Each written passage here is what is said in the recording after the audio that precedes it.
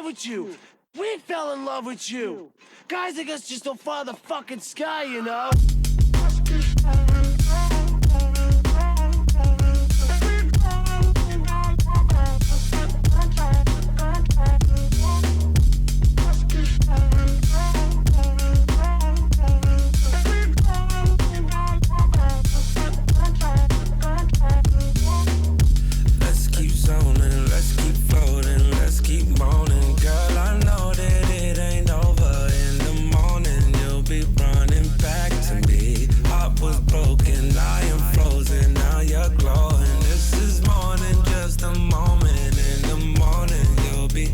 Shit that make rap niggas mad.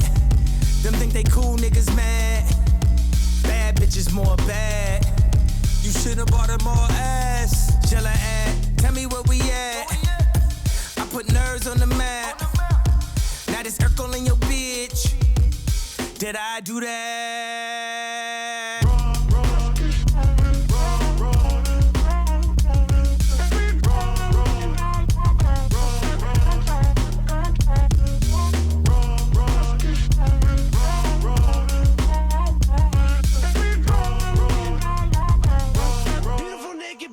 Women just don't follow the sky, you know. Sky, you know. Sky, you know. Them beautiful big titty but naked women just don't follow the sky, you know. Tell me how you know. I've been searching high and low, and I can tell you one thing. Beautiful big titty but naked women just don't follow the sky, you know. Easy, how you doing, huh? Easy, how you doing, huh? Easy, how you doing, huh? Beautiful big titty but naked women just don't follow the sky. Just don't follow the sky, you know. Just don't follow the sky, you know. And beautiful big titty but naked women just don't follow the sky, you know. Tell me how you know. I've been searching high and low, and I can tell you one thing. Beautiful big titty but naked women just don't follow the sky, you know. Tell me how you know. I've been searching high and low, and I can tell you one thing. Beautiful big titty but naked women just don't follow the sky, you know. Just don't follow the sky, you know. Sky, you know. Just don't follow the sky, you know. They so valuable. I've been searching high and low, and I can tell you one thing. Beautiful big titty but naked women just don't follow the sky, you know.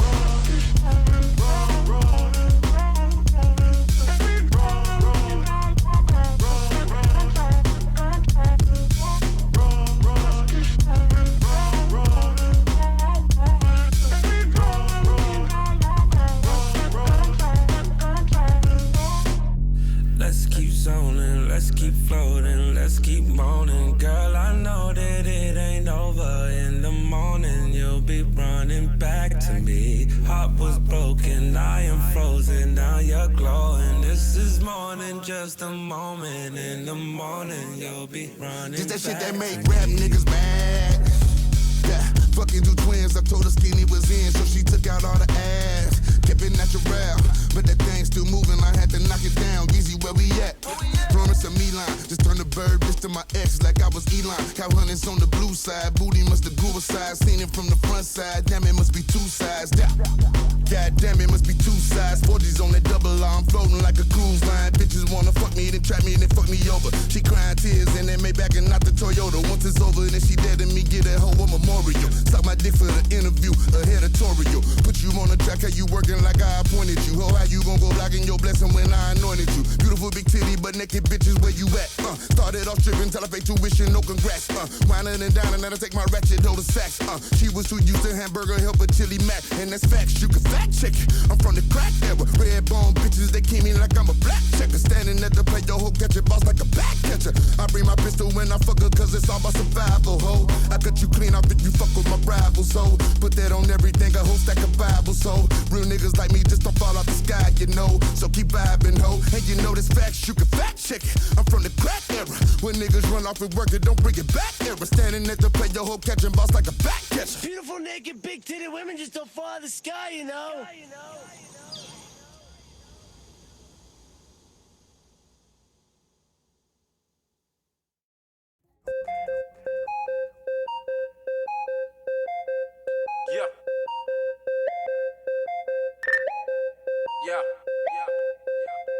Yeah, hey, bro. Hey, don't hit me, dog. Come see me. Yeah. I ain't trying to talk. Give me back. Yeah. Fuck wrong with that nigga. Hey, quit hitting me, dog. Come see me. Hey, fuck wrong with that nigga, man. You know, talking over no phone. Fuck wrong with this nigga ass, man. This nigga tripping, dog. Nigga trying to jam me up, man. Hey. Nigga don't hit me on that. Nigga don't hit me on that next tail turn. If you're tryna conversate about some motherfucking work, nigga don't hit me on that next tail turn. If you're tryna conversate about some motherfucking work, why? Because they hide them. If them feds find them, they find them. When them feds hide them, they hide them. If them feds find them, they find them. Nigga don't hit me on the next tail turn. The sprint or the metro by some motherfucking word. Look, I don't give a fuck if you're tryna buy some pearls. See the phone conversation, I ain't even tryna twerk. And don't text, message me, hit me on my two-way. Talking about look your money, I'm tryna get a two-way. Oh yeah, what's the ticket going for a four-way? I ain't tryna have them feds running in my doorway. See, I been doing this shit here for a long time. Nigga get 25 years over phone time. That's a long time to be tryna ride out. Picking up my phone like meet me at the hideout. Cause over the app, I ain't even tryna talk. I give a damn about what you tryna spend or with your ball. The folks here hustling outside in the van, tryna peep out who the motherfucking man. So nigga don't hit me on that next tail turn. If you're tryna conversate about some motherfucking work, no, nigga don't hit me on that next tail turn. If you're tryna conversate about some motherfucking work, why? Because they hide them. If them feds find them, they find them. When them feds hide them, they hide them. If them feds find them, they find them. You ain't gotta chirp me, talking about some cocaine. It's actually referring to some motherfucking chump change.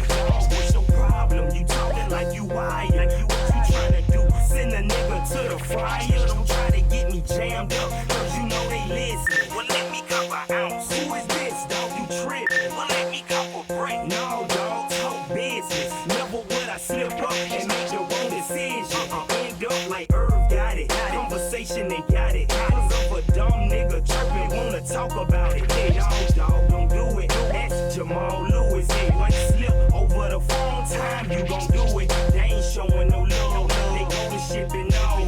It's time if you motherfucking pay them off. Well, I ain't paying shit, no. You gotta listen, home. Take heed of what I'm saying. Don't chirp my phone, Nigga don't hit me on that next tail turn. If you're tryna conversate about some motherfucking work, no, nigga don't hit me on that next tail turn. If you're tryna conversate about some motherfucking work, why? Because they hide them. If them feds find them, they find them. Hit me back, nigga. When them feds hide them, they hide them. If them feds find them, they find them. Don't be surprised when they letter in the mail. Indicted by them folks, cause they know what you sell. And it's all just on the bill. God damn, what the hell? Now you can't stop doing push-ups in a cell. And I swear to God, dog, if them feds find you, I'm talking on that radio, man, they gon' ride you. Lost in the system, ducked off, cause they hide you. They be like, damn, where he at? I can't find him. So you better listen to the codes of the street. You're tryna jump in it, not knowing that it's deep. Cause concrete, ocean shit deeper than a sea. This ain't a swimming pool, oh, it's coming past your knees. You got it fucked up, you better play the game smart. Nigga, treat the game the same since them power tail cards.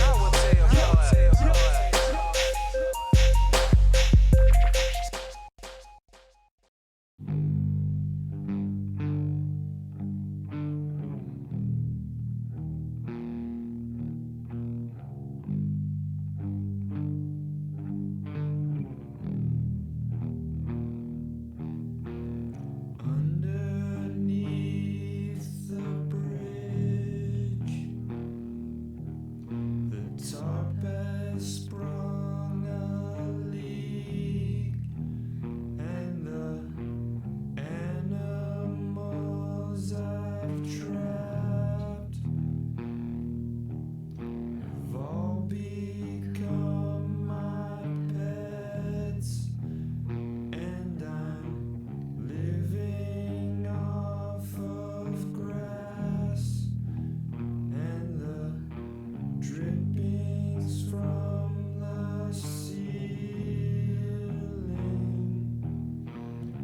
It's okay, fish, 'cause they don't have any feeling.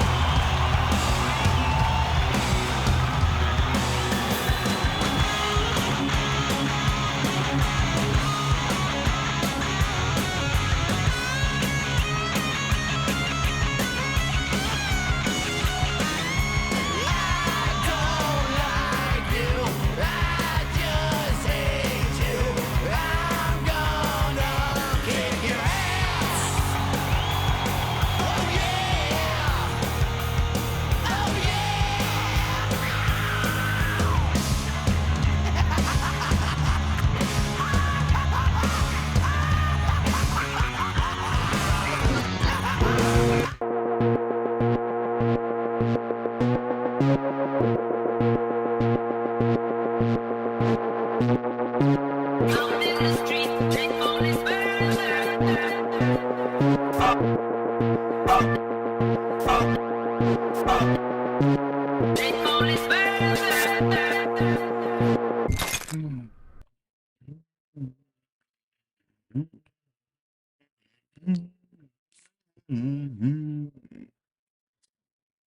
up? What's going on? Uh, what?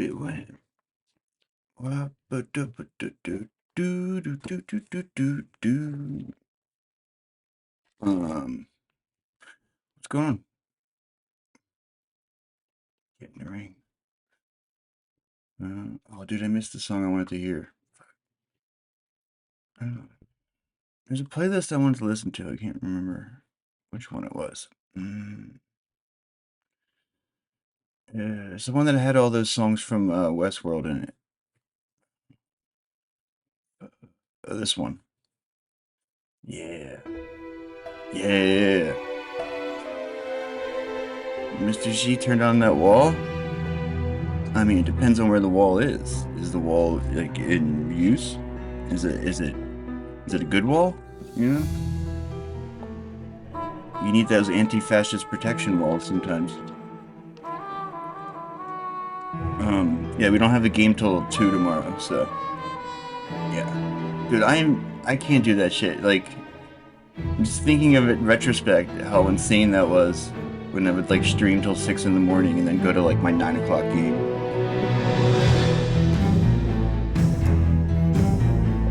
I mean, I'm sure I'll be doing that again.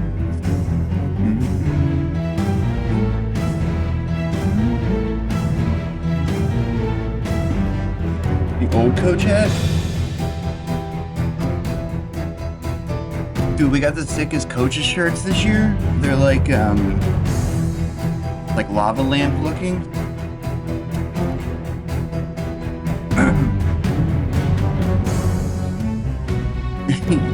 Yeah. Well, dude, those fucking PTA meetings before school starts, nuts. Like, all the teachers wanted that because they had to be there anyway.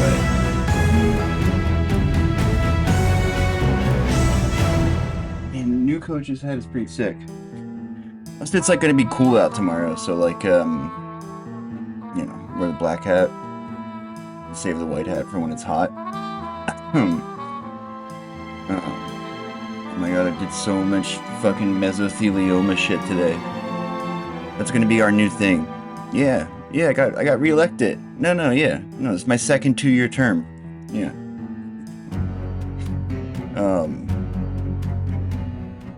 I kind of phoned it in at the end of the year last year, though. That's for sure.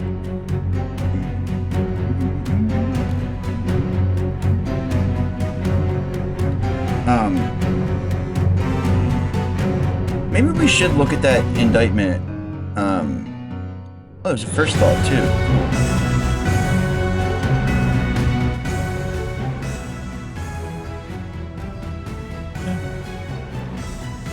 Well, no, that's what I'm saying. The asbestos is where they get the mesothelioma from. But like, those are real. Those are good cases because it's like a guaranteed. You know, like if somebody has mesothelioma, they basically get paid out like they were murdered. You know.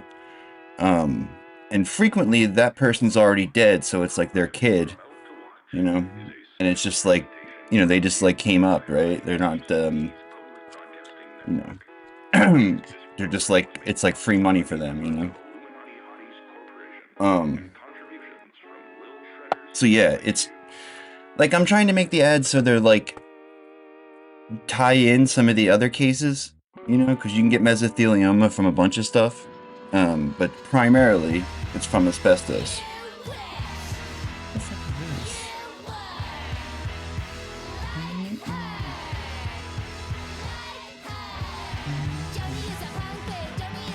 I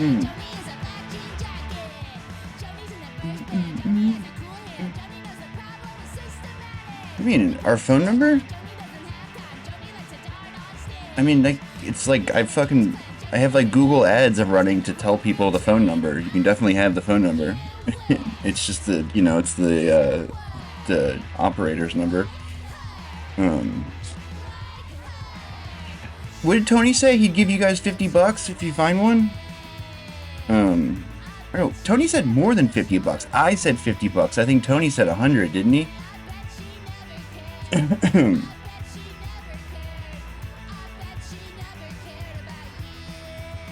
877-306-2267.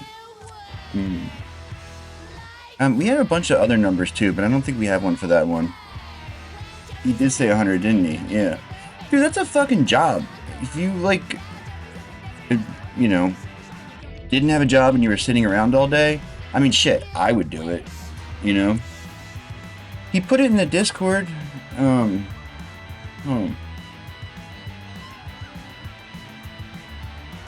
mean, that would have been perfect for me back in the day, right? Back in the day, I mean like a few years ago, you know? Like when I was the stay-at-home dad. Like there's so many fucking, yeah. There's so many, like Facebook groups, right? Like I was just looking at this Ozempic group last night. It's all these people in there like, oh, I got one of the conditions. I want to join one of the lawsuits. Who should I call? You know, it's people who are just like begging for a lawyer, right? I don't know if mesothelioma is going to have that same thing. I mean, I'm imagining it does, but oh, repeat is on. That's What up, Calvin? What up? Looks so good in profile on the website? Do I? What?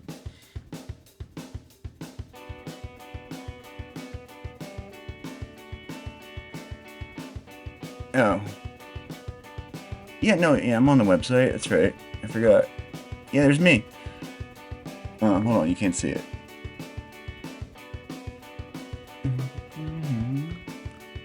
Dude, look at Mario's picture, though. That's the funny one. He used to be a ballroom dancing instructor, which is pretty fucking cool.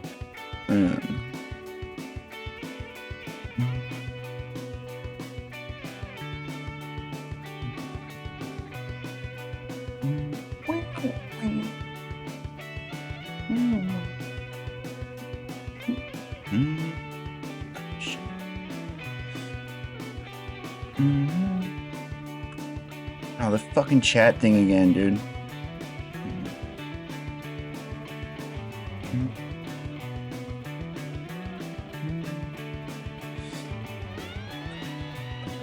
There you go. Nope. Still some more shit on there.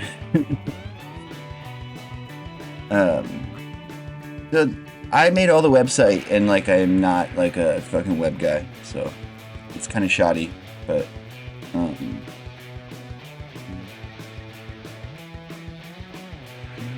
there's the mesothelioma one. This one's pretty good.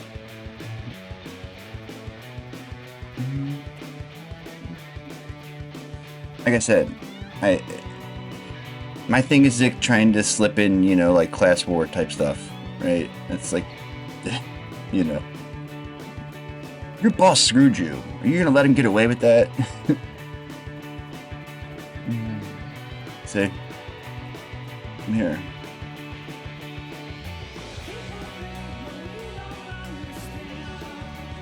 And it sucks too because the Israeli one is so much easier to use, but I like wouldn't let Tony get it because we used to have it at the old place when we worked for Liz, Wix, but it you know, fucking this is WordPress. It's so much harder to do. The Wix one is like really easy. That's why, kind of why I said I would, you know, I'd be able to handle it, because I thought it was going to be like Wix, but it's a lot harder. Alright, chat.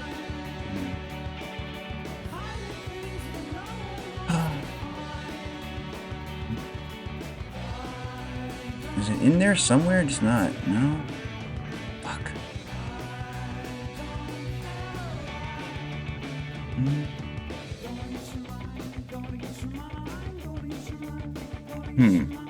a sec.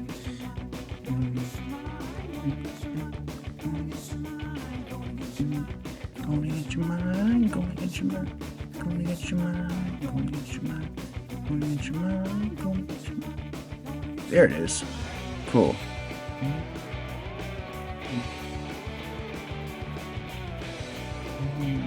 What? Oh, man, come on. Where?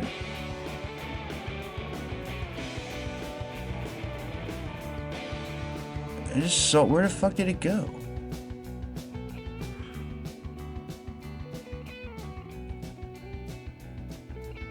I just saw it.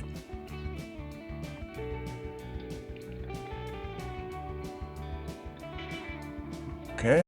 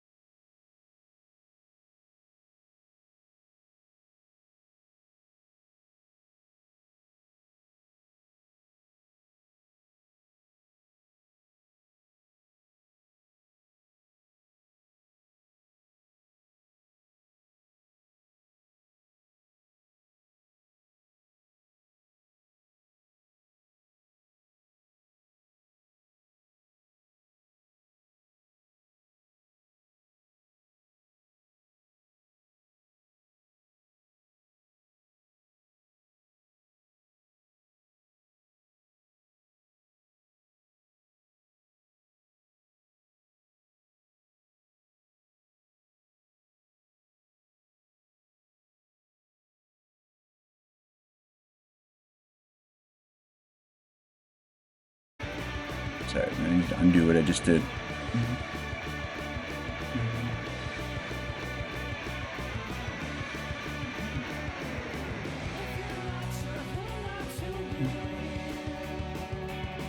Alright, look at that. That's a good looking chat.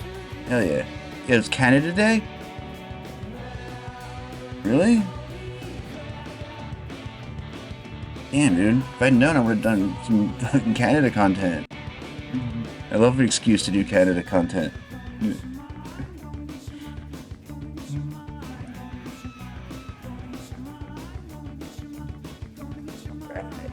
There we go.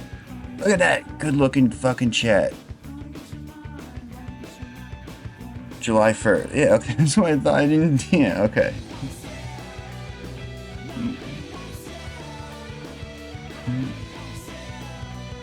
Okay. Wait a minute, so why is it Malibu? Yeah, what? Jesus Christ.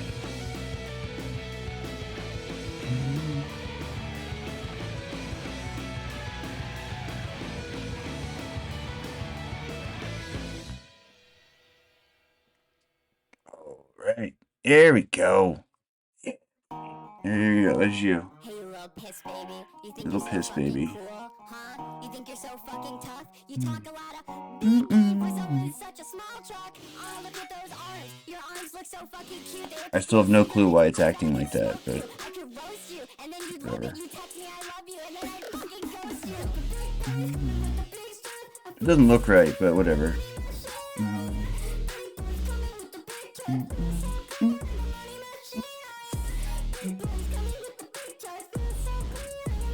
Man, dude, I want to watch all of those, except for this one.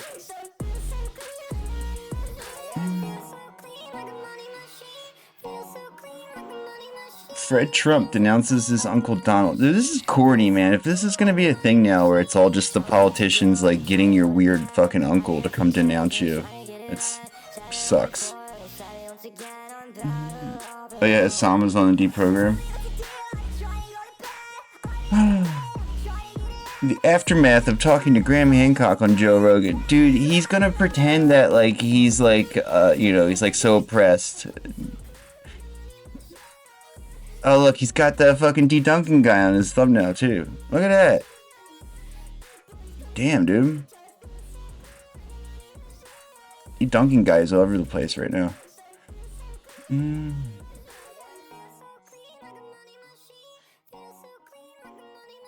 Oh yeah, dude, Quirk gave this guy a shout out today.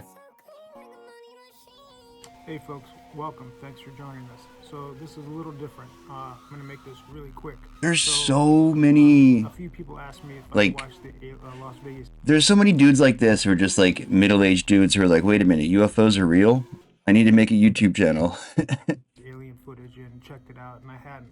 He's like a fucking successful attorney, I think Quirk said. Largely that's because I didn't really know where to find a clean copy of it.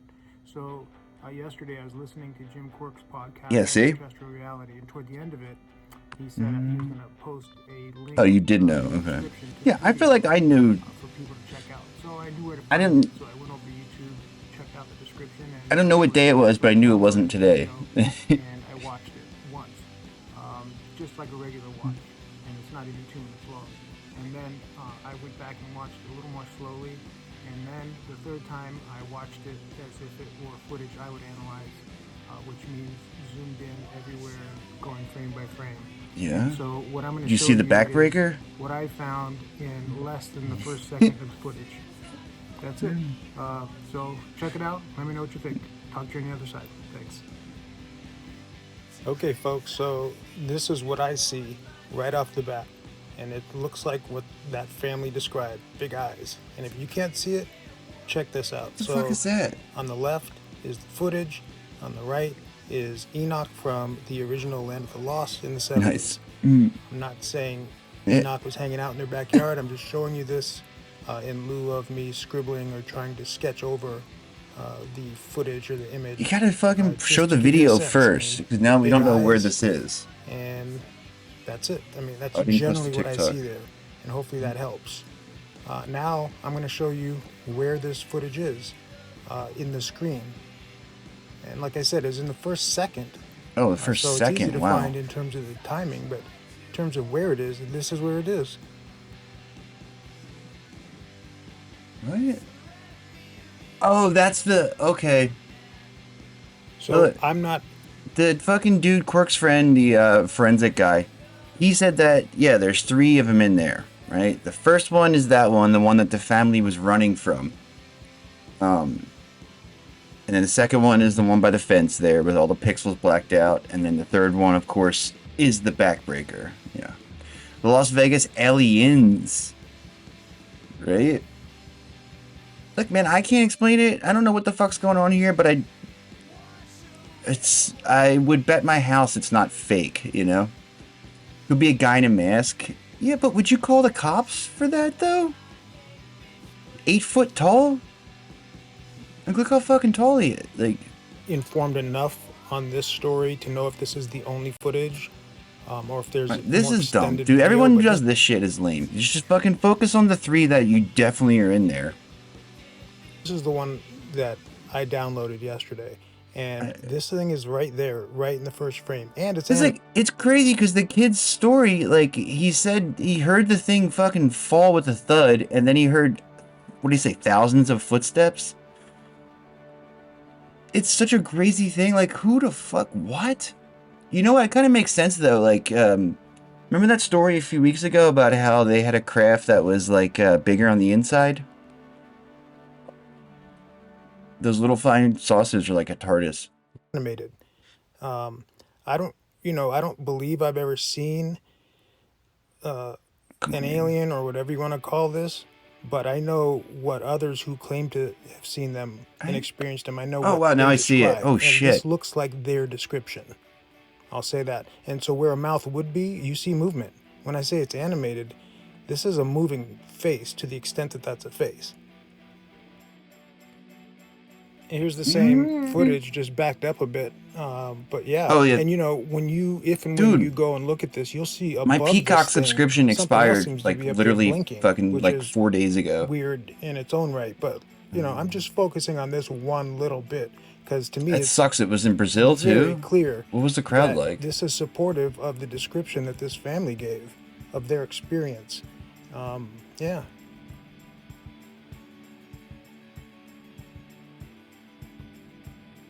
Now, I don't need to put the Enoch face back up there again. You can just go back, but I'll show you one more time where this footage is. And like I said, it's less than 1 full second into... Loaded stadium? Really?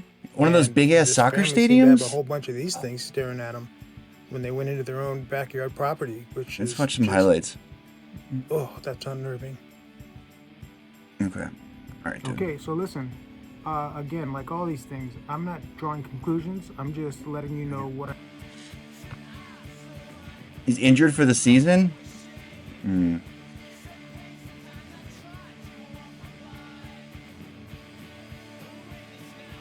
me get the fucking highlights. Let me see. Here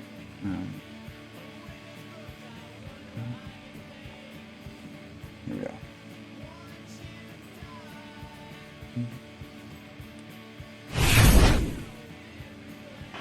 They efficient in 3rd and long situations last season. Early test for them on their first drive. Love airs it out. Complete. Going down low. Romeo Dobbs out of bounds inside the 40. Another look at 3rd down and 6. Love back to pass. Floats it near the end zone. Incomplete. Ooh.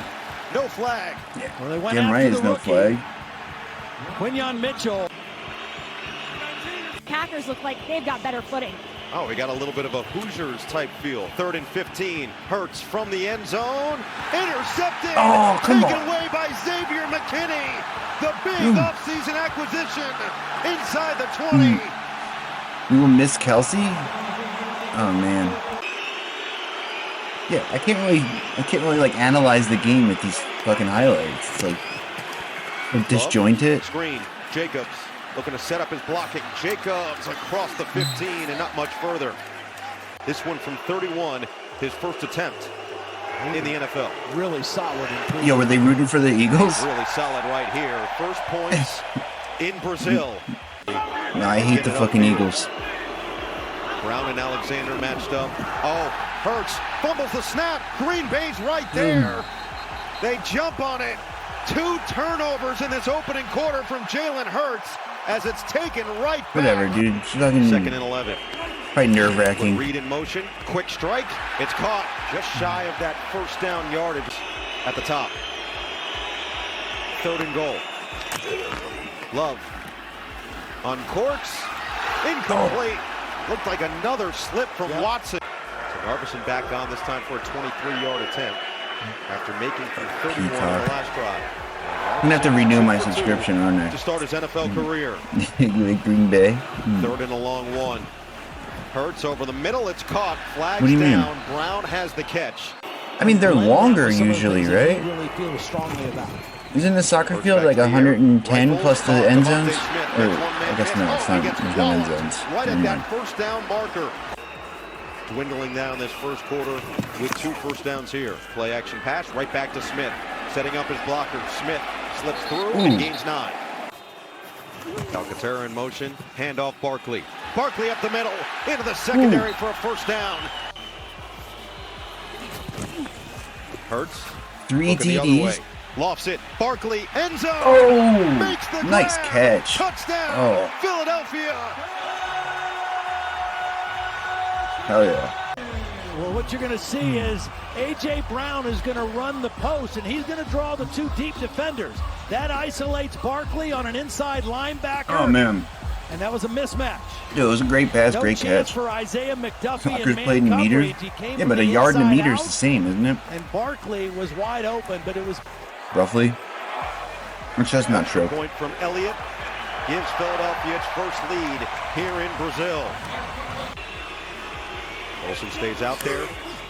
Has the handoff on second down. I can't stop thinking about all those ancient structures that are built in meters. It's so fucking yeah, it's the running back, exactly, right? Wilson chewing up yards inside the 40 and pushed forward inside the 35.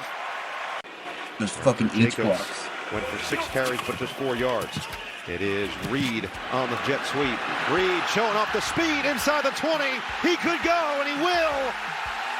Jaden Reed, electric, 33 yards, touchdown, Packers. Just drop something. What a drive by Emmanuel Wilson, both as a runner and a blocker on the touchdown play. Extra point from Narveson is through. The flag is on the field. Yeah. Offside. Defense, number 98. Green Bay is elected to enforce that penalty from the 2-yard line and attempt a 2-point try. Jumbo package, Jacobs in there. You need to clone Dawkins? Oh, man. He won't get there. Doesn't he have kids? The Eagles once again make a stand defensively. Hurts. Hit as he throws. It's caught. Brown makes a man miss. Alexander whipped on the tackle. And Brown with a first down and a whole lot more. I would have gotten there in FIFA. Look in that direction. Hurts pumps, fires. Oh, it's caught. Beautiful ball. Smith I missed it. Shit. wiggles his way just shy. I'm watching it on the tiny ass screen on the OBS and not on third down. Over. And it. Barkley. Barkley. Touchdown. I mean, it's like versatile too. Like those 2 touchdowns are like, it's like have a running back that can score on both of those plays. Another pretty great good. double team here, and there's going to be an unblocked guy. Walker's going to come right in here, Quay Walker, and watch the little quick cut. And that's what Nick It's weird because like said. sometimes like the second generation, you know, is like they're really good, and other times they're like fail sons. This side of it now. I don't have to Can't really worry about predict it. I don't it. have to lose sleep over the cuts he's going to make against my team as Elliott tacks on the extra point and makes it 14-12. So Watson in motion on 3rd and 10. Does he play in the league? Love steps up on the run. Wide open, Jaden Reed. Make a man miss. Reed, goodbye. Touchdown, Packers, 70 yards. In 10 games for Clemson in 2019. Well, I'm not sure what 1 tackle and 13 here snaps. because everybody's dropping into zone. I guess he's not that good. That guy Huh? right there has got the deepest coverage.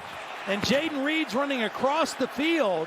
Wide the fuck And for open, whatever man. reason, C.J. Come on. Gardner-Johnson is just Who had nowhere that? near the deepest. 38 yards for Braden Narveson. And the kick is Braden. good. Sneaks it in. You must hate your kid, name him Devontae Braden. Smith had a little more success going against Alexander. They're matched up again. Hurts looking that way. It's caught. Brown first down. Sheds the tackle of Alexander. A big 3-year extension this offseason. Hurts lofts it. Caught on the run. Goddard lowers the shoulder and picks up a few extra. I always thought Kelsey was overrated. Hurts on 4th I and mean, 3. shit. Rifles. Smith. Did he hold on? Exist in the phone He did. episode description. We were having Hurts to throw a on guy second who down. wrote some Iron Man Dump recently. it. What? Gainwell. Wrote some Two Iron miss. Man? Gainwell, a first down catch and run with some power to finish. Yeah. Dotson in motion. Yeah, that's what I mean. I guess he was. Shimmy I shake. just, Hurts can't you get know. away. Big Big-time play by Keyshawn Nixon. Yep, it's hard to say because he was like always a fan favorite, you know. So like you don't know, like if he's because it's like fan favorites aren't necessarily like always the best, you know. Snapper, man the holder, and Elliott's kick is true. Eagles get points to end the first half. That is no real weaknesses to go with Jalen Hurts. What do you mean wrote some Iron Man? Though? What does that mean? Over the top. Brown's got it. Here goes Nice AJ touch. There we Brown. go. Blinding speed. Oh, blinding speed. Right, man. Wow. Alexander said to us, he wants more targets. He's getting his wish so far. Yeah, and this is where Jalen Hurts over the last couple of years has really. Dude, were they singing "Fly Eagles Fly" down there? The numbers, throwing to AJ Brown, Didn't sound like particularly, and Devontae Smith. We already saw Jordan Love's longest touchdown pass of his career. That's the second longest touchdown pass of Jalen Hurts' career as Elliott tacks on second longest, 67 yards. A 5-point Eagles advantage. Fourth highest winning percentage among coaches in the Super Bowl. I mean, Reggie White earned it, like, you know, he earned it in Green Bay. You know what I mean? Big play, like, got his hand in there, poked it loose. You know, he only played for us for like 4 or 5 years, right? Philadelphia territory. Take the handoff over the middle. Beautiful ball for Tucker Kraft with room to run down the sideline inside the red zone. Right? Love to the end zone. Watson spins his way for the touchdown. Yeah, right? Out of the middle, which is going to open up this hot take. Jerome Brown was assassinated. Hesitation. Let that route clear. Let the opening. He was a happen. writer for the issues for some length of time. Throw by Jordan Love. Again, throws that a little bit off platform, but enough on the football to get the touchdown. I still don't know what you mean. A writer for the issue. Is that a band? Right back. All-American last season out of the SEC. Hurts feels the pressure. No, he doesn't. Down he goes. Devoured. Rashawn Gary wreaking havoc. Pointing at him, man. Fucking do your job. Back to second and 11. Love floats over the middle. Dangerous. Picked off. Oh, I missed it. I keep looking at chat when things happen. Blankenship. Well, okay. Really well played. Yeah, that kid's pretty good. Zach Bond, first of all. Barkley already with 2 touchdowns look at that. on the day. The oh, spin man. move and a first down. Lucas Van Ness dragged him down. Barkley got the largest deal a running back has gotten in Philly since 2015. Barkley pushing. Since 2015? 8 more. Jalen Hurts tied an NFL record. Oh, he wrote for the Marvel comic. Touchdowns last year. Instead, he gives it to his running back. And Barkley fights. Look at that, dude. That's 3 like different types of touchdowns, right? It's a hat trick. Wow. For the newest Eagle. Just the lower body strength. Watch just him like fucking fighting through there. Yeah, dude. Wow. He stopped right here. He keeps the legs moving. He's worth every penny, huh? Defenders with him and gets that ball to break the plane. And Philly goes up 31-26. Saquon Barkley, of course, a legendary career at Penn State, and back in the state, he is continuing to produce. Dobbs with a tough catch. Toledo football player taking the first. Dude, so they got up and they protected their lead for the whole 4th quarter. That's. In college last year. I don't remember that happening too frequently last year. After the catch and run, now he's finding some space. Jacobs into the secondary. It was just like a shooting match always. You know? Bryce Huff right there, the guy they got from the Jets. Love delivers incomplete on the fingertips of Reed. Should have had that. Interesting path. 4 different schools in 6 years of college. I mean, yeah, dude. Like, his debut in the NFL. I mean, it's worrying that it was a whole 4th quarter and without scoring. Oh wow. But his first miss sets up the Eagles now at the end of the 3rd. Hand off Barkley. Barkley, look out! Home run! God, he's fast too. Saquon Wow. Barkley has that big playability. Love Dude, I wish I was watching the Philly like coverage. Alcantara. I want to hear what they have to say. 241 and the 2 touchdowns producing. Looking for more. He's got it to Brown. And another first down catch. 3rd and 13. Just get it off. Hurts. Flushed. Hurts. Directing traffic. Looking end zone. Oh, fuck, man. Why'd you throw that, dude? Alexander. Looking to take it out. Developing. Get him. Alexander tracked down by Smith. I love it. I love it. A single interception in the regular season last.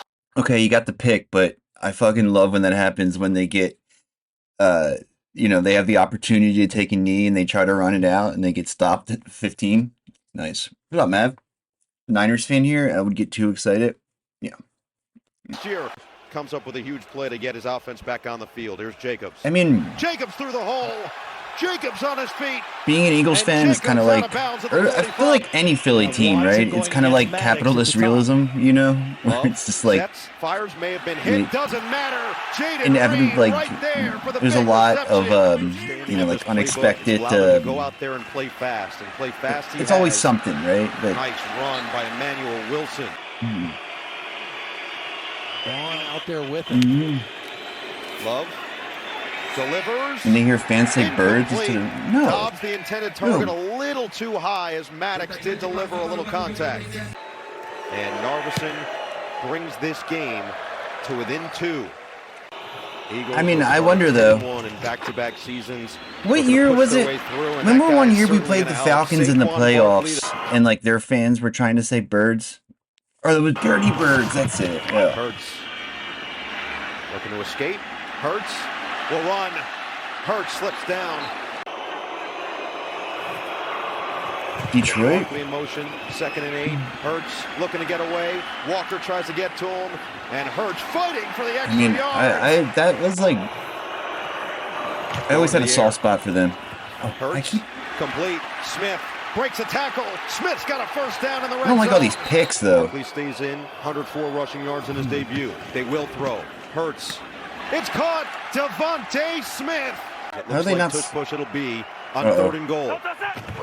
Hurts. Oh, he fumbled the snap, and Barkley has to jump on it.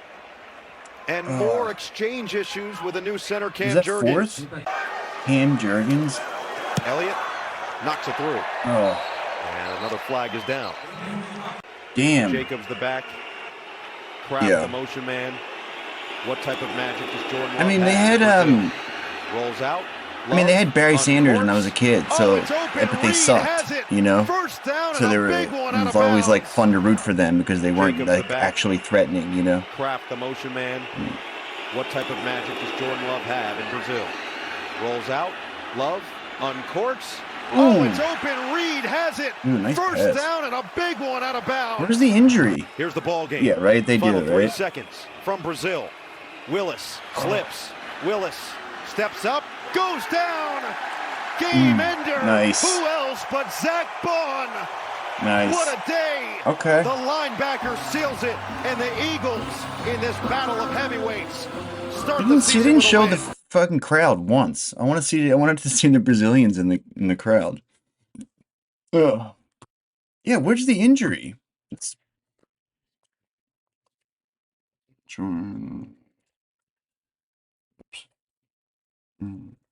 injury.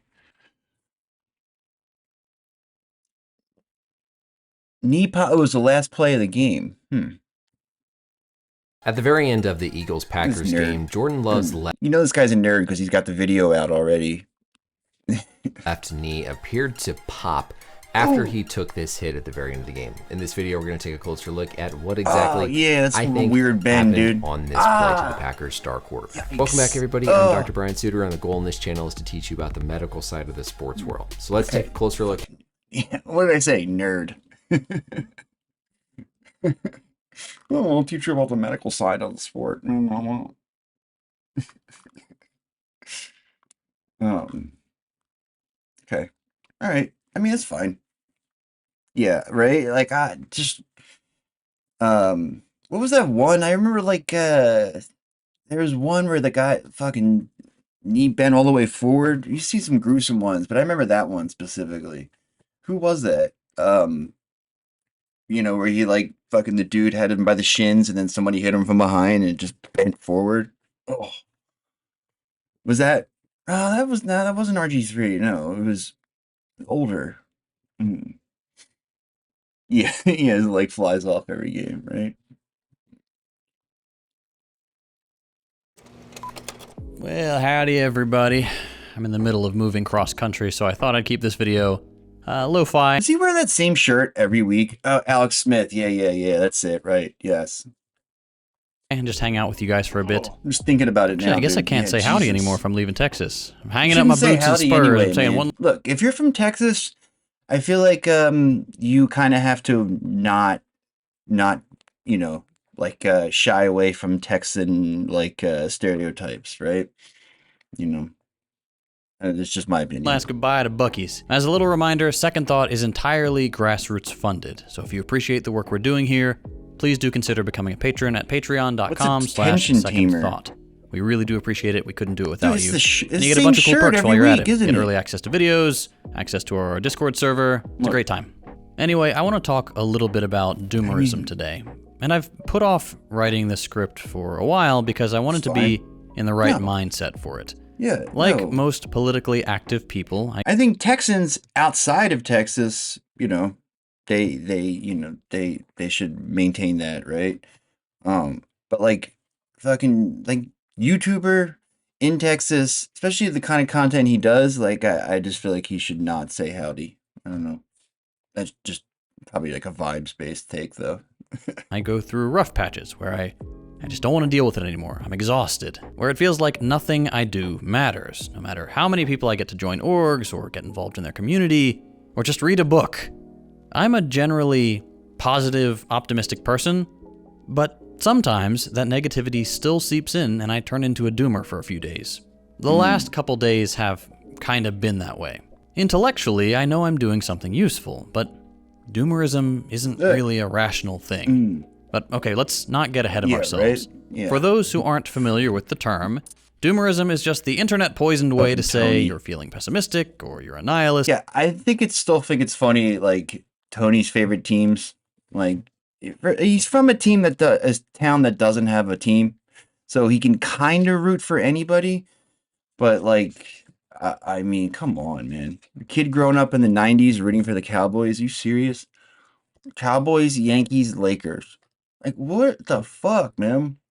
I'm just going to pick the winningest teams. Like, he doesn't watch soccer, but I'm sure he'd be like a fucking Man U fan or something if he did. Or basically you just believe that there's nothing we can do to affect positive change in the world. The bad guys have won, the status quo is here to stay. Why should we even bother trying to make things better? Yeah, and I get that sentiment, evil, right? Exactly. I really do. I think we all go through periods where things just seem so unbelievably bleak that we can't possibly imagine a brighter future. I know that for my fellow supporters of Palestinian liberation, it's been especially bad lately. Well, I don't know. I tried, I didn't want to make my kids Philly fans, right? I was intentionally set out to encourage them to root for Chicago just because it's a pain in the ass, living in a different city than your team is, right? And I just thought it'd be nice if they could watch games with their friends and shit. But I think, I don't know, he keeps I feel like Eamon at least wants to be a Philly fan. I'm gonna make that happen. Fuck it. How can we open Twitter, see children literally torn to pieces, and think, yeah, this is something we can fix? It's hard. But there are a couple different kinds of doomerism. The one I'm describing now. I'm not saying they weren't a good team. They were. That was a great team. The Aikman, Smith, Irvin, they had a fucking great offensive line too, didn't they? It's just I feel like a team that good, it's like the Yankees, right? I have no respect for Yankees fans outside of the tri-state area,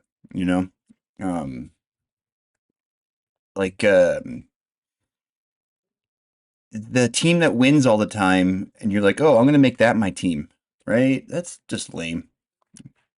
Now, temporary lapses into despair. The White Sox? That's one kind. One that I think most people face regardless of look, hot take, but the White Sox are the better team. I mean, the Cubs fans are so insufferable. right? The Cubs fans are all the yuppies, right? Like the Sox fans are like the working class Chicagoans, right? The fucking Cubs fans are all like the annoying people that, you know, grew up in the suburbs and then like moved to the city when they got out of college or whatever. Yeah, I mean, it'd be one thing if you started rooting for the Cowboys, you know, a few years ago or whatever, but he started rooting for them when they were winning Super Bowls like every other year. You know, I think that's Political lame. alignment. We all get the Yeah. big sad sometimes. But there's another that's form of pretty cool. doomerism that I want to focus on today. The Niners were so good when we were kids too, though. I always loved the Niners when I was a kid. You know, because the Eagles were pretty bad when you know, they started getting good in the 90s, but like in the late 80s, early 90s, they were pretty bad.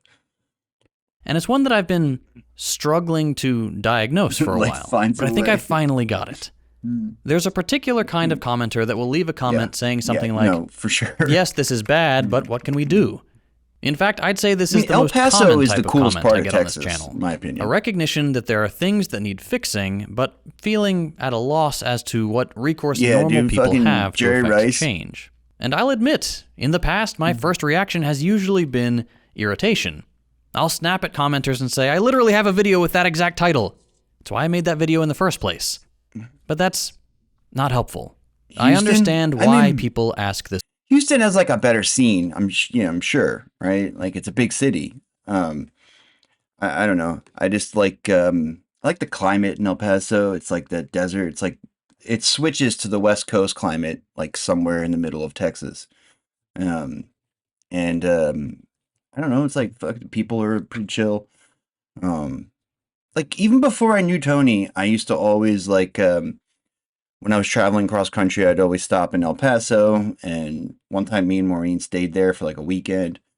I just always liked. I like the architecture. I just like the fucking like the scenery. It's really neat. It's like down in a valley kind of, so there's like fucking hills above it. You know, plus the border's right there. This question. I understand that there are plenty of people out there who are new to properly left-wing ideas and are feeling a little lost or unmoored. They've just had the...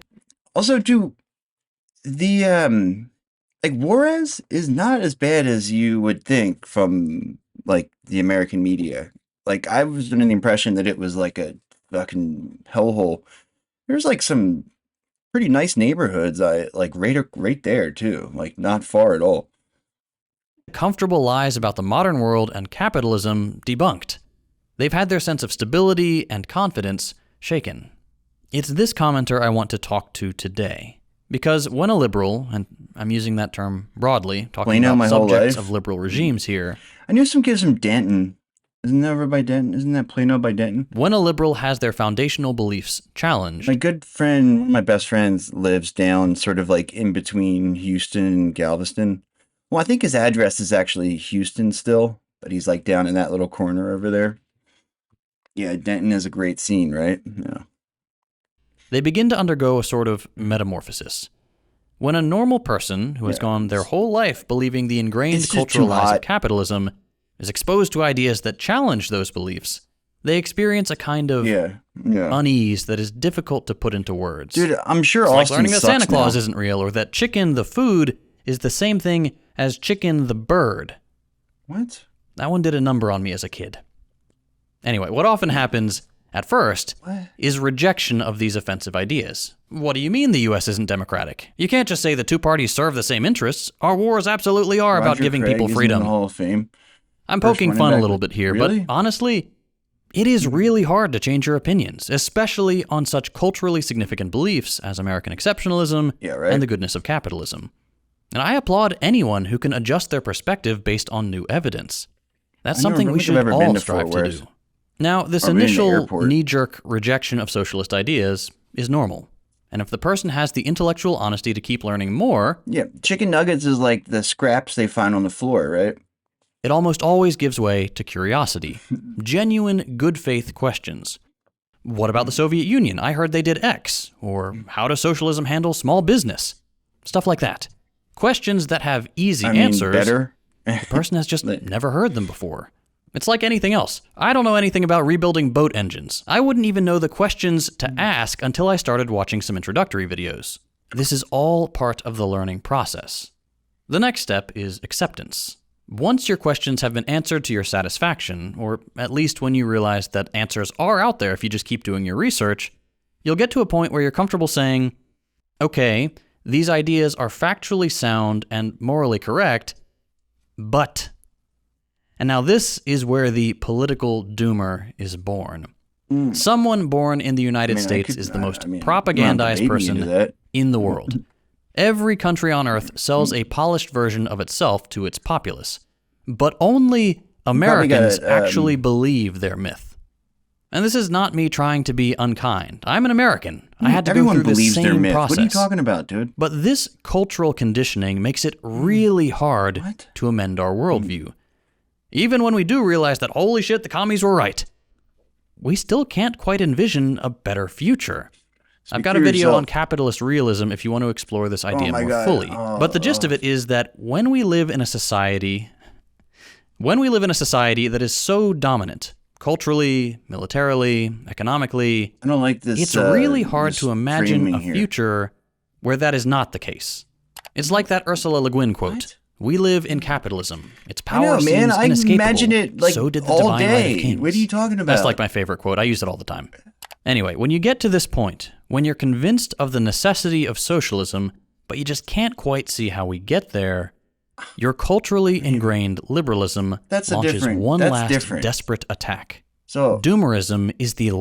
When you can't see how we get there is not the same as envisioning what it's going to be like when we are there, right? And again, there's a number of fucking neat little tricks that could happen.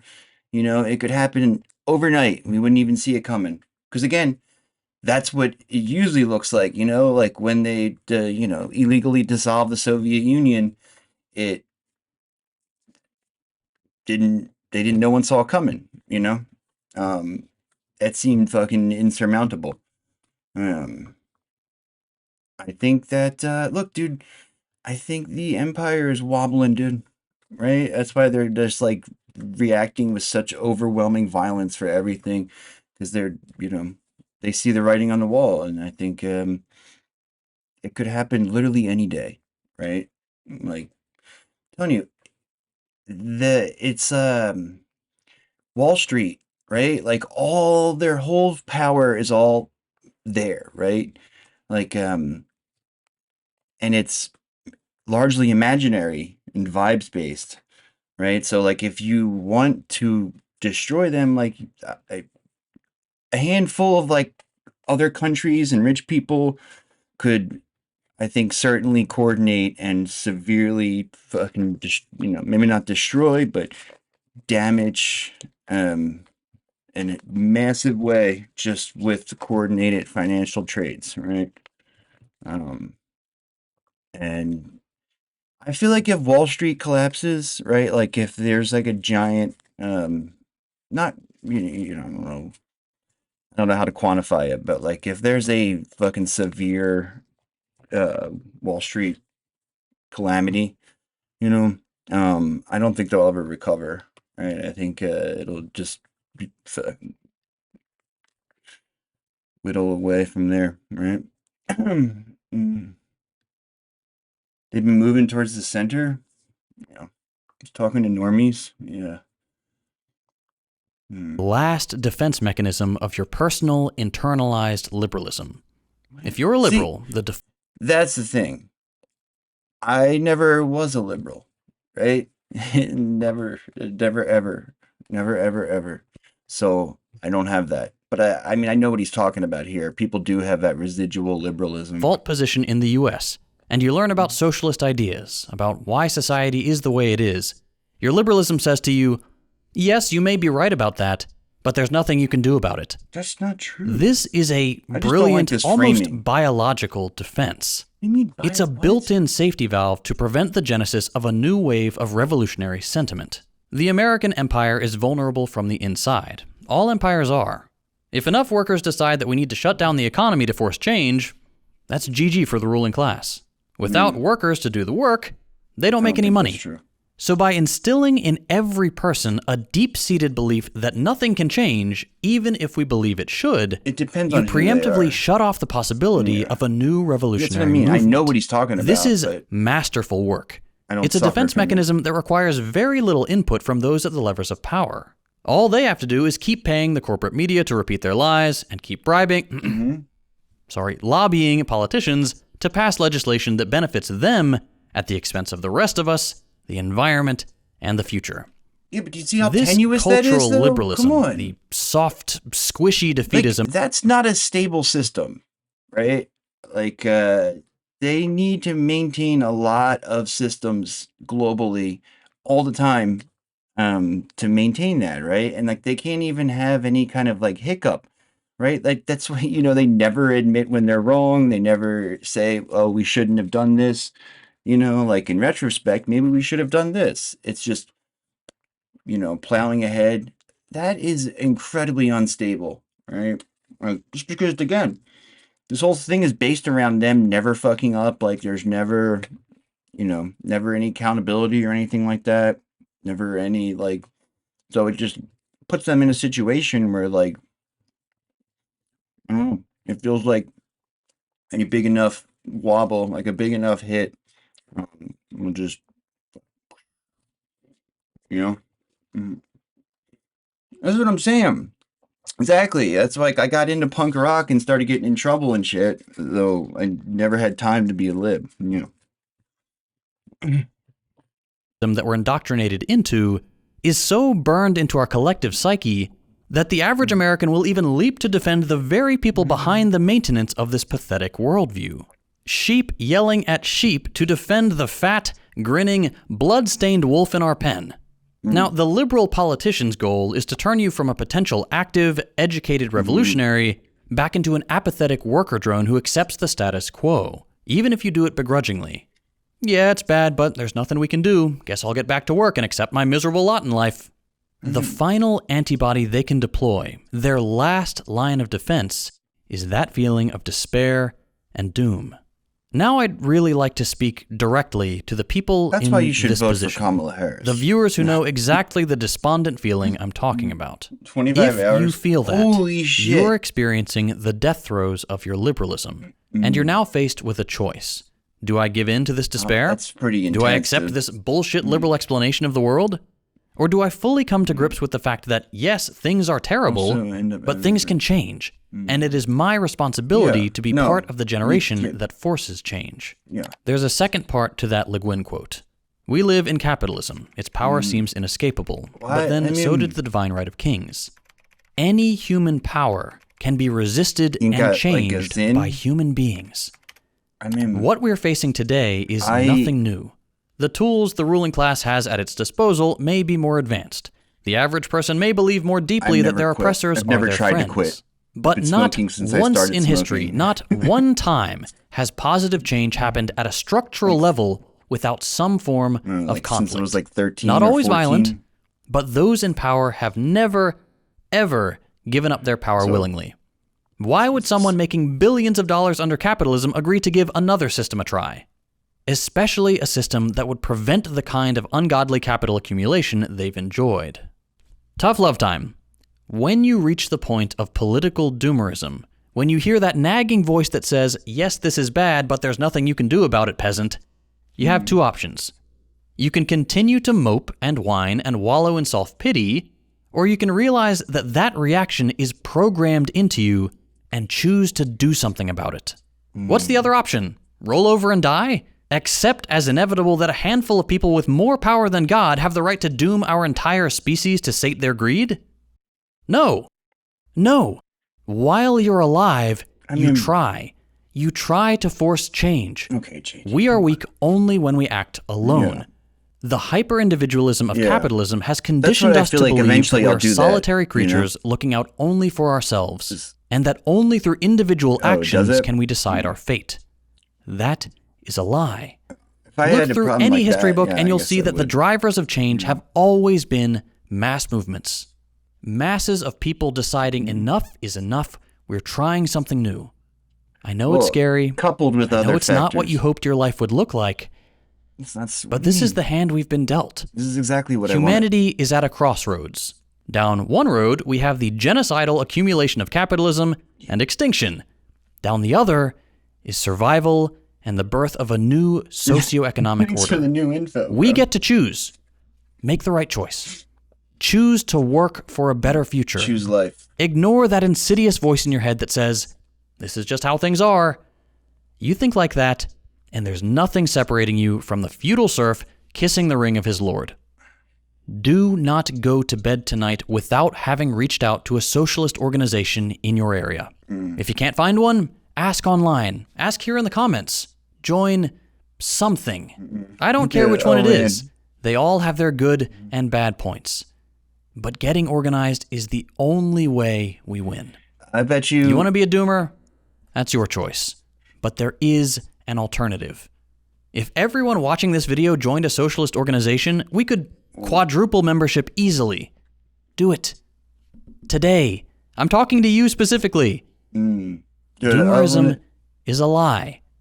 I'll bet you there's a swarm of people. If you ask, like, oh, what's a good socialist org I can join in, Tucson or whatever. Specifically this channel, it's like fucking nerds. I mentioned, let's see. Everyone is guilty of being born a slave, but a slave not only shuns the aspirations for his freedom, but also justifies and embellishes his slavery. Such a slave is a lackey and a boor who evokes a legitimate feeling of indignation, contempt, and disgust. Yeah. Pessimist because of intelligence, but an optimist because of will. I mean, look, it's I can tell you, like, it's definitely, like, shit's changing, right? Like, this is different. Like, in my lifetime, it's like, it was, I'm sure, like, if you had asked me 10 years ago, I probably would have said, yeah, fucking sucks, bro.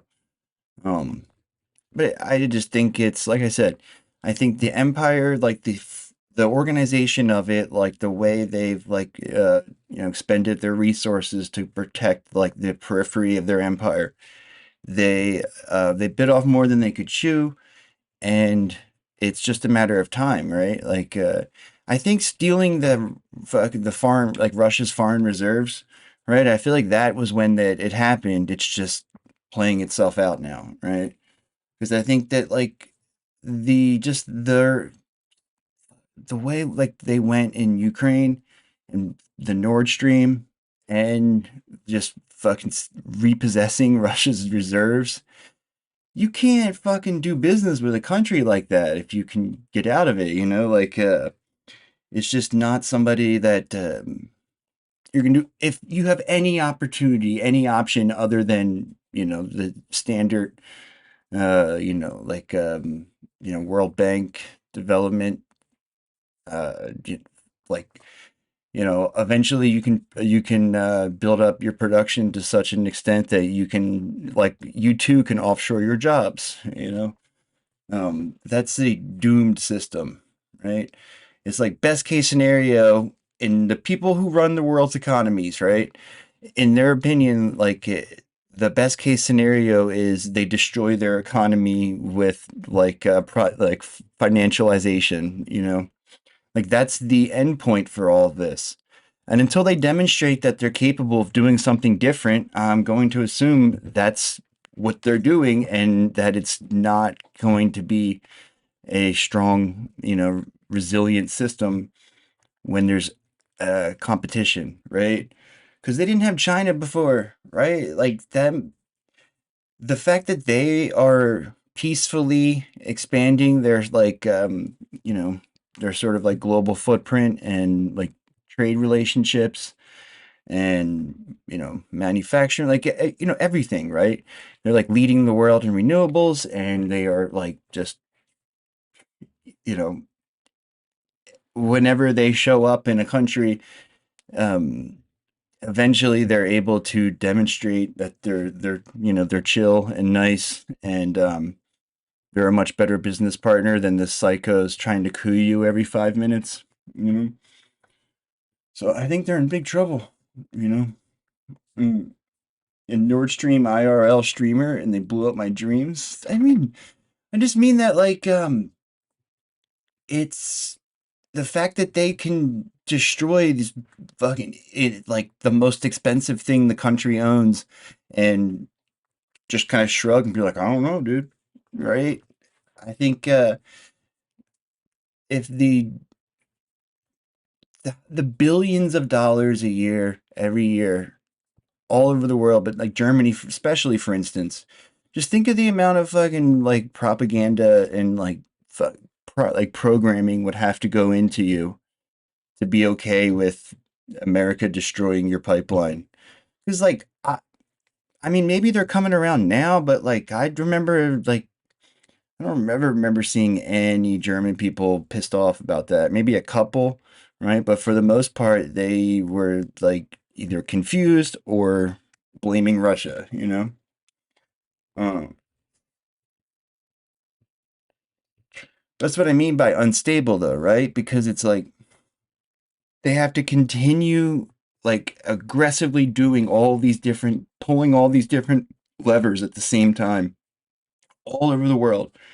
And they are fucking maniacs, right? Like the way that they like start a color revolution whenever there's any kind of again, I keep mentioning this, but Georgia is such a great example of this, right? Because it was such a low stakes thing, and they were still willing to like deploy all their resources to get thousands of insane libs out on the street, fucking throwing Molotov cocktails over the most basic, not even, I don't even call it accountability, but transparency, right?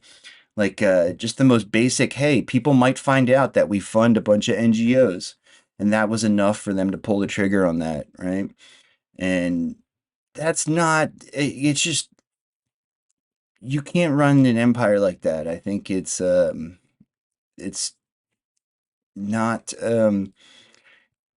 ultimately it's going to bite you in the ass, right? I think like you might have this generation of Georgians are going along with it, but like I feel like a lot of other younger people and more like sort of apolitical people who are just following from afar, like that's severely, I would say, damages the credibility of the fucking empire, right? Mm.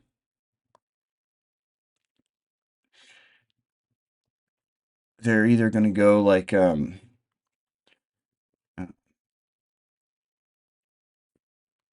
yeah, I mean, hmm. I mean, they could just go like extremely fast, right? Maybe we'll see that next. But I don't think they'll have the ability to implement like like a fascist like system. I think people will resist it at this point, right?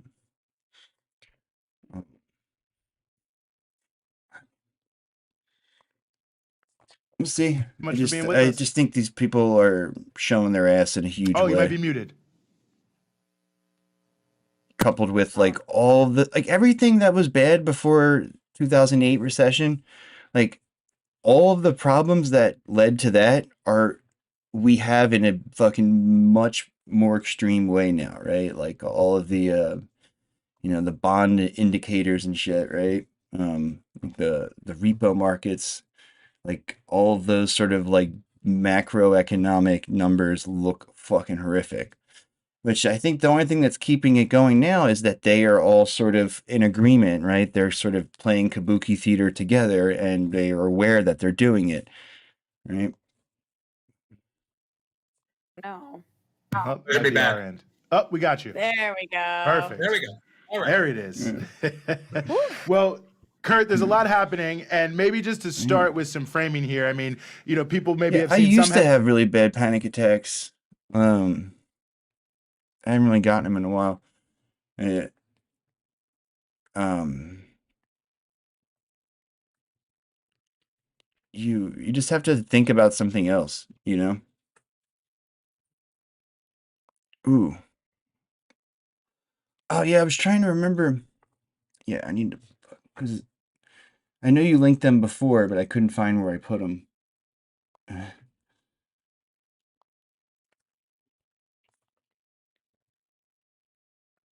on one sec.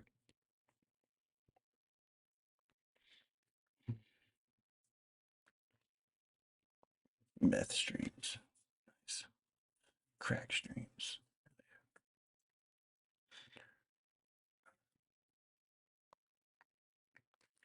Nice. Okay. Sweet. Headlines in the U.S. that there's a controversy over judicial reform in Mexico regarding some of the policies that Claudia Sheinbaum says she will continue to pursue when she ascends to the presidency here, quote unquote Plan C. It's also called. What are these actual reforms that are taking place that have caused so much back and forth between the U.S. and Mexico? Like nothing worked for my panic attacks, right? So what's going on now in this I tried transition period between? not even fucking like I had like a Xanax prescription and all, and like nothing worked. The only thing that worked is like, I guess it was like CBT, you know, just convincing myself to do things, right? So I had to just convince myself to like get up and walk around and get my mind off of it, right? Like I would start like folding laundry or something. I just would do anything, or I'd go walk the dog or, clean something. And eventually I just stopped getting them. So Between the AMLO administration and the incoming administration of Claudia Sheinbaum is the new Morena Congress is not wasting any time. Yeah, weed used to make it worse for on me. the June 2nd elections, Morena didn't just win. They won a supermajority in both houses of Congress, in both the House of Deputies, Mexico's version of the House of Representatives, and the Senate. And a supermajority in state houses. Mexico has 32 states. It's a federal system like the United States, which means that... Yeah, I tried the CBD oil, from the majority report, and it felt pretty good. It's expensive though. I can't, like, I'm not gonna, if I'm gonna like spend that much on CBD, might as well just like buy weed, but like it was, I was a noticeable improvement in just about every aspect. It was like I had I had more energy. I had like a healthier appetite. I was like nicer to the kids, like all that stuff. And I didn't get I wasn't tired. Morena and its allies can now pass constitutional level reforms on their own. Yeah, without right. having That's to what consult the with adrenaline. The opposition had blocked a series of reforms over the previous years before this election. So what Morena did was, AMLO laid out a series of 20 constitutional reforms in February, and he said, we're running on this. This is the Plan C that you mentioned. And that includes a judicial reform to, democratically elect judges. It includes a reform to give indigenous and Afro-Mexican peoples greater rights and greater autonomy. It includes reforms to ban fracking. Yeah, I mean, I drink kratom during the day. To ban open pit mining, to peg the minimum wage to inflation, to increase workers' pensions and create a... Yeah, I don't smoke weed till, you guys see me, right? That's the first time I smoke weed all day, usually. Fund so that workers can retire on their last salary up to a certain limit. It's just like it's a series of progressive reforms that AMLO laid out and said, give us the supermajority so that we can pass these. And the public did, even, against, the predictions of most of the pollsters. So, the new Congress is sitting starting September 1st, and they're... No, I felt like I had it gave me these sort of like, like the pleasant side effects without being stoned. See, this is what I mean. Like, I always say, if the Democrats do good things, people will vote for them, right? It doesn't matter if they're compelling or not. They just have to do good things. And I feel like they know that. But this is a great example, right? Like, there was not, I'm sure there was like, there was plenty of leftists and like progressive people down there. But like, it wasn't until after like, AMLO and his crew came to power and we're like, no, look here, we can do it differently. And, laid out the option that they started kicking ass in the elections like this. Now they won a supermajority, like Claudia won by a wide margin, and they won a supermajority in both houses. because they said, hey, put us in power and we're going to do all of this good stuff. And people will affirmatively come out to vote for something like that. If the Democrats put out Bernie Sanders' platform tomorrow and they had any credibility, because that's the problem. No one believes them anymore because they're so full of shit for so long. But if by some chance they were able to convince people that they were serious about it, it would be a fucking landslide, dude. Like 48 state, like they're going to start passing these constitutional level reforms. Now, the one that is getting the most media attention internationally is the judicial reform. So, you have a real push on Morena's part to get this judicial reform going. And you see a lot of blowback from the U.S. press. You see Bloomberg, Mary Anastasio Grady saying, oh my God, they're going to do judicial reform. We have to short the peso, right? Yep. All kinds of kind of financial coup kind of things. Let's hit the peso hard so that they can't do these reforms, and especially the judicial reform. The kind of the typical sneering from the New York Times saying that Mexico is going to shift, and I'm quoting here, from a judiciary based on an appointment system based on specialized. Spurs are in the Europa League this year, so it's like those games are never on anywhere. They're impossible to find. Training and qualifications to one where just about anyone can become a judge with a law degree and a few years of experience. Just this sneering elitism just dripping out of the New York Times that, heaven forbid, just about anyone could become, a judge in Mexico, rather than the coterie of elite judges that we have now in Mexico that cater absolutely to corporate interests and the interests of the wealthy, both national and international. And this is what the United States is worried about. They won't have the judiciary in their pocket anymore for multinational mining companies, multinational energy companies to get injunctions, to block legislation, to block any kind of progressive reforms that prevent them from doing whatever they want in Mexican territory, basically. It's really incredible. I mean, it's just so anti-democratic to be attacking this and to try to frame it as something that's like so horrific. When I'm sorry, what's the system that they want supposed to look like? The U.S. system, where a bunch of right-wing crazy judges take over? A Mexican politician, scientist, and academic. That's a great fucking title. It's really funny too that you have all these like Atlantic writers and shit, like wagging their finger about Mexico's reforms when it's like, are you fucking kidding me? This country is going to tell anybody what to do with their court? No chance, right? That's what I mean about like this confluence of like problems coming at once, because it's like their credibility is shot and nobody trusts them, and their system, our system, is so visibly fucked up, right? And there's constant reminders, fucking nonstop school shootings, which again is like, that I put a huge amount of the blame for that on our political class, just for both their lack of reform and their lack of like demonstrating like anywhere values, right? It's like the values that they demonstrate to the public is just the most like cutthroat, aggressive, just training. You're just, telling the whole world to be scumbags, telling the whole country, like, look, you should be like us. We're fucking horrible. We'll fucking slit your throat if you look at us funny, right? Just awful. It's like, it's been 30, my entire life, right, has just been them making every evil decision whenever they had an opportunity, right? Like whenever there was a fork in the road, they went on the evil path, and just over and over and over again. And people our age saw that, right? We've seen this. They're not just here, too, everywhere, right? So yeah. So they could archaically like remove people's rights, so we can go back 150 years. Burritos. I mean, sorry, now I'm opining, but it's just so insane.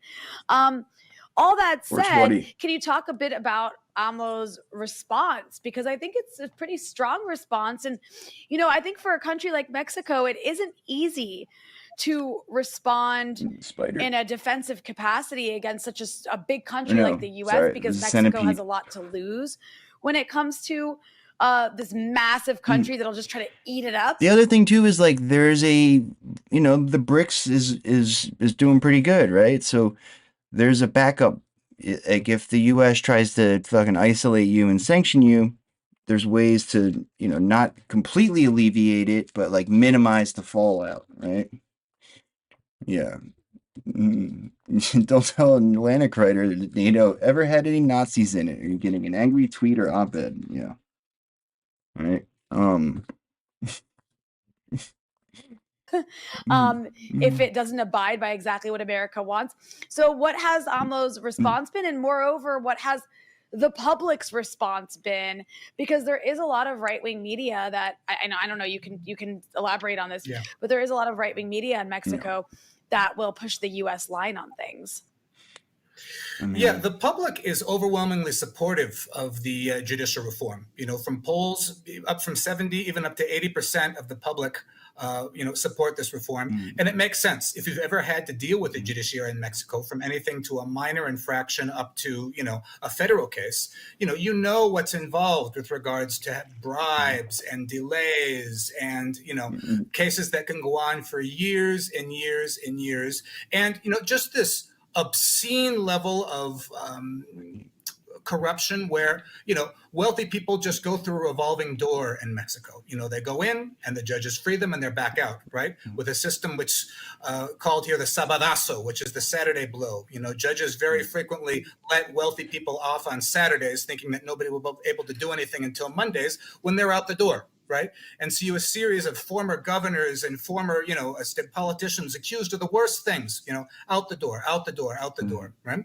And you also saw in this administration, the Supreme Court, very much like the U.S. Supreme Court, batting back progressive reforms, one after the other on minor technicalities. You'd never seen the Mexican Supreme Court so active until AMLO and Morena took power. And all of a sudden they're batting everything back. So, for example, in something like the energy reform, which was very important, it was an attempt by Mexico to reassert public control over its energy sector and its electrical grid. The first injunction comes in 6 hours after it's passed, and then another injunction and another injunction. And so they suspend the whole law, right? So this is the way that they're using lawfare to freeze, the entire attempt to remold the country in the courts. Unlike U.S. Democrats, Morena is not sitting on their hands on this, right? The electoral reform provides for a total renovation of the Supreme Court, next year. And now the Supreme Court is going to have to be elected, right? As will all the other federal judges. There'll be term limits on the Supreme Court. There are term limits now, but the term limits will be reduced to 12 years. How nice would it be in the U.S. if Supreme Court judges were limited to 12 years?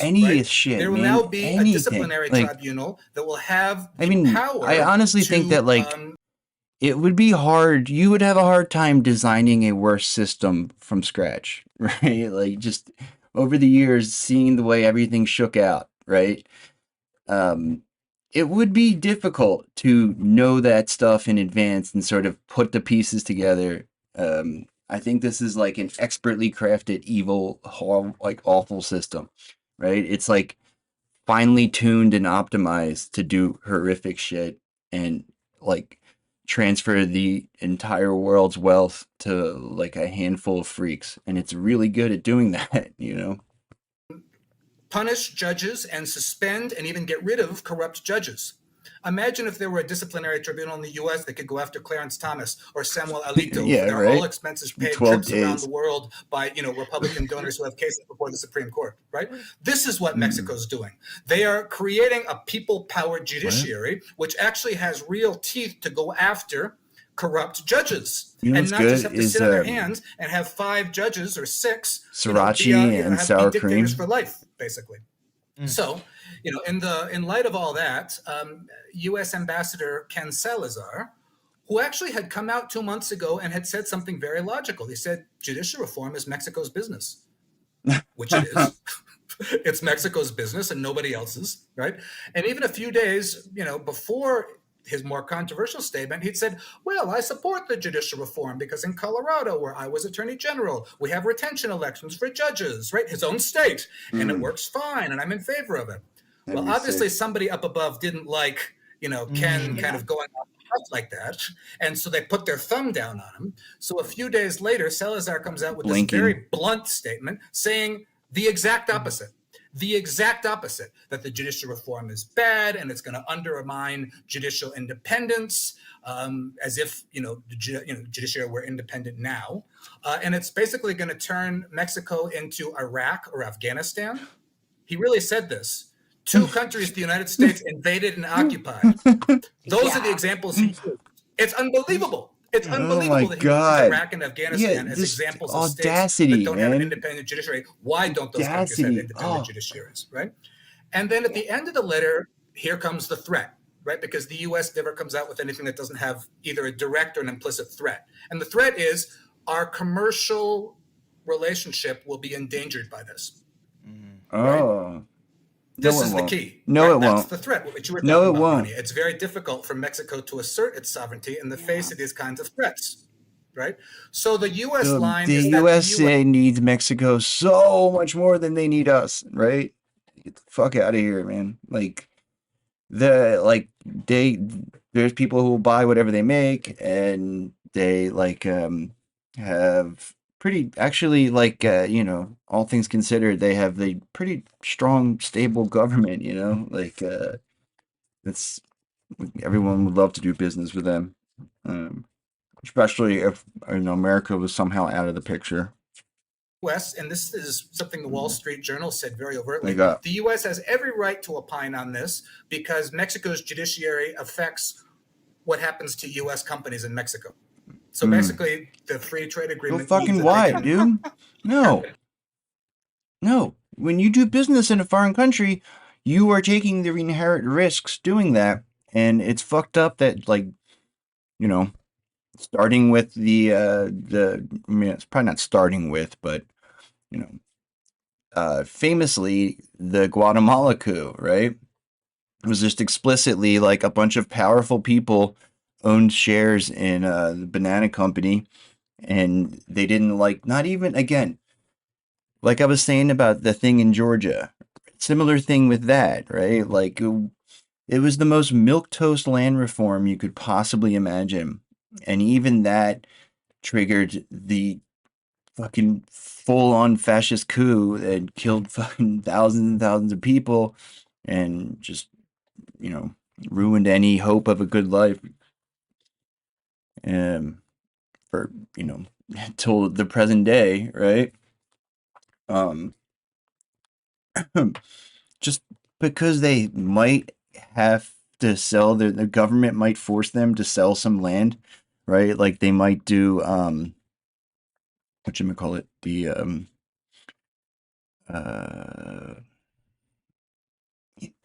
like when the government takes 8 feet to build a road. I always forget this.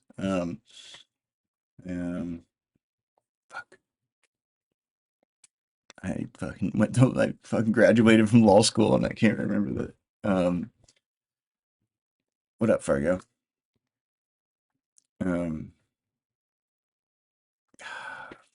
Eminent domain, that's it. Yeah. Something about it. I don't know what it is. I just always forget that word. I could write an essay about it without remembering the name. Opinion on anything and everything. What up, Jaeger? Right? So what does AMLO say? He said very clearly, this is none of your business. It's none of your business. And, a couple of days later, he said, and I think you put the video on. Yeah, it's not that they were free beforehand or whatever. It's just that when they tried to exercise some bare semblance of sovereignty, they were, went on a killing spree. On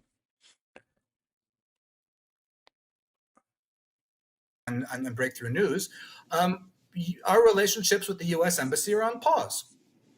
So basically, butt out, Ken, in so many words. It's a way to kind of thread the needle, right? Because you can't freeze relationships with the United States fully. That would lead to a full-blown diplomatic crisis, whatever else. So he said, basically, we're putting the relationship with the embassy on pause until Salazar and the coterie over there decide to mind their own business. And he did the same thing with the Canadian embassy, which had come out with a similar statement, a little bit weaker. And he was actually quite critical of Canada for following along the U.S.'s lead, like some kind of sad client state. AMLO ate his Wheaties this week. He was really, he's going out with both guns a-blazing here. But, that caused then Salazar to backtrack and said, I didn't really mean it's always all been like that. Although that's what he said. It's just something about the word itself. We respect Mexico's sovereignty, but we're still worried about the judicial reform, and we're open. I mean, you're right, though. Like, when I don't get enough sleep, I can't remember shit. But the good news is, if I get enough sleep, then it goes away, right? It's just, when I'm sleepy, I can't remember good. Open to dialogue about it. And it's like, you still don't get it. No dialogue. This is not a dialogue issue, right? International issues are dialogue issues, right? Trade issues are dialogue issues. Our judiciary system is not a dialogue issue. Just imagine if the Mexican ambassador, Esteban Moctezuma, in Washington, put out a 2-page statement criticizing Biden's judicial reform, which, incidentally, has some of the similar, tenets of what Mexico's trying to do. Term limits, an ethics commission, right? It's very similar. Imagine if the Mexican ambassador said, I'm going to come out and have a press conference about it. God, the media is so destructive. In 5 minutes. But the United States thinks that they can, and their allies in the media, opine on what Mexico does and doesn't do with their own judiciary system. It's, imperialism takes many masks. Sometimes it's, Laura Richardson in Chile, but sometimes it's, the ambassador coming out with stuff like this.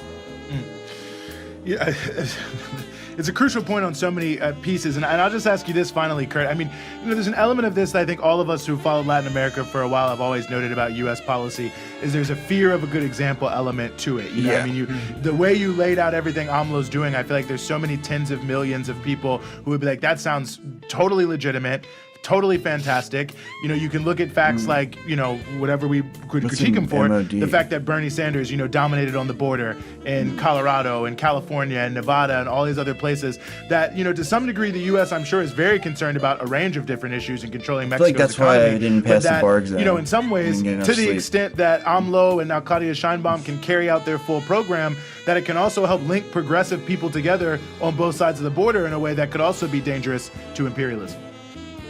I think that's a great point. And I think this is a particular situation because there really is a transnational working class here, right?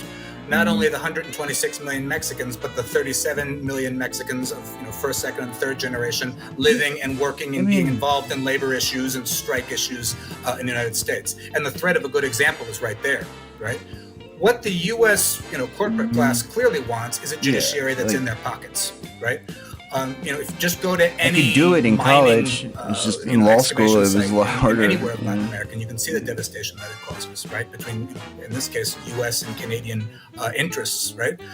So, combined with a judicial reform in which the public elects their judges, combined with the ban on, open pit mining, and combined with that indigenous reform, which is not getting as much press, and actually it's good that it's not, so it can kind of go through, mining, and they're acting like it's some, which would provide greater indigenous and Afro-Mexican autonomy to decide what projects can and can't go on their territories.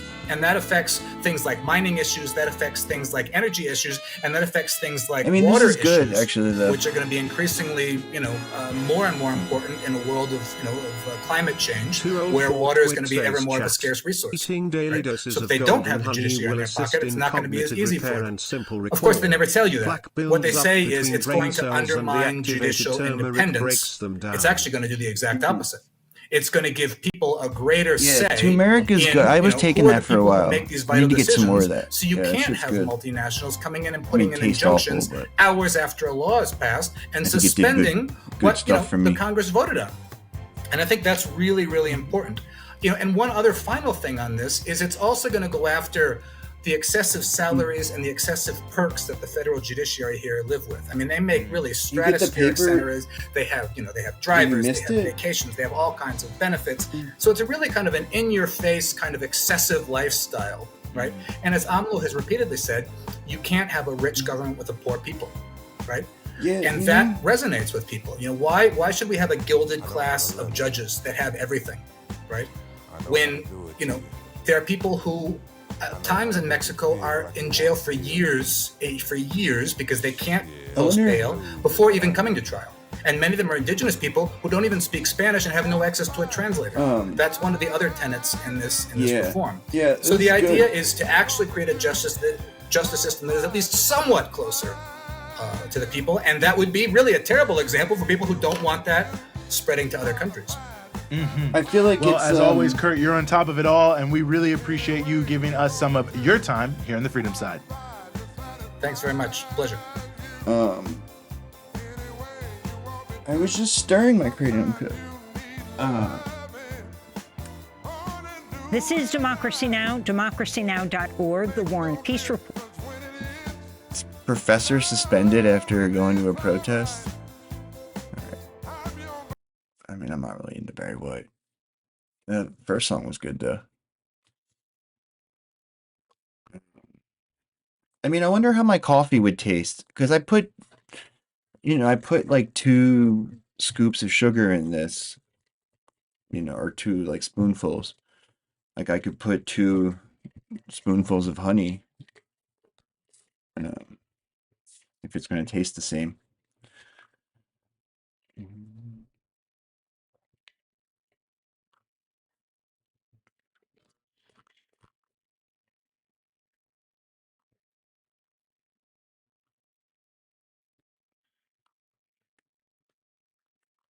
Yeah. I just do this. Our girl Dina Fesh.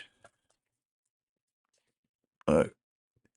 She reports a lot of Israeli propaganda. She reports. After World War II, every single journalist that was complicit in their war crimes was charged. She's you right. belong behind bars. She fucking does.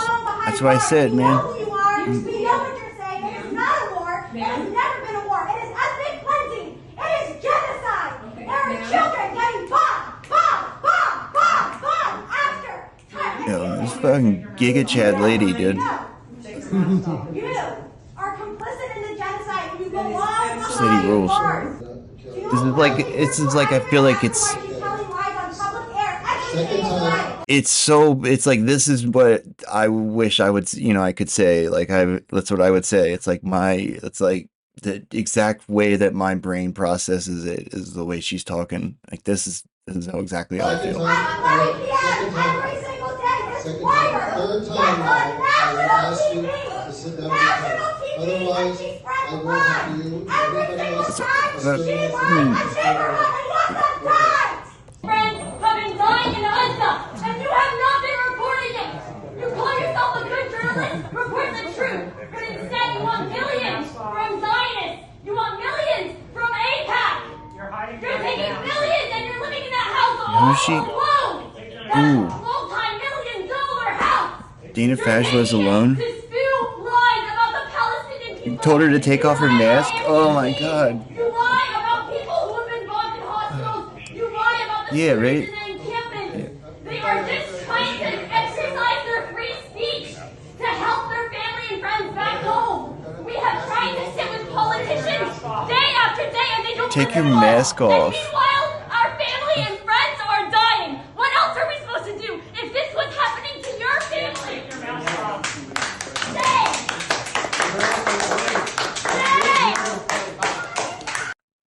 Fucking cops, dude.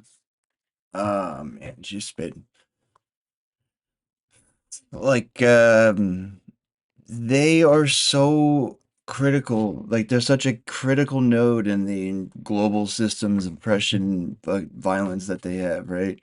The media is so important that they are able to, like, invent reality, like,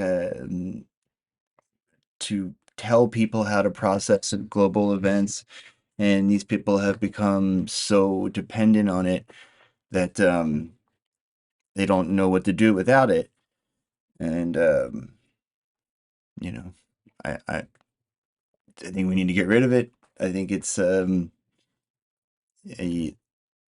would make a huge difference, like overnight, if you could somehow break the corporate media or at least like, you know, it's like if you could have an actual, like a realist perspective on the world, right? Like say you had like, um, whatever, like, you know, like Fox and MSNBC pretend to be, but actually, you know, actually presenting a fucking accurate view of reality. That might help do something with the media, man.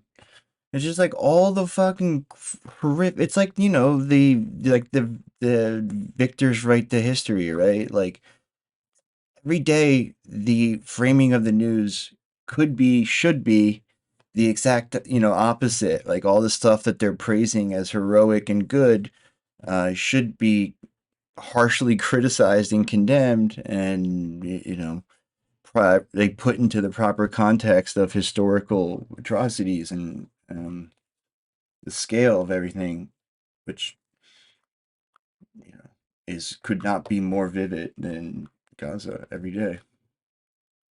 And yeah, I don't know if it's what happened today is no accident. It is the continuation of the killing of 17 of Beta's residents during demonstrations since 2021. It is an intentional killing that is now receiving the light of day, receiving the light of day because she is an American citizen. It was an intentional killing that cannot be justified. My name is Jonathan Pollack. I was there when she was shot. We got to Beta for the weekly demonstration against the settlement there. The army was already present where people pray in protest of the settlement. As soon as the prayer ended, clashes ensued, and the army shot tear gas and live ammunition immediately. We were forced to retreat down towards the village, and ended up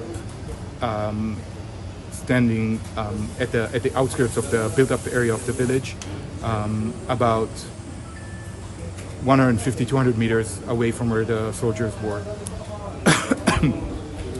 We stayed there for about half an hour. Soldiers at some point took over a rooftop that has a view of the entire area, including where we were. It was quiet. There was nothing to justify the shot. The shot was taken to kill. There were 2 shots fired from the rooftop. I've been doing this for 20 years. I know the difference in sound between tear gas, rubber-coated bullets, live ammunition. These were 2 separate shots of live ammunition, shot one after the other. The first one hit a metal object, and then a young man from the village in his thigh. And then I heard another shot. And then I heard people calling my name in English, saying, we need help, come help us. I ran over there about 10 or 15 meters behind me, farther away from the soldiers, into the olive groves. I found her lying on the ground beside the tree, bleeding from her head. Oh my God. I put my hand under her head to try and stop the bleeding. I took her pulse. She had a very weak pulse. We called the ambulance. From there, we evacuated her to the village's medical center, where the doctor came into the ambulance and continued to the hospital, where they tried to resuscitate her, but failed.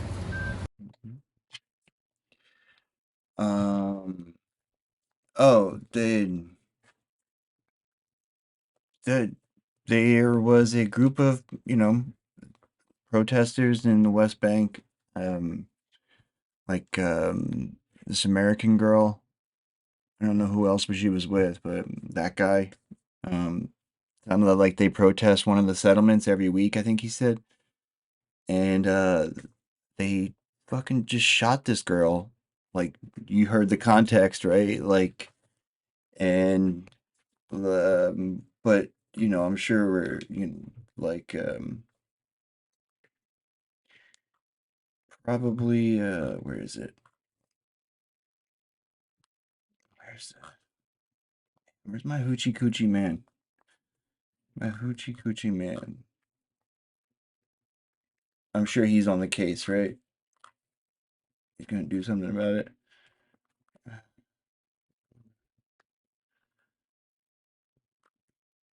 Where the fuck did I put it? I know I got it earlier.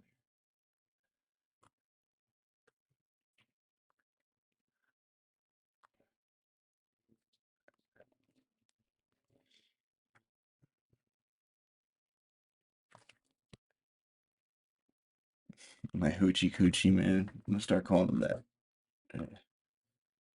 I guess I didn't get it. What? I mean, you can probably imagine what he said.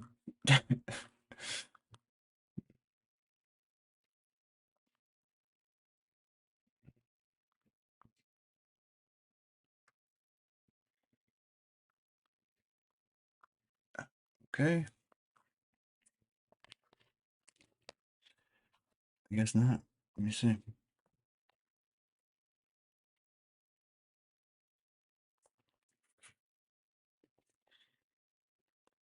Like, I just don't know what there's the like they should be able to trace exactly what soldier shot that girl, right? If it was like that guy just described, where it was like a group of Israeli soldiers and they were on the neighboring rooftop and there was 2 shots fired. I guess the first shot they missed, the second shot they hit her in the head, like a headshot from 200 yards away or whatever. They should be able to tell who exactly fired the weapon, right? Now what the fuck? What could you possibly like? What is your rationale to like let that happen and not do anything about it, right? There's no way that that makes any kind of sense from any point of view, right? Like, if you're trying, even if you're like a fucking Zionist point of view, right? That's which again, obviously, is this guy's point of view. That like, there's no like, it's like you can't even envision like what the it's like if you're it's one of those things like where they like when they every time they go after like an American soldier for war crimes, it must have been something horrible, right? And the fucking guy that Trump pardoned, whose entire platoon was like, no, that guy belongs in jail. That guy's a fucking sicko. You got to keep that guy locked up. I don't want him out in the on the loose. And Trump pardoned him. Like, this is one of those instances where it's something that's so extreme that you have to deal with it because it's going to like the credit, like the hit to the credibility is like not worth it. um and it's just like it's pathetic. Like, what? uh, I just can't imagine a fucking politician in this global like hegemon, just in the most powerful country ever, saying like, "Oh, it's cool. Just this foreign soldier can shoot an American citizen in the head for absolutely no reason at all, and I'm just gonna make excuses for it." Really? Like, it's not even like like it's not even like it's sending like a message. Like they shot JFK in Dealey Plaza so they could send a message, right? This isn't they don't even have that a whole lot of value for that, other than like don't go protest in the West Bank. But I'm not sure that's an issue that they need to like kill to defend. What's this it right here?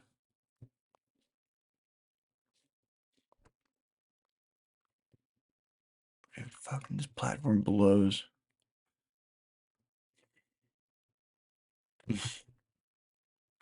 Oh yeah, here it is. This is it. Why won't it load?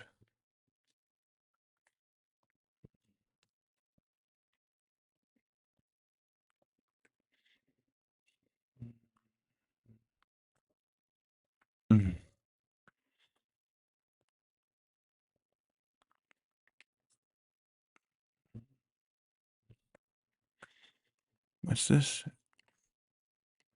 American! Go back! Americans! Go back! Americans! Americans! What? What the f is wrong with you, you idiots? Hey! Stop it! Stop it! Ow! What the f? He just threw a rock at my head!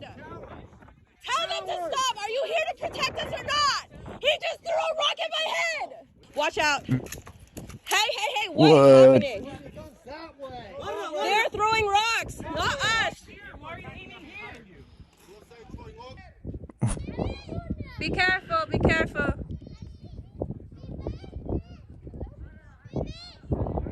Are you guys going to put out the fire? Oh, was that a kiss? Was that a kiss for what? There's a fire and you're blowing kisses? Someone's house is on fire. Someone's house is on... Some respect. Why are you shooting at the kids? Oh, God. Tear gas, that's all tear gas. That's all tear gas. That's all tear gas. We have press here. VD, they're shooting from both directions. Stop! Stop it! Stop it! Stop! Stop!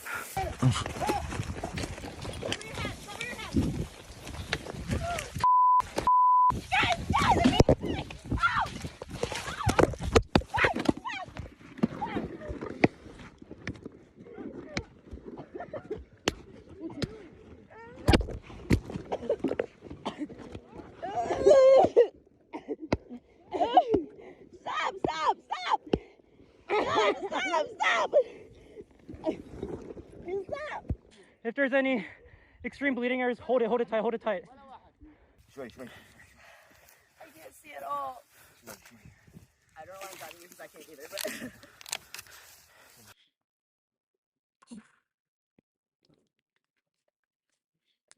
I mean,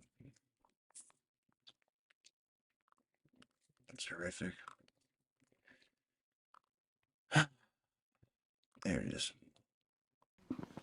Thanks so much. Michael Birnbaum from the Washington Post. Mr. Secretary, we've seen these reports this morning about the killing of American Like, in the I West mean, again, Bank. it's just like, what kind of person is okay to just like beat the shit out of a fucking like an unarmed like protester like that, like a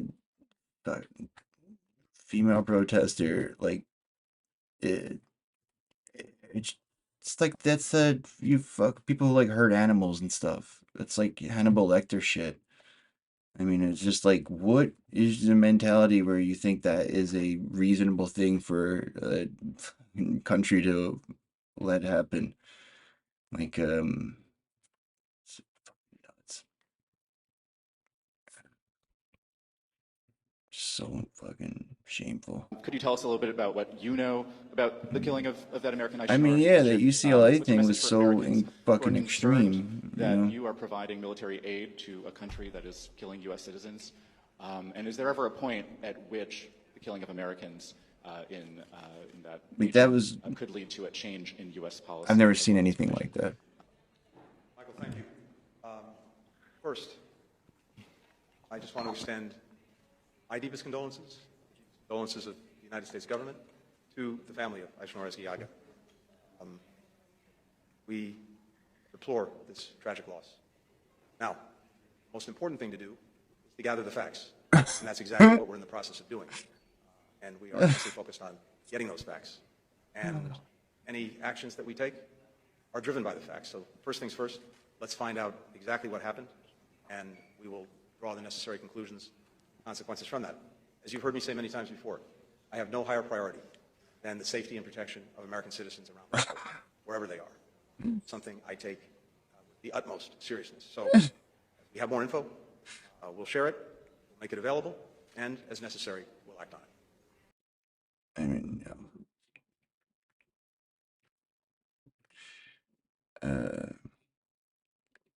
I saw some fucking like rabbi and pointed to some like government or it was like maybe it was like a I don't know leader of some group it was like retweeting like or tweeting fucking Rachel Corrie memes Like, what? Mm, yeah, right? I mean, they did that. CNN did that one follow-up story, right? Which was kind of a weird framing. Um, which, yeah, I mean, that they probably, yeah, right? Like this, there's a lot of killings, and it's like there's usually enough like interference where they can say like, oh, it was, like Sharina Bloklet, right? I mean, not. I don't. That's going to be a tough sell on this one, right?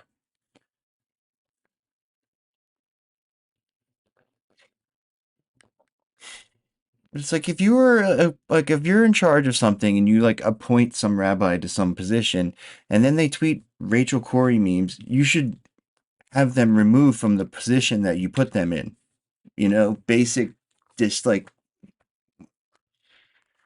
this is yeah, dude, fucking creeps.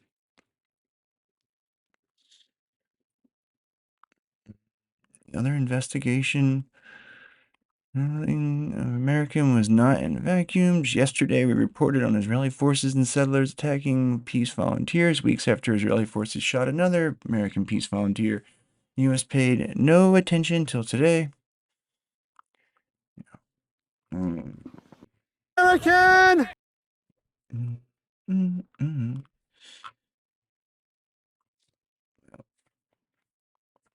Anyway.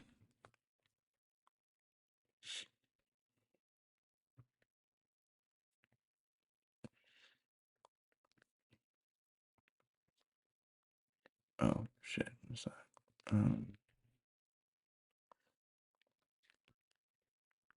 Sorry, I meant to click this. God.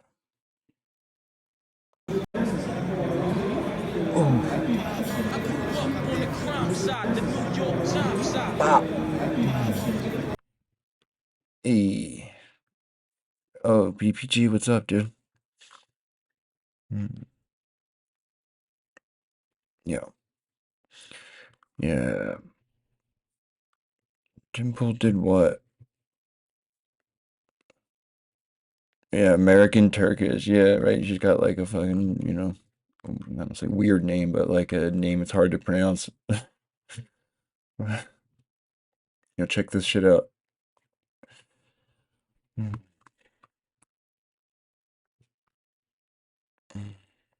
Consistently said we cannot use the narrative of many in the media. I mean, he did the Russian thing. Western capitals. Of course, he did the Russian thing. My contention is that it was not any actual like Russian government involvement, right? I think that like if there was indeed some fucking rich guy funding this, and not just like a Democratic Party cutout, I think it was much more likely to be some fucking weirdo from the internet than, fucking Pooler or any of his people, like they like just that's so out of their character, right? Like to be paying that much money for those people, right? That's just like again, it would be completely out of line with the entire history of bilateral relations with them. That's what I'm saying. That's what I'm saying. That's what the giveaway is to me, is the exorbitant fees. Maybe they would do something like that. They wouldn't pay that kind of money for it, right? They just wouldn't. But some rich fucking Russian weirdo might.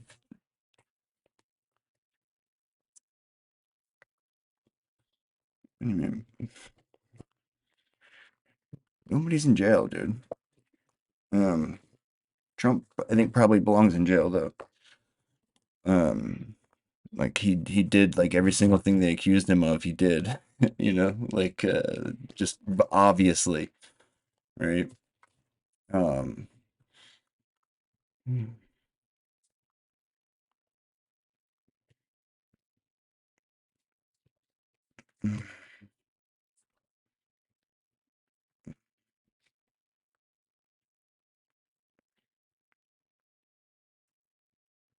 um,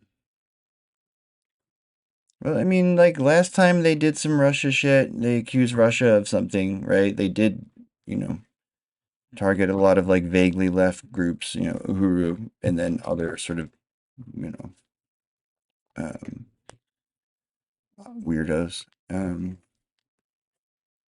mm. I mean, no, who do you fucking, who cares about stuff like that? It's like, I know they talk about it on like cable news all day, but they do that on purpose because it's irrelevant. You know what I mean? Like, to get people, like, it's so bizarre the way they have people personally invested in, like, Trump being disrespected or whatever, right? Like, just, like, he's, um, they're the enemy. Rich people, right? The ruling class, they are the baddies. They are responsible for all the bad things in your life, right? Like, it's just very well documented at this point. Don't defend them. They need to be fucking, you know, That it on all trial. began with the 7th of October Hamas attack. It all began with colonization. Dude, he should fucking be in jail for when he ordered them to assassinate that Antifa guy. I mean, they say it all the time, but it's just such an overt thing. He bragged about it. He was like, I told them to kill him, and then they killed the guy. Like, it's just, right? Like, so many things he belongs in jail for, even before he got to office. Like, the things that he did that they're accusing him of, it's just like the tip of the iceberg because they're dumb libs, right? Like, if you actually wanted to go at him, you could fucking, yes. Like, I'm sure there's plenty of corruption. It's just they don't want to go after him for anything that they're also guilty of, you know? That's how the system works, right? It's like mutually assured destruction, right? What? I mean, yes, that's the point. The entire ruling class should be in a fucking dungeon somewhere, right? Like, don't fucking be a rube, dude. Like, Trump's not like on your side or like, you know, like he's not standing up to the establishment or anything like that. He's just selling the same shit with a different brand. That's what they do, right? It's just like they have their thing that's like their like assortment of cultural values and like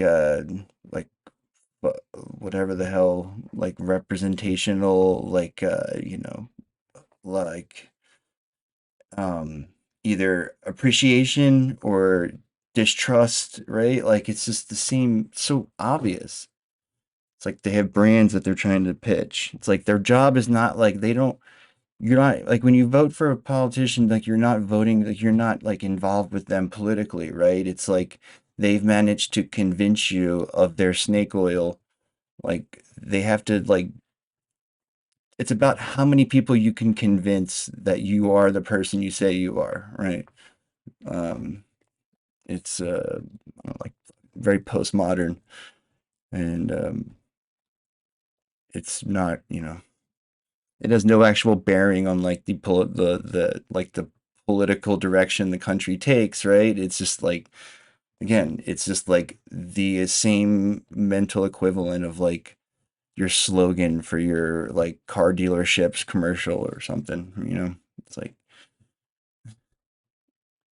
It all began with the Nakba in 1948. It all began because of the reluctance to accept long story the short, resolutions of the United stop fucking Nations shilling for rich consistently, people, millionaires, and of continued harassment of settlers in the West Bank. So I think we need to put the narrative right. Do we want a solution? Yes. And I commend, of course, the Russian position, the Chinese position. It's more than just Foreign lying. Minister Wang, you have taken Like, initiative and many countries. And it's like I this, think their the whole majority of countries persona, have taken a like position, including recognition of the state of Palestine. But why is it not happening? Because of the intransigence of Israel, and unfortunately with the total support of the United States. In fact, giving him a standing ovation when atrocities are being committed. Shameful. That's why I ask my colleagues, even in the West, where's the humanity? This is just like a normal person's response, right? Why do you go and preach to us about human rights and democracy? Why is there contradiction? Like, you need billions of dollars worth of fucking programming every day to have an opinion other than this, right? Like, when it comes to treatment of issues happening in the world. Linkin Park chick? Who's that? Yeah. And what we need in this world now is a consistent... They're both trying to pass the same system that enshrines oligarchy and protects it and like enables it. They're both, it's the same agenda, right? It's just like, if I tweak it like this, I can get 10,000 liberals to vote for me. If I tweak it like that, I can get 10,000 reactionaries to vote for me, right? That's all it is. It's just like trading fucking shiny trinkets to go along with the fucking truncheon that they're beating you with. Coherent message. Yes, we respect freedom. Yes, we respect Linkin Park has a girl singer now? Woman. Yes, we must oppose all forms of colonization. Because what is the issue in Palestine now? Not only in Gaza, but all in Palestine. Oh, it's Pooler next to him. Nice. You conquer, you take people's land, you dispossess, you kill them, you detain them, you take over their houses, you treat them as a open air prison, and this is known. That is why I know. Hey, is Claudia going to endorse Kamala? We know our limits. That's why we thank our dear friends here for their support. But it is creating so much a problem. Not only the Muslim world, but those who believe in freedom and justice. It is creating problems for us. Because people are saying, why are you not doing anything more when people are being killed daily? You tell them X person will be hurt if you don't. I'm praying that there is finally sanity will prevail to those who have influence in the world, because they are finally X group of people will be oppressed. No country, no person can continue to do this gross injustice and tolerate the atrocities and think they are safe. I don't believe that can ever be accepted. We want justice to all mankind. And of course, we cannot deny justice because of their different color or different religion or different creed. Justice means justice for humanity. And it's time that Palestine and the Palestinians are treated as human beings, not as slaves or second-class people. Thank you. He kind of looks like the Prime Minister of Malaysia from Zoolander, doesn't he? Did you answer me? Would Claudia endorse Kamala, you think? Or no? She would enjoy, like, Claudia endorse the other Claudia? Like a little Claudia on Claudia action? That shit would be fucking sick. Linkin Park, Emily Armstrong, Danny Masterson. No. Ooh. I mean, the whole entire stream's candy. This is all this is. It's all candy.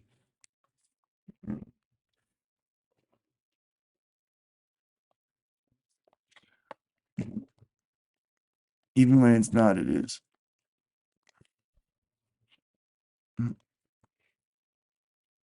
Oh, wow. Came up right away. I never really liked that Linkin Park. Like, I like that Jay-Z song, but Linkin Park Scientology collaboration. Oh, hell yeah.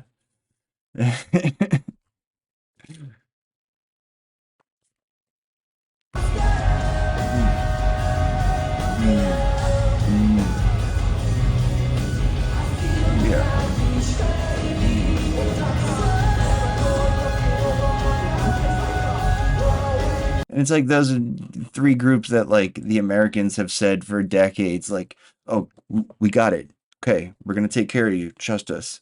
And then did the opposite. And it's like no reason at all to have any fucking good faith in anything that they do. Yeah. This is their singer? What the fuck is this? This is terrible. Oh. Why are they...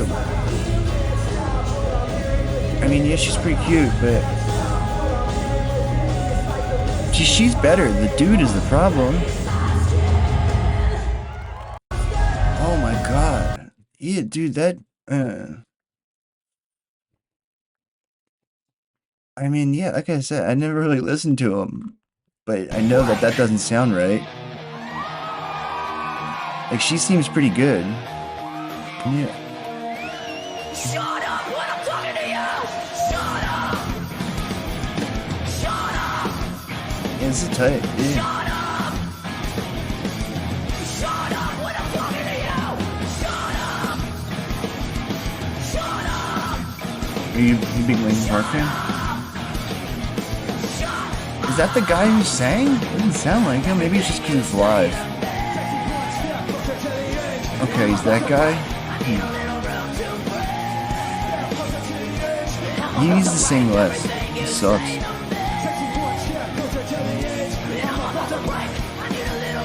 Yeah. That's what I'm saying. She's a good singer.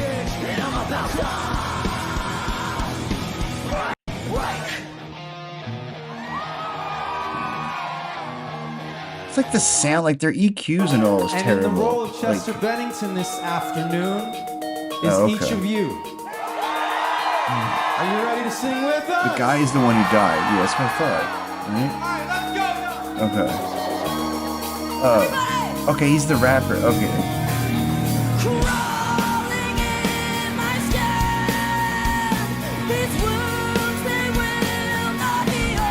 See, it's just like the microphone is turned up too loud, you know?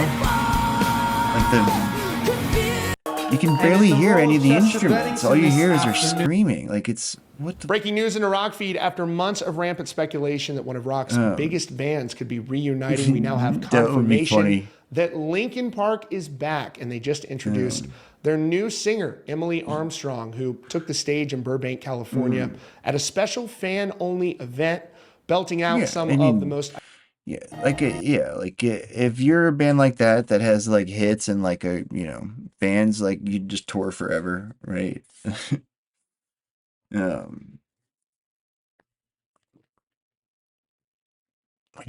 mean, God, wow. It would sound so much better if they just turned their mic down a little bit and turned the guitars and bass up, you know? Yeah, it's a cover band now, right? Yeah, exactly. Quit dodging my Claudia question, PPG.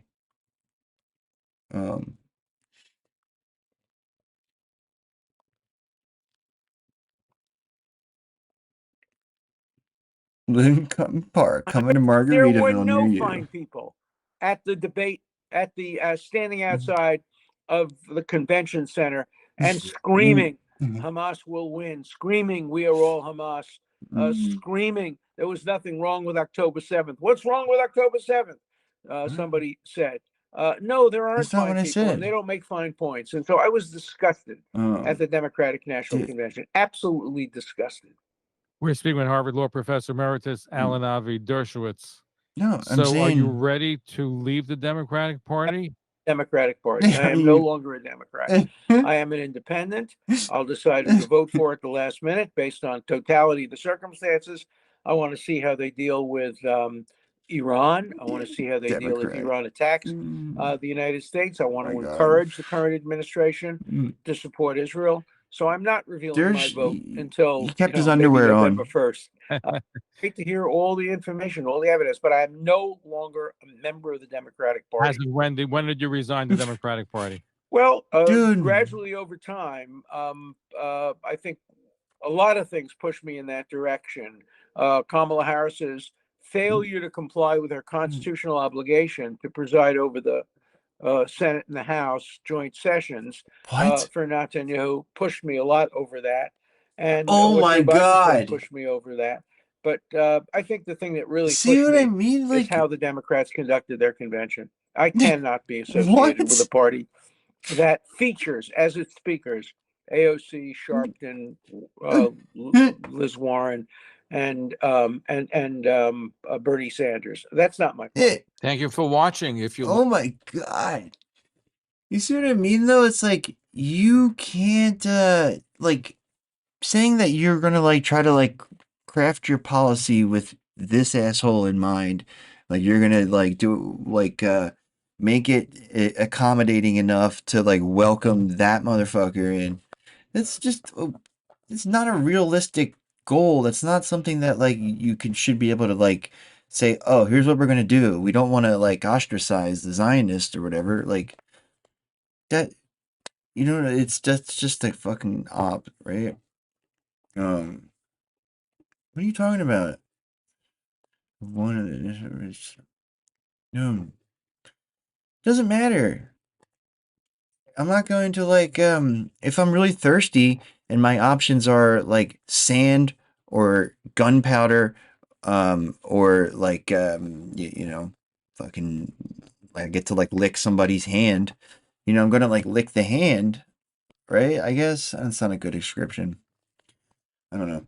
I'm just like if it's like I have a headache and like there's like you know there's like my only options are like more headache or even more headache. I'm just not you know I don't know what I don't know what PSL would be in that context, but I'm not going to take the headache pill. That's for sure. You know, I'd rather take nothing. They're bad, man. Stop. Like same thing I said to that other guy, dude. Like it's like their package of branding that they're like fucking, you know, able to sell you on. Right? It's not like you don't yeah.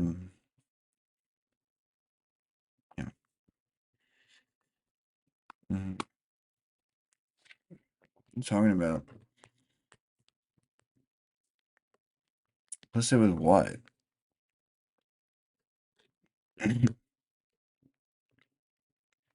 I mean, sure, to some degree, but like it doesn't mean you need to make it worse anyway, right? Like you can always stop eating sand, right?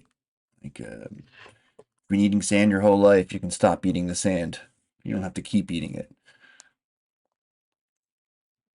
And again, it's like I said, I am I'm fully aware it's going to be very difficult to win anytime soon. I just think that it doesn't matter. You still have to like bite the bullet. You know.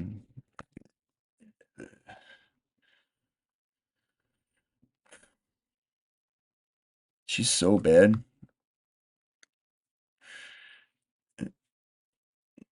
PSL was here fighting for renters and did the same Venezuelan families in Colorado last week. What do you mean, defended them? Oh, did the same for it, yeah. That's what I mean, dude. Right? You just, little by little, you gotta get there. What?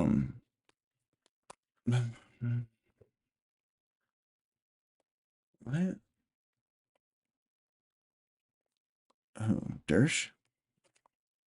The Central Powers lost. Spoilers. Just 3 years after Franz Ferdinand got shot, Europe was already reaching its breaking point. The Central Powers were almost falling apart, Germany was suffering food shortages due to the Baltic blockade, and both Austro-Hungary and the Ottomans were on the brink of collapse. They're active everywhere, the Entente right? wasn't much better off. Russia got so tired of fighting other people, it withdrew from the war to fight itself. France and the UK were going deep into debt to pay for food and war material, while morale on the front And again, PPG wants you to forget about that, but when the fucking Roe v. Wade got repealed, PSL had fucking protests planned all around the country like the next week or, you know, a couple days later or something. Right? That's pretty dope. And slowly eroded, but both sides believed they could still win. or at least survive longer than the other. And so they fought on, with no end in sight. Then Uncle Sam joined the fray. The Entente's morale was boosted tremendously, as millions of fresh American soldiers began mobilizing. The Central Powers' morale cratered. Germany launched a desperate last-ditch spring offensive to break the Entente lines and take Paris before the Americans could arrive. It didn't work. The lines held, the Rohirrim arrived, and the Central Powers accepted defeat. So on the 11th hour of the 11th day of the 11th month of 1918, thanks to Uncle Sam tipping the scales, the war to end all wars ended until the next one. In the aftermath, Europe had suffered 4 years of war, so it was kind of riddled with devastation and economic and social instability. But hey, the US joining at least got it over with, shortened what could have been a longer and more devastating war. And while stability, for most of the nations, is good, stability is no fun. So let's have some fun. Let's make it worse. So here's the thing. I think, America really I think my birthday is VE Day, right? May 7th?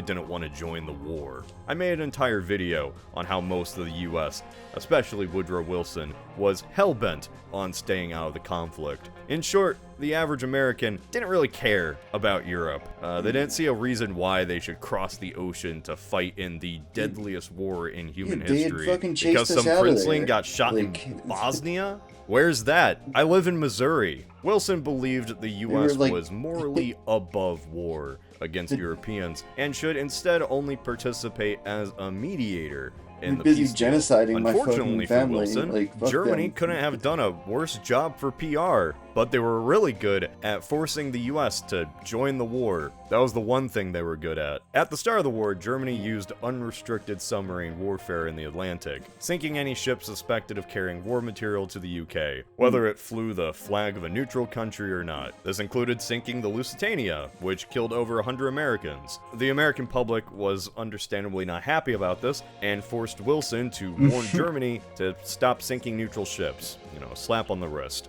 Germany agreed, temporarily, but by 1917 they started doing it again. Of course, they knew this would anger the Americans, but instead of doing anything sensible, Germany sent the infamous Zimmermann telegram to Mexico. Didn't they say, isn't that the famous quote, was like, if the Americans come, then I'll have the German policemen go and arrest them. Asking them to attack the US to keep them from joining the war. Honestly, this is one of the most perplexing decisions I've ever seen a modern nation do. Sure that wasn't a false flag? Why would you ever think this was a good idea? When this became public, Wilson's hand was forced. He declared war. Also, how do we know this wasn't like a military contractor? You know? We should look into that. I never really thought about it, but did Germany admit to doing it? It's interesting. It's like every war since World War II has been started by a false flag, right? Not sure about the ones before it, though. You know? So let's get this out of the way. Mexico wasn't going to attack America to reclaim Texas and all of this. Kind of like asking an amputee to sucker punch Mike Tyson. But here's the question you actually care about. What if Germany was just a bit less careless? What if they never resumed unrestricted submarine warfare and just didn't send the Zimmermann telegram? Let's imagine a world where no matter what, Wilson gets his wish and the US sits out the Great War. Now what? Without Uncle Sam rushing in with his trusty war crime grade shotgun, the Central Powers now have a real chance at winning the war. I mean, hell, look at a random Emperor Tiger Star video and pause in mid-1917. You could assume they had the war in the bag. And while in our timeline, the loss of the broken down Russian ally was replaced with a shiny American one, without the US, 1917 is just... Whoa. You wouldn't no fucking replace anything. They voluntarily withdrew from your imperialist war for very good reasons. Like, fucking asshole. It's kind of a year of losses for the Entente. In April, the Neville offensive was a major flop. leading to mass mutinies in the French army. Germany unlocked chemical warfare with mustard gas. Jump rope short? Who could forget the 473rd Battle of Isonzo, which utterly shattered the Italian lines. On the flip side, you had Brazil declaring war on Germany, sending a whopping 24 officers to assist the French. Good job, guys. Jokes aside, things were really looking bleak for the Entente, and you can get an idea for their desperation by looking at the tens of... You should make jump roping an Olympic event next.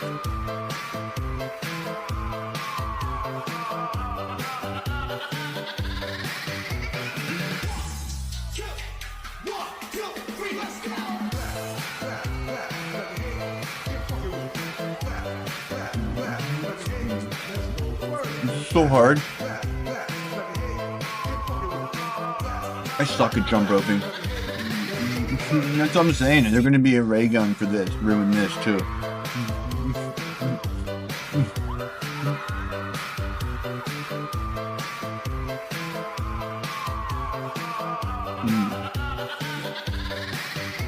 Like he's just like hopping really small. That's how he does it. And like, I jump too high. Like I do like a full little.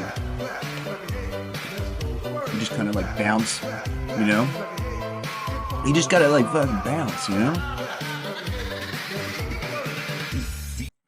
And it's like a rhythm too, right? Like you can probably get yourself trained to that. Like you just bounce at the right speed and you just hit it every time, you know. That's cool.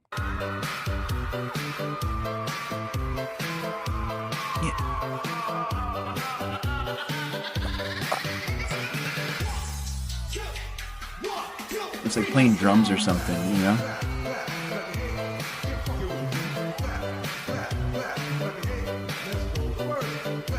That lame crowd. They're not even into it. Let's see what else they got. Wow. Jump roper crew. I'm fucking sub to this.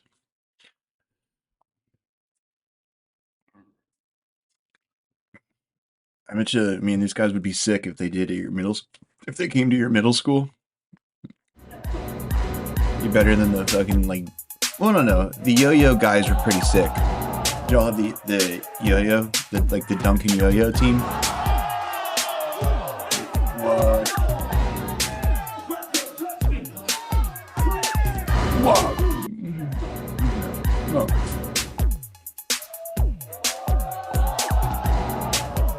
Did you have a helmet on? Like,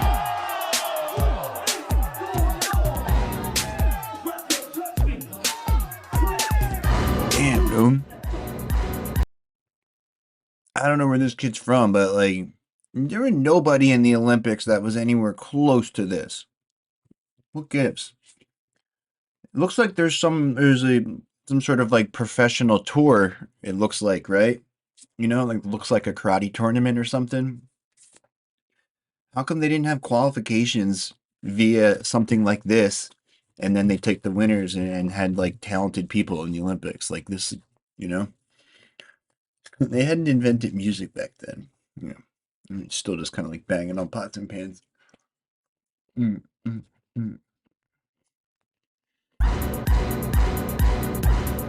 Wow.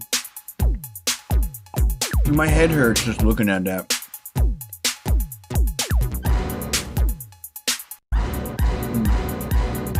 I mean, that's what I mean, dude. She ruined it, though. They canceled it. It's not going to be at the next Olympics. Like, I don't know. It's just stupid, right? Do the kangaroo, yeah. Although, wearing pads when you dance, that's, I don't know how I feel about that.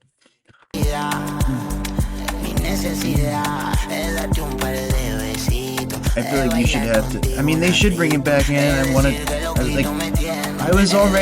I was like making plans to like get the kids fucking lessons or shit. Like I was going to get so into it and then it got canceled.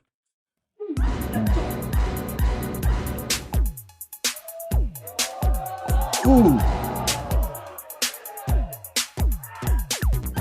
Whoa.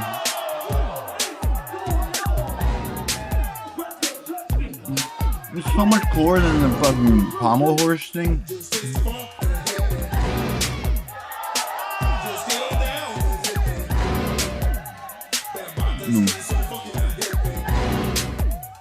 They're like the Olympic gymnasts, but like cool, you know? Like not little mutants.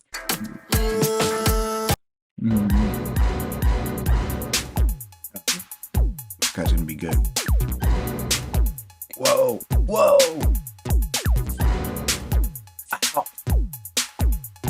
Like it looks fun too, you know? Like the traditional gymnast that just like looks like scary and nerve-wracking and like, you know, not necessarily fun, you know? Just the one we already saw. Yeah. Dude, look at that. He fucking twists himself up like that? That's so cool. Oh, dude, sponsored by Starter? Hell yeah. Wow. Oh, man. I'm a little sick of the song, but, you know. Right? I'm always already does me cringing, exactly.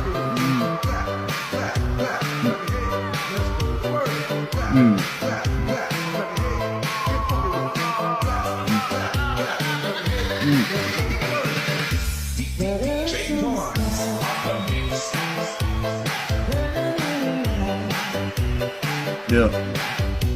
What if they had, you know, you know, they expanded it and they have like a, you know, like a Victory Records division next time, you know, where it's like, dude, it's like moshing and floor punching and shit. Or like a skanking competition. Come on.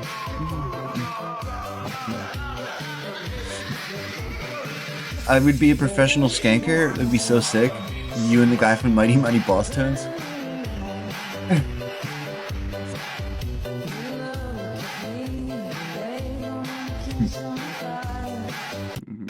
I'm applying for the guy from Real Big Fish's job. Of thousands of troops they sent to the sinking ship that was the Russian Civil War. I don't know, like I was telling them, you need to do a sport that's like not popular, but you know, looks like it could become more popular, right? I think if you had known in advance like what was going to be there when you were in your 20s, like. Autocrat, and the hope that he would bring Russia back into the fold. Yeah, that sure worked out. We look at 1918 today, knowing that the end was near, but on the day, nobody was ready to give up. Every front mattered. They're both really into animating. In our timeline, America put its hand on the scales, and in a bid to take Paris before they came in, Germany threw. And like, I keep telling them like, oh, why don't you use the AI to help with that or whatever? And they're both like, look at me like I have 3 heads. I'm like, what? No way. I'm doing it myself. Everything in the kitchen sink with its spring offensive that disastrously failed. That included hundreds of thousands of Eastern Front veterans who had just joined the Western Front. Alright, so where was I? Oh yeah, grueling trench warfare filled with blood, and maybe next time there's games in Asia, we'll bring it Eastern back. Front reinforcements. But you know what? While many World War I speculations boil down to buffing or removing the spring offensive altogether, rather than witnessing another timeline where tens of thousands die for a plot of land not. I mean, you'd think LA would be down with the street, I guess realistic. But more creative. Now, this doesn't leave us with a lot of options, but what it does allow me to do is to finally make a video on the war in Gaza. That's right, Britain took over Gaza in 1917, made the Balfour Declaration, and then quickly took over Jerusalem too from the Ottomans. But with German aid to the Ottomans, this video could... Yeah, no, I'm still not touching that topic. We need to go somewhere a little more stable, a little less contentious. Let's talk about the Balkans. Let's go back to where it all began. Now remember, no America joining in 1917 means... Translation, like, I can't possibly do the alt history with all of the mountains of lies I would need to. So I'm not going to bother. That over 1 million soldiers from the Eastern Front are redeployed. Most go to the Western Front, some go to Italy, and 100,000 elite troops and a lot of equipment arrive to the aid of Bulgaria. Even in Kaiserreich, the Balkan theater of the war is overlooked. But what the Prussia of the Balkans was able to pull off was nothing short of extraordinary. That's right, crazy. We're talking about Bulgaria. Bulgaria is not talked about a lot, but the Bulgarians proved themselves to be way more reliable assets to the German war effort than Austro-Hungary or even the Ottomans. Opening a second front against Serbia ended its valiant last stand. When Romania joined the Entente and invaded Transylvania, Bulgaria brought it to heel. The small nation of just 4.5 million people had mobilized 1.2 million men who fought like hell. And in 1917, they managed to secure a win against an expeditionary force from Britain and France, who had superior numbers and equipment at the Battle of Doiran. Greece was tethering, caught between a Bulgarian invasion from the north and an Entente blockade in the south, which was applying pressure to the Greek king, who favored Germany. The Entente had committed just as many men to the Macedonian front as they did in Gallipoli. And in 1917, Germany was ready to match Santa that. As far gave as both realism sides goes, Christmas the gifts. Central Powers were... I mean, didn't they play soccer one Christmas Day? They had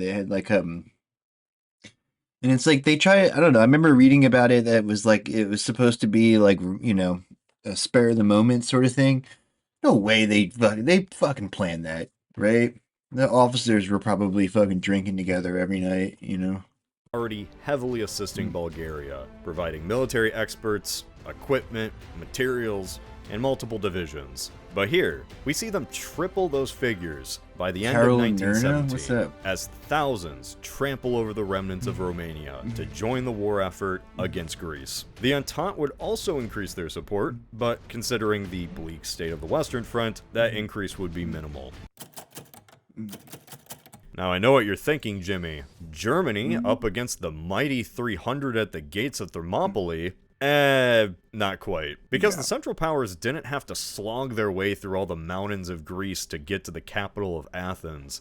They just needed to take Salonika, where the main Entente base was, barely 100 miles from the Bulgarian border. Sparta was a relic of the past, and Athens was the political center of Greece, but it was Salonika they needed to take. The Entente had stationed so many soldiers in the Thessalonian coastal city that the locals began to call them the Gardeners of Salonika. Spring 1918. Generals Otto von Bellow and Georgy Todorov prepared 300,000 men for a joint invasion in Albania and Greece. At the center, we see what's left of the Serbian army fight tooth and nail against a formidable Bulgarian opponent. The Franco-British positions near the city are impenetrable, but over on the west, we are back to our good old spaghetti-eating friends, the Italians. With such a wide front against a foe that was literally bullied into joining the Entente, lines don't hold out for so long. And when things go sideways, with morale at rock bottom, how hard do foreign expeditionaries really fight for Greek dirt? The German divisions take Ioannina, Kastoria, and threaten Larissa, while Bulgaria completes the northern encirclement.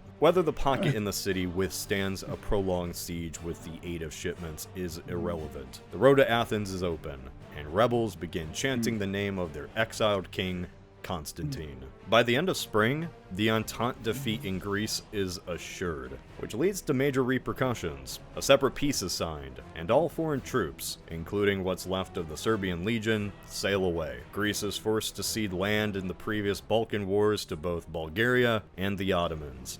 Greece would be forced to pay severe war reparations and demilitarize, and would find itself a lot less constitutional with a lot more monarchy, a German monarchy. That means that while life in the trenches was still one of the worst things imaginable, German soldiers could at least enjoy a nice bottle of olive oil, courtesy of their new protectorate.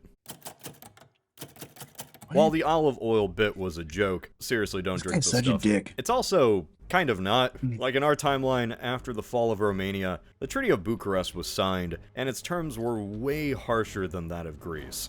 Despite his German origins, the Romanian king was deeply invested in the national interests, so he was handed with a brutal ultimatum. Romania ceded territory, disbanded most of its army, leased all of its oil wells They for saw a short UAP this week? 90-year contract. Oh, and also would remain under occupation until further cool. notice. Greece would be getting off easy by comparison. What Fun did fact, he- but- those oh, I same got a walls would Doggerland thing to ironically watch keep next. the German tanks fueled for much of World War II. The treaty was signed in mid-1918, and for the following year, millions of oil barrels were transported to Germany, alongside a ton of grain. Now think about what this means in this alternative timeline. A front line is closed. The Entente loses its two biggest allies, and footholds in the east. A lot of resources make their way west. But the biggest impact here is psychological. On the inside, Germany is hanging on. What was by a the country thread. called where Hundreds of Romania thousands is of dead now? Civilians from malnutrition as a result of the Baltic blockade. The Ottomans are still struggling to deal with both Entente forces and growing unrest. And Austria-Hungary was on the brink of completely Pulsing red light that moved around weird and it got really bright and vanished.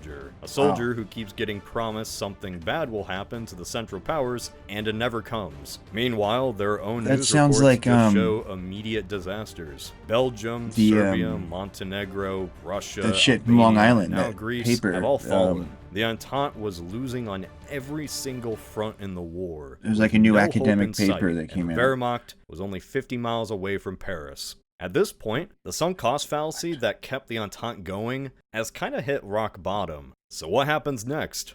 Eye on the Sky is what it was called. Keep in mind, if peace talks are announced, like morale plummets, leading to more mutinies like the one that followed the Neville offensive. But the Western Front doesn't completely collapse. By the end of 1918, everyone was done with the war. America wasn't coming in on a white horse to help the Allies, and by almost every metric, the Central Powers were winning. For the most part, the key objectives of the Central Powers were achieved, and then some. In the empire peace, that they America erased from might history. finally attempt to intervene, with Woodrow Wilson offering to mediate, laying out his 14 points for a lasting peace in Europe and the world, only for the Kaiser to dismiss him as a stupid Anglophile and toss his proposal into the nearest pigpen. With Wilson laughed out of the room, the real talks begin.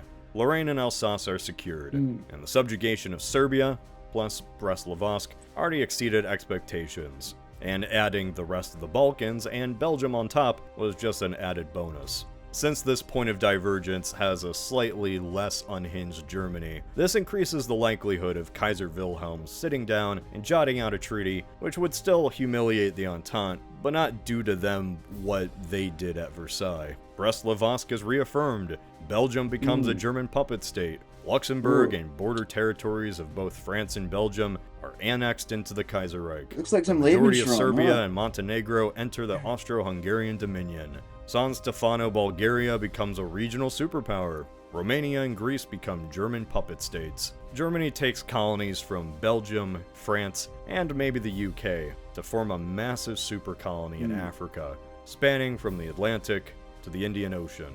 And finally, while the Entente threw Italy under the bus in our timeline, in this alternate timeline, the Central Powers do the same to the Ottomans. Sure, they don't lose land, but there is no way the British cede Egypt. So apart from a few Greek islands and some territory in the Caucasus, the Ottomans get a high five and a participation trophy.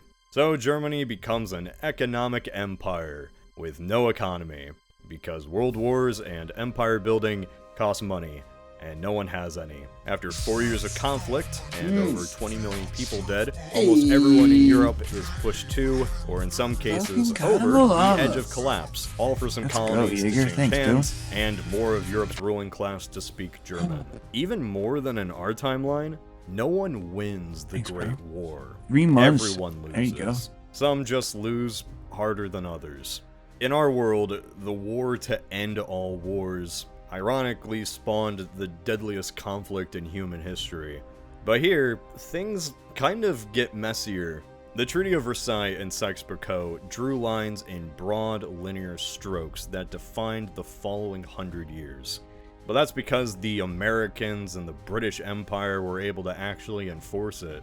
What happens if the more unstable side somehow wins? Bulgaria is the one that comes out in the best shape, since the territory it gets are mostly of other Bulgarians, reconquests from lands that were lost. That said, they would be vilified by their neighbors, who, if they ever got rid of their pro-German government, would be very happy to dogpile at the first opportunity. But what about a dying Ottoman Empire with a young Turks Maybe they wouldn't die. and control over the Middle East? Who has to deal with the issue of Palestine? What about an Austro-Hungarian empire who lost its charismatic and progressive prince? Like, not, these fucking people pretend like it's like a hard problem to solve, and not that the leaders are intentionally not, they're doing the opposite of solving it because they're fucking evil. Right? It's like, it's not like, oh, they messed up. Oh, they keep messing up. No, it's they're intentionally doing the wrong thing because they're bastards, you know? Only to gain more angry minority groups, now including furious Italians, Poles, and Ukrainians. And finally, an even more depleted Germany, still on the verge of democratic, socialist, and fascist uprisings, who now had colonies to govern, several puppet governments to prop up, and millions of angry Bolsheviks on their back door. What happens is chaos. Sheer and utter chaos. This is what you think. No. Since the French Revolution, France has replaced its government every time it lost a war, and a couple of extra times just for sport. This would be no different. The same would happen in Italy, which was teetering on the edge of civil war between socialists and Catholics when they won. God, what would have to happen in order to get back to, you know, the horrific future we have today? Like, what? Like, again, it's like difficult to imagine too many scenarios where like it's like a worse outcome, you know, like the not only did they like it guarantee themselves another war would be fought, they like set themselves up to just fucking have a global reign of terror, right? Like it's effectively what we've had. Like the whole Cold War period should, you know, be. It basically was World War III, right? Or World War II never ended. It wasn't a Cold War all over the world. It was hot, and you know, it was all pure American, you know, like Anglo aggression. Every single time, everywhere, every single battlefield. Everybody else was just trying to fucking like get their shit together and like live, and they just went around just starting shit. Yeah. The war in the first place. Yeah, there would be full-scale if I don't do it, then the Russians will do it. In both France and Italy, adding to the catastrophe that had already begun in Russia and Turkey. To put it bluntly, a devastated and bankrupt Europe is not good for business, and if America cared about one thing, it was business. With three great powers collapsing and potentially turning socialist, along with rising socialist movements in many countries throughout the world, the US would be in the middle of a much, much worse Red Scare. In 1920, Woodrow Wilson is still in office, technically, and by that point, several anarchist bombings and the Palmer raids assured the arrival of the Red Scare in the US. It's notable to mention that the losses suffered in Brest-Litovsk take out 80% of the Soviet's agricultural sector, most of its coal and a good chunk of its population too. This nerfs the Bolsheviks and Russia as a whole, while adding a ton of dissent for Germany to deal with. On the other hand, leftist movements would be widely more popular in France, Italy, and still Germany. What this means is that the United States, in a panic, officially makes Germany its second biggest trade partner and does everything it can to prop it up.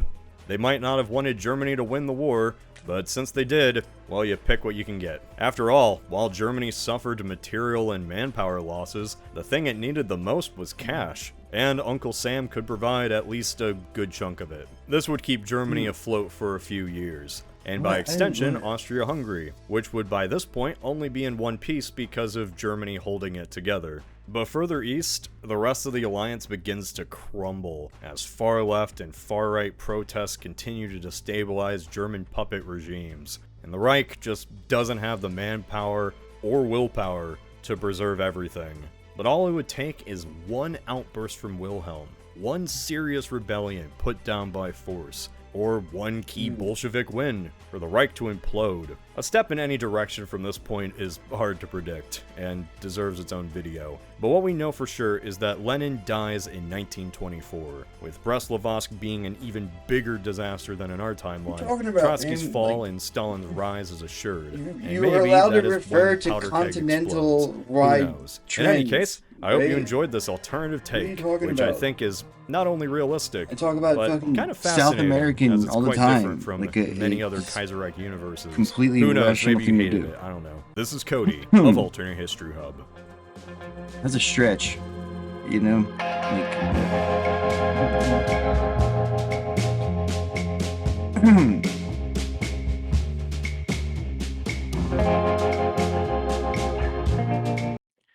Fucking Cody.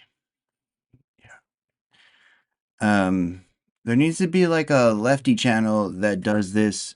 There are many. What are you talking about?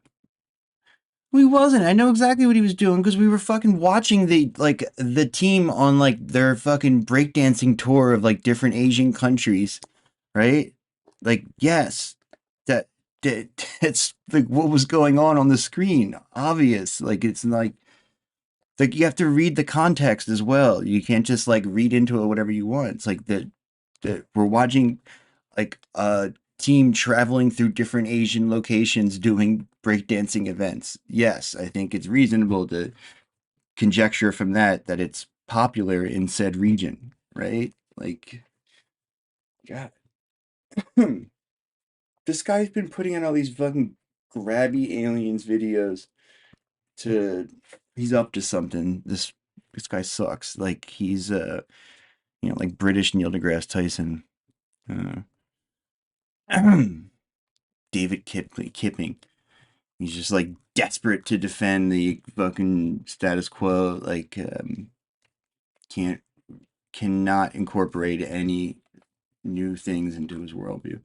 Like, shit's like heating up. Like, there was a crap load of UFO videos a few years ago, and now there's even more. Like, every single day there's something else. Like, I don't know what these guys are gonna, like, I don't know. They need to jump ship soon enough. Look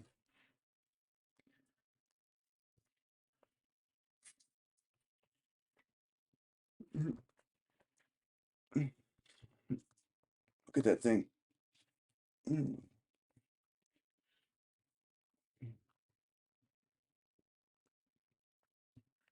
Antarctica becoming independent before the end of the century?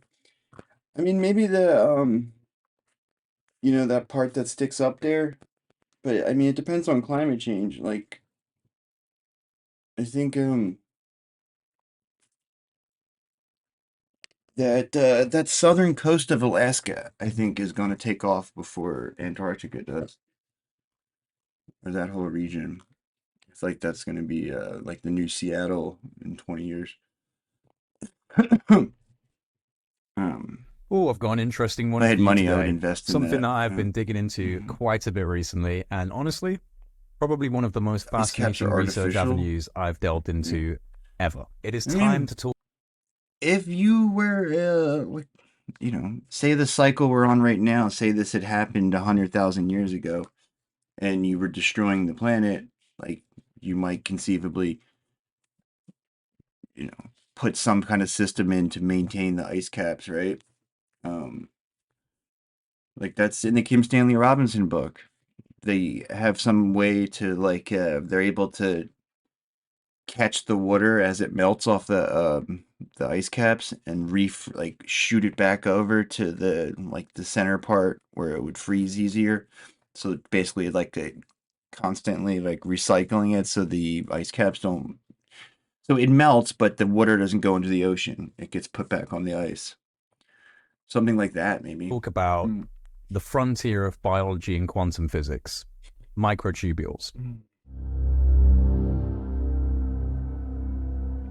Like, I don't even know, it's hard to tell, like, what kind of, like, prospecting is going on down there, because I'm sure they are, right? But, like, I feel like if there was a lot of shit down there, the Americans would be making noise about changing the treaty, And the fact that they're not giant coal-powered ice makers at the poles. Yeah, I forget how the thing ran in the book. It's obviously, some sort of renewable system. Again, like, if you want to be fucking, like, optimistic, if you're feeling doomer, read that book, right? I would advise JT do the same. It lays out a pretty reasonable, pretty doable scenario for completely, like, just,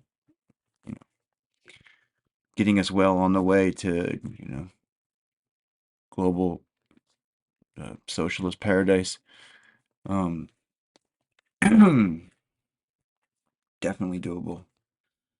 Like, what's the storyline in Star Trek, right? They have a World War III, and then there's like 75 dark years or something. I don't think we need to have 75 dark years. Oops. Tubules represent. God, who knows what technology they're suppressing too? And there's definitely shit that they have that is not, anything that's going to severely bite into the fossil fuel world. They're going to do everything they can to suppress, right? And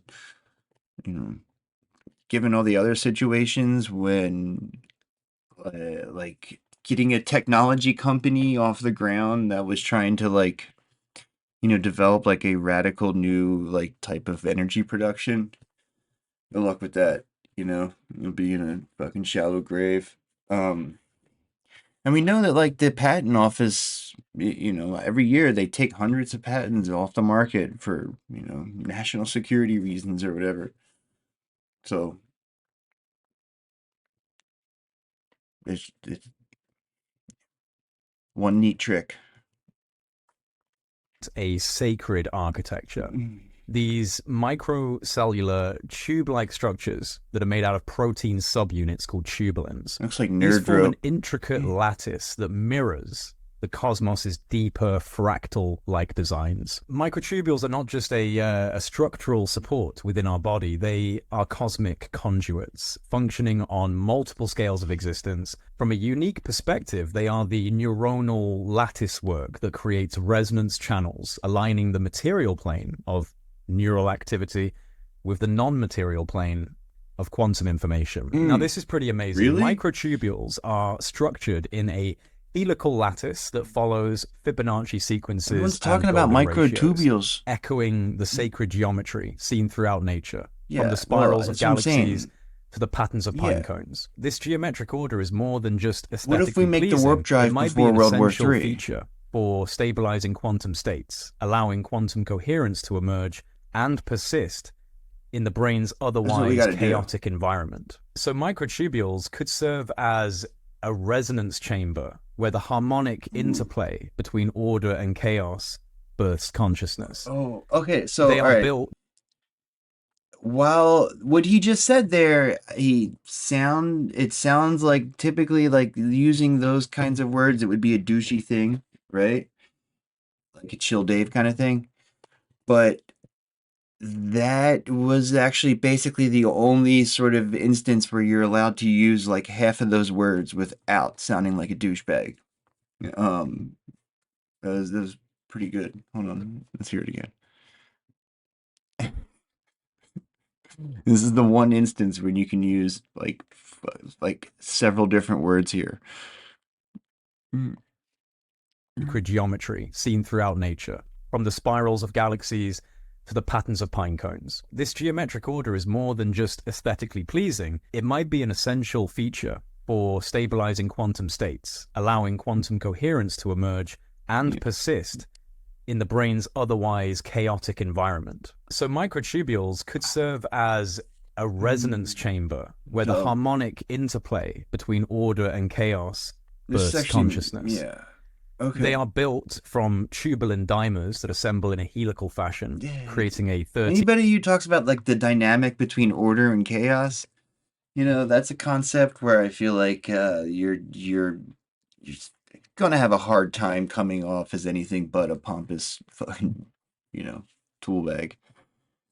That just that sort of dynamic that he was just describing, I would say, is one of the instances where it actually is the most apt way to describe what's happening, you know? It's just pretty neat. Dude, you fucking put that back alley knife missiles off the market. We need to just let Raytheon, like, handle that. You know, I wouldn't really trust any startup to enter the knife missile industry. You know, we need to just, you know, maintain a monopsony or whatever. Seen protofilament lattice with a The most English guy on the planet is the guy who writes the he's a British ufologist, but not this one. This guy has got like he's so like you know, he's like so hogged up these days. He's like you know, all the fucking mega like you know, like their issue of the week, whatever it is. He's like George Galloway kind of, I guess, right? Where he's like has a much more like rosy-eyed or, you know, clear-eyed perspective on Trump. His cult. Periodic twist. This helical arrangement could act as a waveguide for quantum information, directing and modulating the flow of energy and data. And this helical geometry is ubiquitous in DNA, galaxies, and fundamental fields, suggesting a universal pattern of resonance that bridges between different scales of reality, from the subatomic all the way up to the cosmic. This alignment could serve as a basis for quantum coherence, allowing the brain to engage with information across different layers or scales of reality. The topology of microtubules may support a form of topological quantum computing within the brain, where information is not stored in states that can be easily disrupted by environmental decoherence, but maybe exists in the twists and knots of space-time itself. This concept is inspired by topological quantum field theory. This suggests that consciousness may have access to a non-local memory field, a kind of quantum hologram, where past, present, future are all interconnected in a superpositional state. In this view, microtubules could be regarded as transdimensional bioantennas that resonate with the zero-point vacuum state. Yeah, okay, the but like, fundamental fields this underlying is actually that's actually kind of a debunker take, right? Trying to explain non-locality, conscious non-locality, whatever the fuck they call it, you know. Trying to explain that away as just some sort of processing system that uses the quantum fluctuations as part of its operating system is a lot more debunk. Like that's a debunker take compared to some of the alternatives, right? Which could be like our consciousness is beamed into our brains, like there's a receiver in our head, the fucking medulla oblongata. There's a whatever that fucking spot's called. Gold Zooter? What? Is that what it's called? We were just watching the thing about it last week that Gary Nolan was saying. It's like a part of your brain that he says is like an antenna or something, which like I said, compared to some of the other options, this one I think is pretty tame. Existence.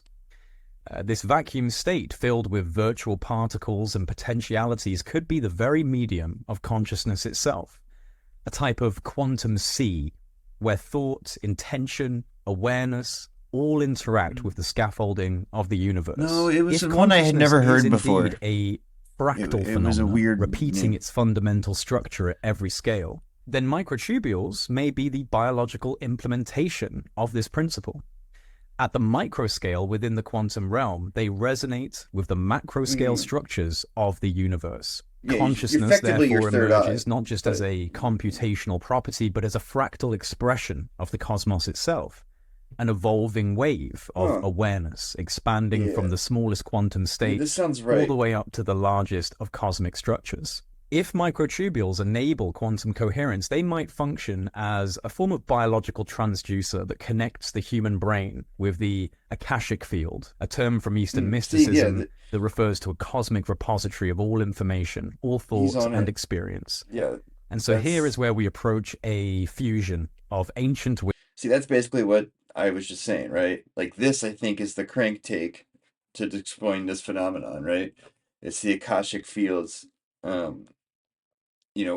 like the hard drive where we live on, wisdom, and cutting-edge physics. Quantum field theory introduces us to the idea of the quantum vacuum, an underlying sea of potential energy and information.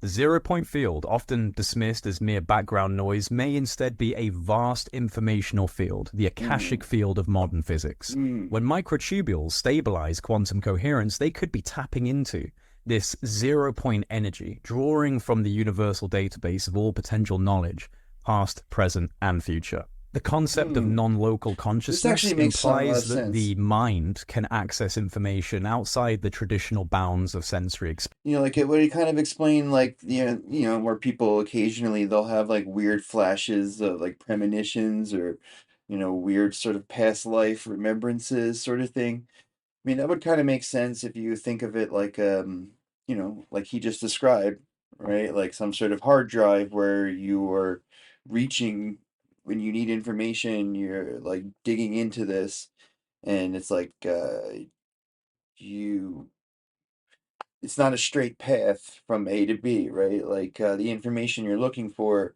it's conceivable that you might like go take too many wrong turns and end up like in the future, or the past, something like that, right? Like if you're in a library, right, and you're looking for a book, like you sometimes go the wrong way, you know. You end up in the more modern section of the library. So if the brain's microtubules create coherence, yeah, dude, what would it? Do you think we could set up like a worker state in Antarctica?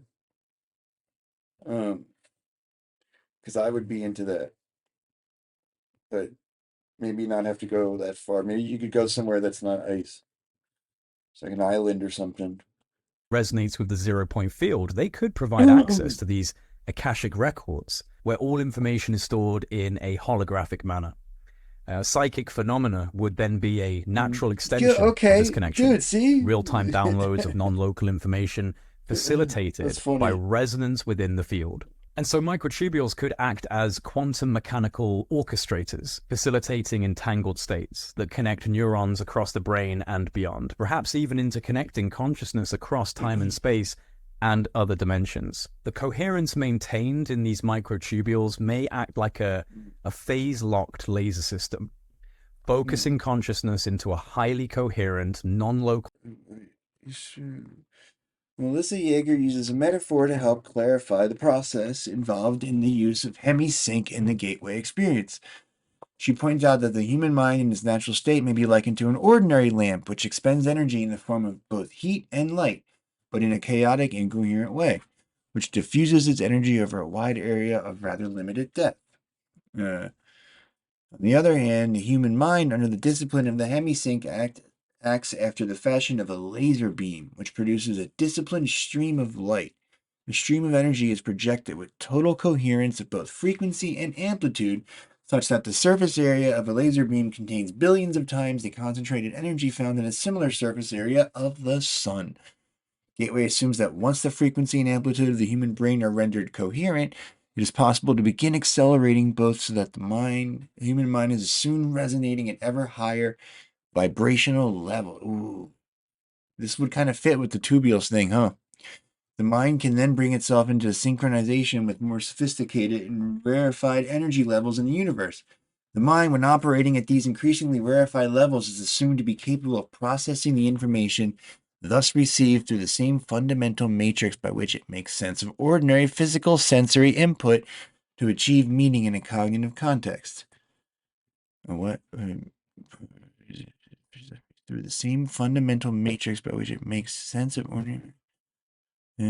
Assumed to be capable of processing the information thus received, which makes sense of the ordinary physical sensory input to achieve meaning in a cognitive context. Such meaning is usually perceived visually in the form of symbols, but may also be perceived as astonishing flashes of holistic intuition, or even in the form. Wow. This makes a lot of sense, doesn't it?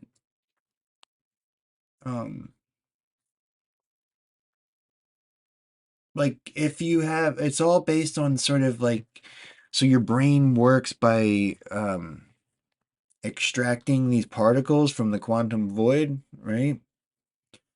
I guess is the theory here. So there's room, you can keep doing it more and more, right? Like you can keep ramping it up, like you can theoretically extract more and more, and then once you have those particles, the microtubule thing has some sort of vibrational capacity in it, so that like you can get on the right pattern, and like the guy jump roping, right? Like din, din, din, din, din, din, din, din, din, din, din, din, right? That's fucking cool. I mean, it's cool because it makes sense, right? Like, its brain is such an enigma. Like, how the fuck does it all, like, what's the electricity? Where's that electricity come from? You know, like, and something like this is, I think it makes a lot of sense. Just explains like different dynamics of the brain, and you know, sort of like in multiple aspects are explained with like simple descriptions like this, you know. State capable of transcending classical limitations.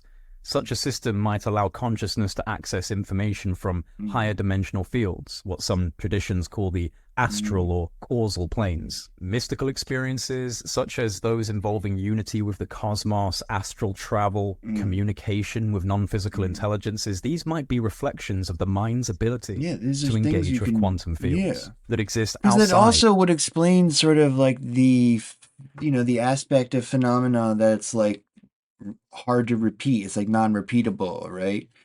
And it involves like communicating on these higher planes involves some degree, like the participant has to know what they're doing, I guess, right? Like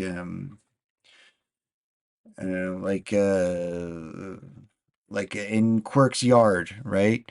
Like if your tubules are bouncing around faster, right? If you can get your tubules to pop faster, you can see those beings in the backyard there, right? Like we can't see them because our tubules are too slow. And if you get your tubules pumped up, like, you know, Stephen Greer style, you'll see the aliens, I guess. Of our normal sensory bandwidths. The orchestrated quantum coherence in microtubules could modulate these fields. I'm getting my creating tubules interference fucking bouncing, patterns that project subtle energy states into conscious awareness. These patterns might explain why altered states of consciousness, whether induced by meditation, psychedelics, or even trance, seem to unlock access to profound non-local experiences. Psychic phenomena like telepathy, precognition, remote viewing, these could all be it's also properties of this haphazard, noetic you know, field. like it's so sort of like, it's like the haphazard nature of it all, where it's just bizarre and sort of hard to like completely describe, you know. That would work with this, like that explains this, or this explains that, right? Which is kind of interesting. Because I always, like, you know, that was something that made me skeptical, right? The fact that it was like that, you know, like it wasn't, I don't know, like if you saw the same fucking flying saucer every time, right? That would be different than as it is now, that you mostly see similar craft, but like not quite the same. They're all like a little bit different, you know? In the backyard, it was fucking alien. Yeah, they look like aliens. They look like aliens that had like a fucking like a camouflage, like a some sort of device where they could, you know, like resonate or whatever. Like the way that like our military uses similar phenomenon, like light to, you know, like different ways where it like bounces the light back at you and makes it, you know, makes you invisible. You could see how something like what we have now would evolve into what they had, which appeared to be like a something he had like a device like in his belt or something, where he could just sort of like flick the knob, and depending on like what the lighting was like in like in the backyard, it's dark. He had to like change it to fit the right conditions. And then, I mean, I guess we can look at it again, but it's like it looks like he's blurry when you first look in the camera, because the camera's not even looking at him. The camera's pointed somewhere else. It's just happening in the background of the video. And it's like a blur. And then the blur slowly comes into focus, and like you can see him fucking clear as day. It's sleeve stack. It looks like a sleeve stack, right?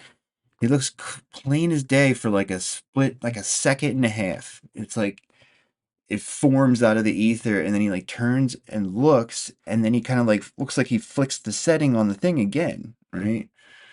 And then he's gone, right? Again, it would make a lot of sense. Like, think about it if you had a camouflage device like that, like a cloaking device. Say you just got out of a spaceship, right? And you look around in this guy's backyard, and all of a sudden you see these humans coming. You're like, oh shit. And he starts flicking through it. Like, maybe like the beginning of the video, he was like exiting the spacecraft, and he's like, oh shit, those humans can see me. Flick, and then you can't see him. I mean, that's just what it looks like to me, but it's crazy. Quantum consciousness field. That's what I'm saying. Exactly. That's what I mean. Because we have, like, rudimentary devices like that now, I can easily see a society that has a much better version of it, that they can just clip onto their belt and, If consciousness can indeed entangle with other conscious entities or events, it suggests a kind of psi-informational resonance, where minds communicate directly via quantum channels. And this actually resonates with the idea of the Einstein-Podolsky-Rosen paradox, but it extends it into the domain of conscious experience. Quantum mechanics shows us that particles are not fixed entities. They exist as probability waves, fluctuating potentials that collapse into a defined state upon observation or measurement, depending on where you sit on the skeptical lens. When considering consciousness within this framework, we step into a realm where the mind is both observer and participant in a cosmic dance. In quantum physics, the observer effect suggests that consciousness plays a direct role in determining the state of reality. If microtubules allow for quantum coherence within the brain, they may also enable the collapsing of quantum potentials into the conscious experience. Now, this would mean that every act of perception is not a passive, but an active co-creation of reality, where consciousness is the fundamental agent of the universe's self-realization. Ancient mystical traditions, from the Taoist yin-yang duality to the Hermetic maxim, as above, so below, suggest a balance between the analytical mind and the intuitive heart. If we consider consciousness as a quantum mystical process, microtubules might facilitate a synthesis of heart and mind, where the emotional resonance fields modulate quantum coherence in the brain. This harmony could allow the brain to operate not just as a data processor, but as a cosmic resonator, tuning into the greater song of the universe. From a deeper philosophical perspective, we might consider that consciousness is not produced by the brain, but rather is a fundamental aspect of reality itself, much like space, time, energy, and information. What do you mean? That's not true. This is a pan-experiential view of the universe, where every entity from electrons to galaxies participates in some form of proto-consciousness. The OR, or the Orchestrated Objective Reduction Theory, proposed by Roger Penrose and Stuart Hameroff, provides a conceptual bridge to this view. In this model, microtubules serve as sites where quantum collapse events, triggered by reaching a threshold of objective reduction, might produce moments of proto-conscious experience. When scaled up to the level of neural networks, these events could weave together a unified field of consciousness. However, this process is not isolated to brains alone. It might occur throughout the cosmos, wherever quantum coherence and complex systems interact, not just in the neurological lattice of our biological brains. The holographic principle, suggesting that our 3D reality might be a form of projection from a two-dimensional boundary, adds another layer to this idea. Consciousness in this framework could be a form of information flow across this holographic projection, where microtubules act as quantum encoders and decoders of this information. The psychic abilities that we present might then represent a tuning of the mind to perceive and interact with the deeper, more fundamental layers of this holographic reality. And if microtubules indeed stabilize quantum coherence, they may facilitate a biological interface with the so-called divine, a connection point where the material meets the spiritual, where the seen merges with the unseen. This brings us closer to understanding the role of consciousness as a bridge between worlds, a hyperdimensional tune your mind so you can get maximum that efficiency transcends the from your limitations of tubules. space and time and matter. If psychic abilities are indeed real, which I think they are, I think they I've are experienced too. things myself, they may represent an evolutionary leap in human consciousness, an awakening to our deeper quantum potentials. Psychic abilities could be understood as the brain's ability to amplify and modulate resonance within the non-local field of information. In this model, individuals who demonstrate psychic abilities might possess unique microtubular configurations or neural architectures that make their brains more sensitive to subtle quantum vibrations, their consciousness more entangled. We could do like the Abby Hoffman thing, but for real. With the cosmos, could perceive information across time and space as naturally as others perceive a sunset. And I do think that intuition plays a role. I think highly intuitive and creative individuals, something that Gary Nolan has actually looked at in terms of why people experience things with anomalous phenomena. There seems to be a bit of a connection between people who are highly creative, highly intuitive. Perhaps this is that reconfiguration on a bio-microcellular level. Pretty hard, the but, microtubules in these individuals are all. He's I don't really fucking follow him too closely, but like just seems like he like got really into like using AI to do ufology, and this is where he's at, I think. Right? He eventually got, you know. I think a lot of ufologists, it's like if you stay in the game long enough, like eventually you're gonna get into the woo, like the weird stuff, because it's there the whole time. It's there. Every case, it's like there in the background or in the foreground, but it's always there. Sooner or later, you go down that path, and it's very interesting stuff to find there. I mean, this is the first I've heard of any kind of like reasonable scientific explanation that explains this whole range of like paranormal phenomena, right? It makes a lot of sense, and it also makes a lot of sense that it's like this doesn't imply. I mean, I guess it kind of implies like some sort of like higher power or like programmer or something. But it's like a steady state. Like there doesn't. You could set it up to like automate it like the way it is, just with the sort of dynamic with the tubules and all. Sort of like it enables people, like you have the potential to do anything, but not the need. You're not forced to. Kind of. We do that to ourselves.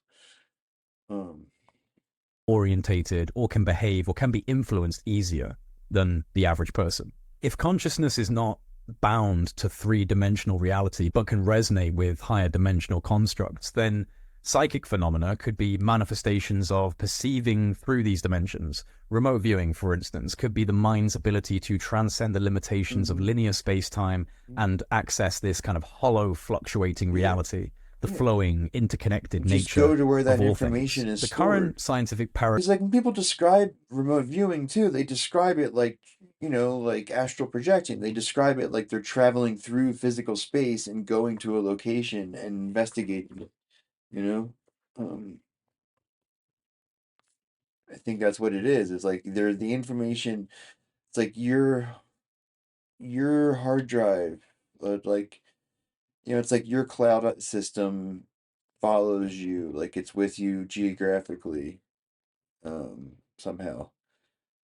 And so if you go to where, like if you want to spy on somebody or whatever, you could go nearby them physically, and like when you reach into that quantum field, you are somehow trained your brain to the point where you can reach out of your quantum field and into your neighbor's quantum field and figure out what he's looking at. somehow, right? Which I feel like is based on the way the remote viewers describe it, like it's a lot easier than what I just said, you know. Paradigm is rooted in materialism, and it struggles to accommodate these types of ideas. Time is an illusion, huh? But I think to fully integrate these concepts, we need a new science that merges the mystical with the empirical. The divide between science and mysticism, it's a false dichotomy. True wisdom lies in the synthesis of these approaches. A science that honors the empirical search for truth while embracing the experience. Neoliberalism, it's like, or liberalism more generally, but specifically now, it's like there's no. What is this? How do you value this? This like this line of thinking, like how do you monetize your microtubules? You know. That's experiential wisdom of mystical traditions. Introspection is not in this profitable. Integrated approach, microtubules and quantum coherence become not just scientific curiosities, but potentially keys to understanding the nature of consciousness and the cosmos. If consciousness is indeed a primary element of reality, then our exploration of microtubules and quantum coherence and psychic abilities is not just a scientific endeavor, it's a cosmic game. I think about it more like Interstellar. Not that it's happening all at the same spot, but it's like within the same light cone or whatever. You know, it's like you go to that box and you can conceivably find anything. You just kind of have to like know where to go, right? It always confuses me what to think about it in, you know, when people say like time is happening all at once or whatever. I think like that throws me off. It's like, what time? What do you mean? Like the 2024, right? Like what happens if it's 2025? How is 2024 and 25 happening at the same time? Right? Like the sun has made the additional rotations, the earth has made the additional rotations around the sun in between 2024 and 25. Like clearly something happened. It's not happening simultaneously, you know. But if it is like just sort of like a giant cube where like all the different events and knowledge and all is somehow like in there somewhere, right? You can like kind of go to it conceptually in your brain. I mean, that makes a lot more sense to me. Again, like Interstellar. A dance where humanity as conscious observers and participants play a vital role in the self-awareness of the universe. In this light, our quest for knowledge is a sacred journey, where each discovery is a step towards understanding this infinite play of consciousness and creation. Ultimately, these claims around microtubules, stabilizing quantum coherence, and in doing so facilitating non-local consciousness and psychic abilities, these are more than just ideas. It's a vision for the future of human understanding, and it beckons us to explore the depths of what it means to be conscious beings in a quantum universe, where reality is more fluid, more interconnected, and profound than any current model allows. It invites us to see ourselves not merely as isolated biological entities, but as interconnected nodes in a vast, conscious cosmos. This is a call to the mystic technicians of the modern world, the scientists, philosophers, spiritual seekers, and visionaries to embrace the wonder, to question the limits of what we know, and to dare to imagine what we have yet to discover. Would never. In this quest, microtubules might just be the bridge between the known and the unknowable, the material and the immaterial, the finite and the infinite. And on this bridge, we may find the true essence of consciousness itself, both as a mirror of the universe and a window into the soul of the cosmos. The deeper we tunnel into this terrain, the more we recognize that consciousness is not just a passive observer of reality, but the very architect of its unfolding. What if the universe itself is fundamentally quantum-centered, a conscious, self-organizing system that uses quantum mechanics to compute its own existence? Microtubules in this sense could be seen as biological terminals within this cosmic computational matrix, enabling human consciousness to Transporting a participate fly? in the Like teleporting? co-creative process of reality. The experience of psychic abilities might simply be our awareness tuning into different lines of this universal computation, accessing probabilities and timelines in the quantum realm. Beyond merely being a phenomenon within the brain, consciousness is more than likely an ontological field, a fundamental layer of reality that underlies and interprets all forms of existence. Microtubules then become more than just structures. They are fractal resonators within this ontological field, capable of modulating and interfacing with the cosmic mind. From this perspective, psychic phenomena are not supernatural, but are instead manifestations of deep ontological connections that our consciousness has with the universe, with our reality, with each other. Imagine consciousness as an interdimensional mind that operates across multiple dimensions of existence. If microtubules stabilize quantum coherence, they could enable our three-dimensional brains to access these higher dimensional informational fields. Advanced physics theories such as string theory and M theory suggest that higher dimensions exist beyond the familiar four-dimensional space-time limit. That would be crazy if string theory ended up being right with the 12-dimension ship. That would be really funny, actually. We're accustomed to. In this context, psychic phenomena could be interactions between our consciousness and these higher dimensions, facilitated by microtubular quantum coherence. By combining the latest discoveries in quantum neuroscience with the ancient wisdom traditions that have long intuited the multi-layered nature of consciousness, we begin to see the contours of a new framework. In this view, quantum coherence within microtubules allows consciousness to function non-locally, in alignment with the principles of quantum entanglement and superposition. This idea resonates with the mystical concept that consciousness is both immanent and transcendent, localized within individual beings, yet capable of extending across the cosmos. And I think we stand on the precipice of the new paradigm, a fusion of deep science, advanced philosophy, and mystical insight.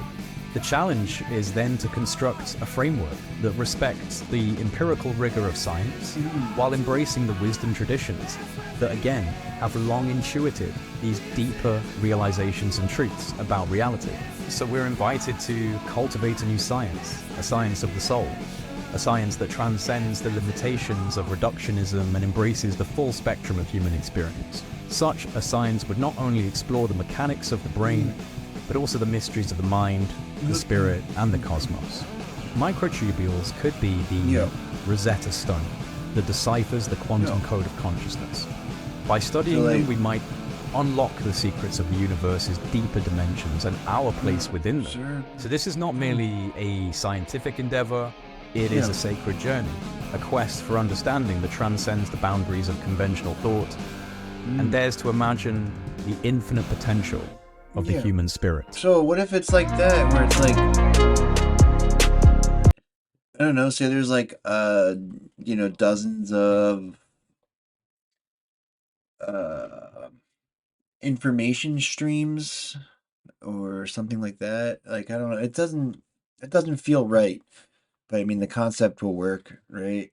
And sort of like that, the confluent, like at the node points where like, I don't know how that would be. So it's like, there's like 12 lines, right? Just for simplicity's sake. And they go every which way, right? But occasionally they meet up, and when they meet up in the same place, like when there's like a 6 corners intersection or whatever, there's potential for like different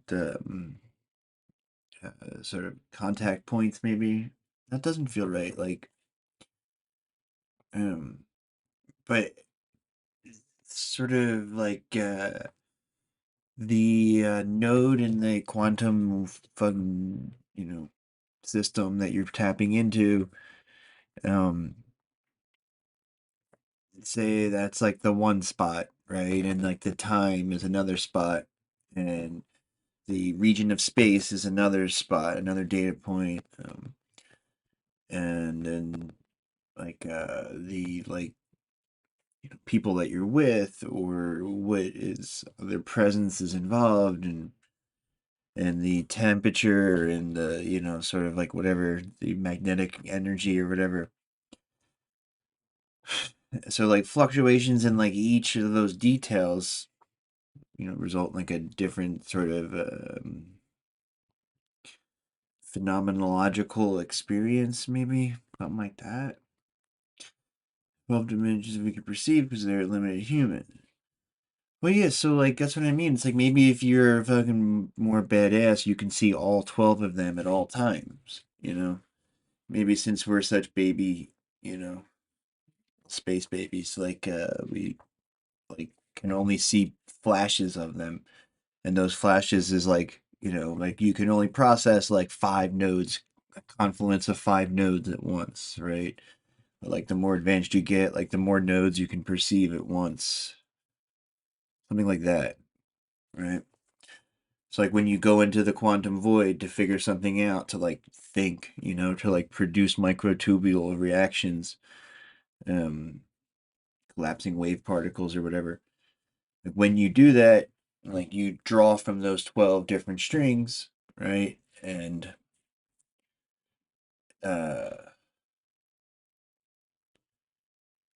so if you grab 11 strings and then you grab the 12th string funny, or you like grab it from the wrong end or something, right? That's maybe when you have paranormal experiences. Or like, like I said, it's interesting to me because I've never had like a conceptual framework to consider this stuff. Like I've thought this stuff was real phenomenon, but I just didn't know how to like, reconcile it with like what I knew about physics and stuff. Right? This seems, this is, yeah, I think that's powerful.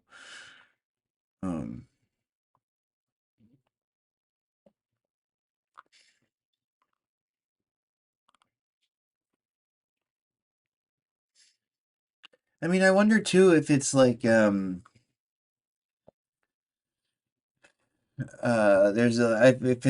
it's a conspiracy for why like these ideas haven't percolated more in the mainstream, right? Is that intentional? Like aside from just like basic like like capital doesn't want to invest in more research, but like is there coordinated like capital's intentionally not investigating some of these paths because that's how disruptive it would be?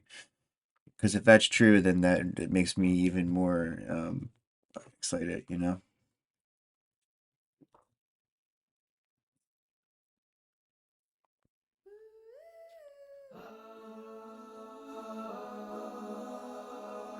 Who produced this record?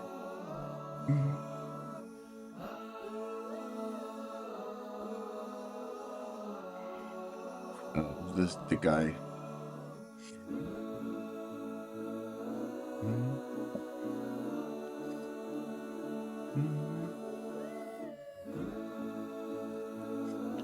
It's not really a sense thing though, is it? It's just a brain thing, It's not like your smell's not one of the data points that I'm envisioning, right? It's not like that kind of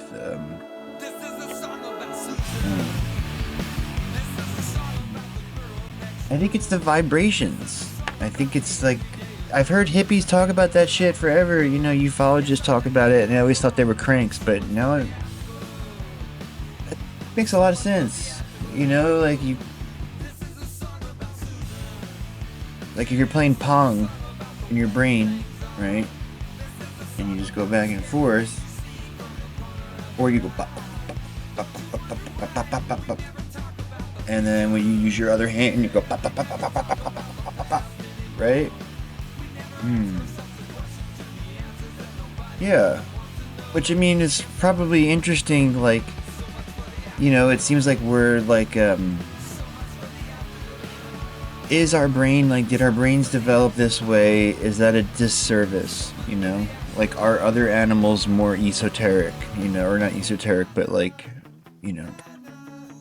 do they use different parts of their brain? Like, do they access different parts of the quantum information field, right? Do they, like, have a more sort of, like telepathic-y seeming,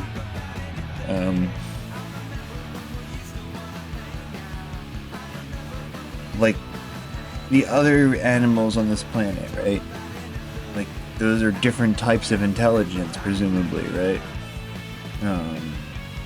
How's that work, right? Because it wouldn't be like...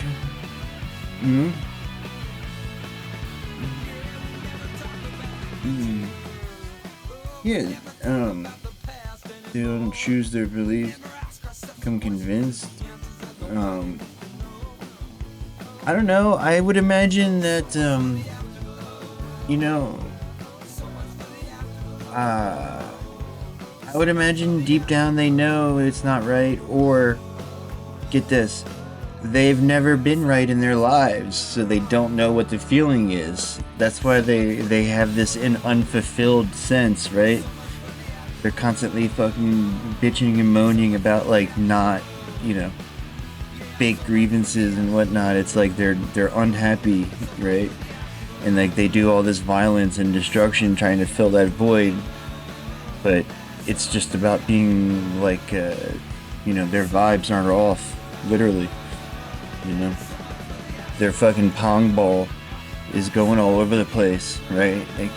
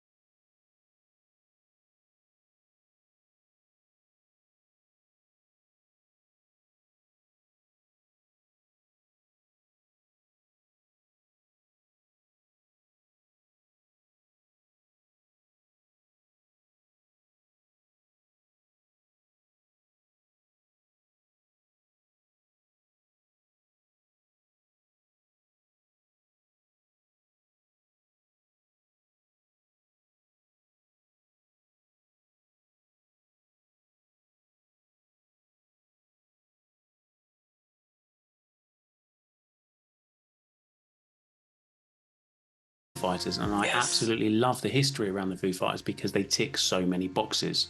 Never truly debunked, and not a consensus around a conventional explanation as to what they really were.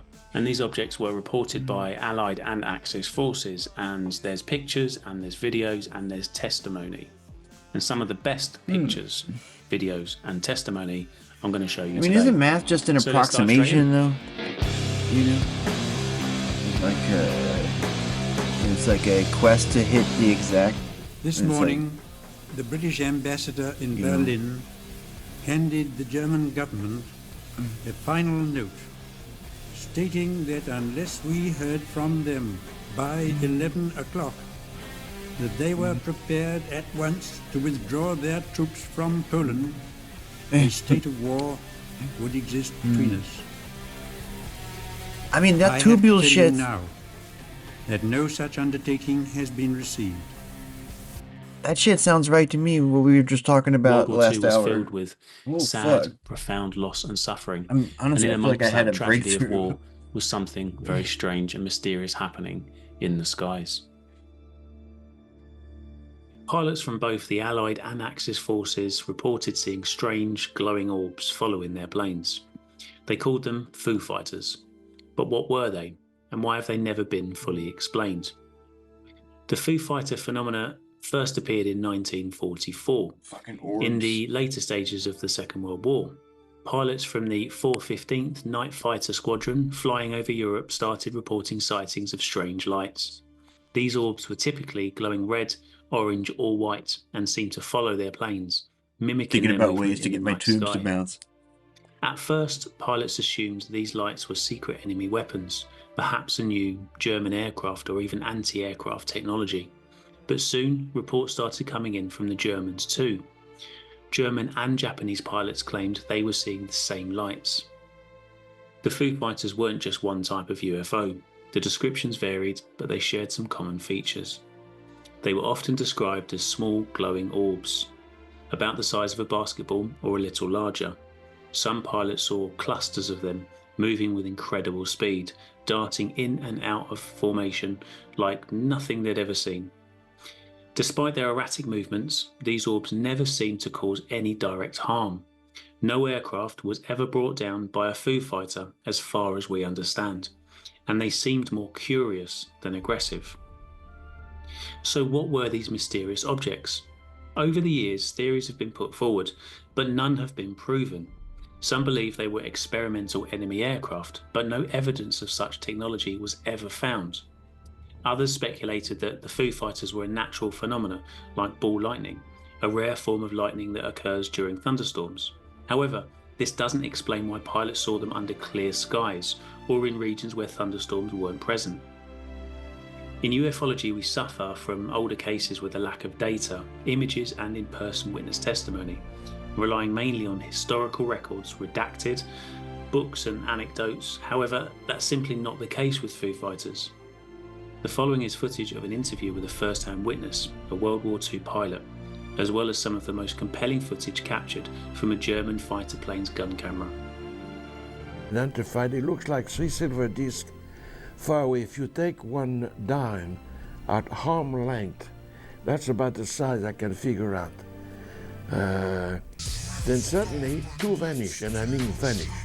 Blue sky, I vanish. And one, the time to say 1, 2, 3, make a long circle with crashing green, blue, red, everything on the back towards us, pass between us and the mountain like a lightning, and went zigzag and disappeared.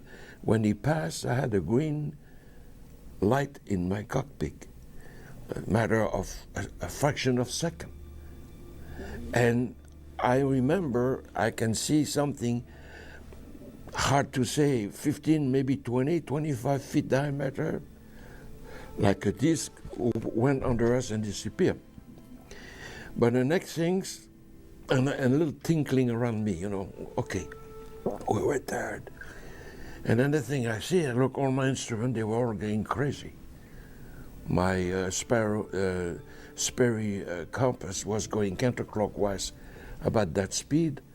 All the other instrument was going this crazy, and I said, of course I have the answer today. But I said, holy smoke, what's going on? And when that took place, my 2 wings went sky high, yelling, and the interphone, what's going on? Shit, I'm back and all that. I said, hey, back. And then I said, no radar, no nothing, navigation. What can we do? Radio wasn't functioning anymore. Well, lucky when I think about it, Magneto was still going on. That's still a mystery, because what happened today? I know high level of magnetic field. Okay, so fortunately above the mountain, I saw the base far away. Thanks God. So we all land, and you see 3 exciting guys were going down there. We arrive, and like normally, we had to do our reports. On our report, we say everything like it happened. And that's why the CEO, when he began to read that, he looked at us, he picked up the phone, and he says, Doc, I got to send you 3 guys. They got mass hallucination. They're very, very tired. Give them and we had to go. I was mad. I said, what? 20 minutes? Blah, blah, blah, blah. And I said, God, no, it's not possible. What's going on? I mean, is that a secret weapon, a new secret weapon of the German? The briefing and the intelligence in each briefing should tell us nothing of that kind. What is this? We can't fight that. If that's a secret weapon of the Germans, so we can't fight that. We lost the war. You know, going gloriously with our plane at 450 miles, you know. So finally, I took the CEO to the hangar and I said, sir, you better tell us what's happening. You must know more than we know. What is happening? Look what happened inside of the plane. It was 1 hour after. The mechanics has to take all those instruments out on the 3 plane. And he went crazy. He said, wow, all this smoke, I don't know. Well, if you don't know, you better believe our story. We were grounded 4 days. The second day, we had some VIP coming early in the morning. We had to be put inside a room, questioned. Oh, Colonel plus his aide and everything. Gentlemen, he says, you are not crazy. You are not having hallucination. You have seen the right things. Oh my God, I said, I'm going to see something. We are going to know what's going on. Yeah, but meanwhile, the aide make us sign some paper, you know. You don't remember everything. You haven't seen nothing. Military secret, and that's about it. Otherwise, the war is finished for you. 1945.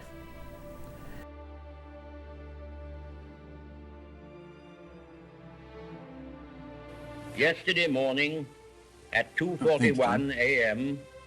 at General Eisenhower's headquarters, General Jodl, the representative of the German High Command, and of Grand Admiral Dönitz, the designated head of the German state, signed the act of unconditional surrender of all German land, sea, and air forces in Europe to the Allied Expeditionary Forces and simultaneously to the Soviet High Command.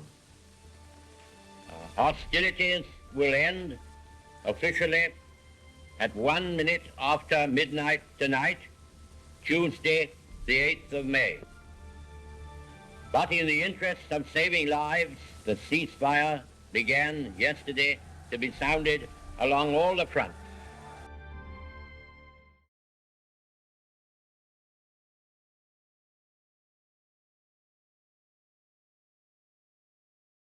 Chris, that woke skater. Tim Pool is not really driving a pro-Russian narrative, so what's the big deal? I hate him with a passion, but Israel has bought the president. Is he running a pro-Russia platform? As far as I can tell, Russia has the right to protect their border from NATO-backed fascist Ukrainian forces. Well, first off, I mean, have you been listening to the program today? We said, like, I don't care about Russia's influence.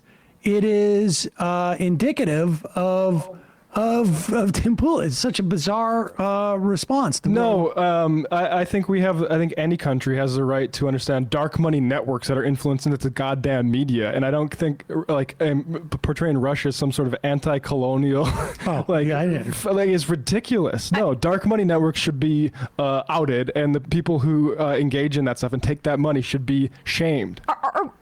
I'm sorry, but can we just dispel this really quickly, like immediately with just this clip? We're saying he's not done the pro-Russian narrative. This was 2 weeks ago. Yeah, that's also bullshit.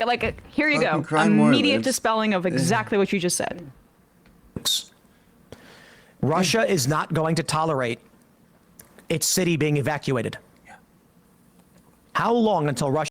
Again, like, there's not like, I don't even watch Tim Pool's content. I'm sure he's a fucking dumbass reactionary, but the reality is a pro-Russian narrative, right? Like, in this context, right? In this limited context where, look, I don't know if I would call it exactly what that guy did, but the Americans started the war and have been fighting it completely different.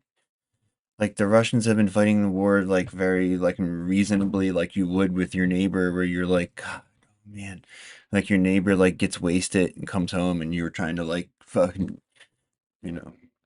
get him back in bed to go to sleep, and he keeps like fucking swinging at you or something. And the Americans are doing it like it's like, they're trying to like destroy like a fucking housing project or something, right? That's the kind of the vibe I get. I mean, shit. Just like it's just bizarre that like anybody can know anything at all about like our history in recent years and think that like we're do anything but a malign influence literally everywhere we are in the world, and the countries and the forces in the region where we're actively waging war on humanity, they should do everything they can to resist it, right? It's like that's such a straw man with dickheads like him are like, oh, Russia's not anti-colonial force. That's not that's not what that's a wrong framework to look at it as, It's much more like there's a belligerent who's like actively rampaging on your part of the world, and like eventually it gets too extreme and you have to do something to fucking like back them up a little bit, right? I just don't know how, like, just like anything you like, just looking at what happened from the Maidan on, right? Not even before that, but just seeing all that happen and think that like, oh, this is just the democratic will of the Ukrainian people, bro. Like, no. And it's fucking childish to like look at it and think that like Russia was in any way like an aggressor or whatever. It's like they did everything they could to like calm things down. They were making money, like they had a good business relationship. They were incredibly like generous with their neighbor too, which I think is also lost in the discourse. Like they were one of the only places where they could get oil from anymore. Like nobody else would give them credit because they never paid any of their fucking bills. Like plus they were making money on the transit fees, right? And the whole thing was just like very much like them like grudgingly having to like assert some level of sovereignty, because it's like they don't want to start shit with America. It's like a pain in the ass, right? Just all the sanctions and all the like the just heavy-handed like lib like propaganda out there. It's just it's a mad hassle, I think, for any adult in the region has to deal with. These fucking this guy's got like this whole show's got such fucking awful takes on this, which is bizarre because Do you not remember? Do you what do you not what do you see? It just the historical precedent is so clear that even if you couldn't tell like the ins and outs of the parapolitical intrigue, just think in your head, right? Every single time we've ever done anything like this, has there ever been a situation where we did something like this and had a good outcome, right? Like, is there ever an instance that you can think of where we like did not make things significantly worse? Yeah, I mean, I don't know if it's that. I think it's like the fucking demon rats are trying to do Russiagate for the election. You know? I don't think they need to manufacture consent against Russia, right? I think they got all that they need, right? I think yeah, I think that's them trying to do fucking scary Russia. You need Joe Brandon to protect you from Russia because he's NATO guy, and Donald Trump, he's going to break up NATO, right? I feel like that's their. It's interesting that it fucking fits exactly in line with like their campaign strategy, you know. They're trying to scare the libs like they scared the fucking grandmas about crime wave, right? They're doing the crime wave, but on a global scale, right? Oh fuck, Donald Trump, he doesn't. He's sloppy. He's gonna let his guard down, and all this scary crime wave shit is gonna come home and get you. It fucking sucks, dude. It's like it's supposed to be like the left of center party, and they're running on like the fucking war on terror redux. Like it's like.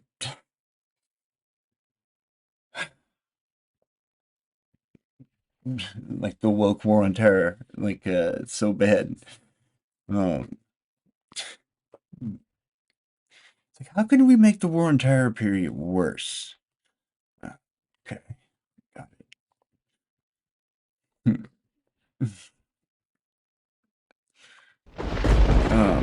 There's no way they genuinely came after some of the biggest alt media anti-China Zionist shit.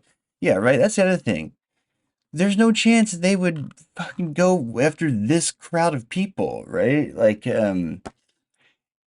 it's just there's so many people who they like would be a more sensible, reasonable approach, like that would get you more influence with people who it actually mattered with, right? Like you would be much more inclined to like bribe somebody from the Atlantic or some fucking think tank, some massive lib, right? Who's got all the respectability. And again, the kind of money that's involved here is like you could buy anybody with that kind of money, you know, like American politicians are like 10 grand and they're fucking yours for life, right? Like no way you need to spend that much money on any of this shit.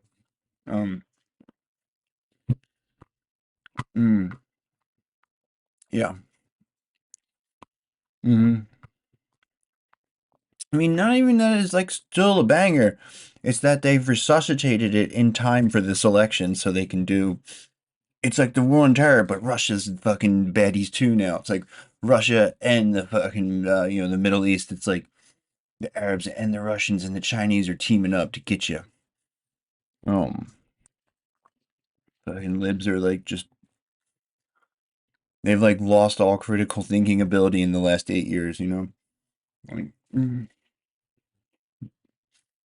I'm just waiting for the next like CIA retired CIA congressperson or news anchor to tell them how to think about everything.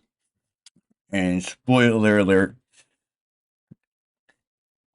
they're going to tell them to think it's scary and Trump is reckless and you better go to the warm embrace of the the Imperial War Machine and invest in Raytheon.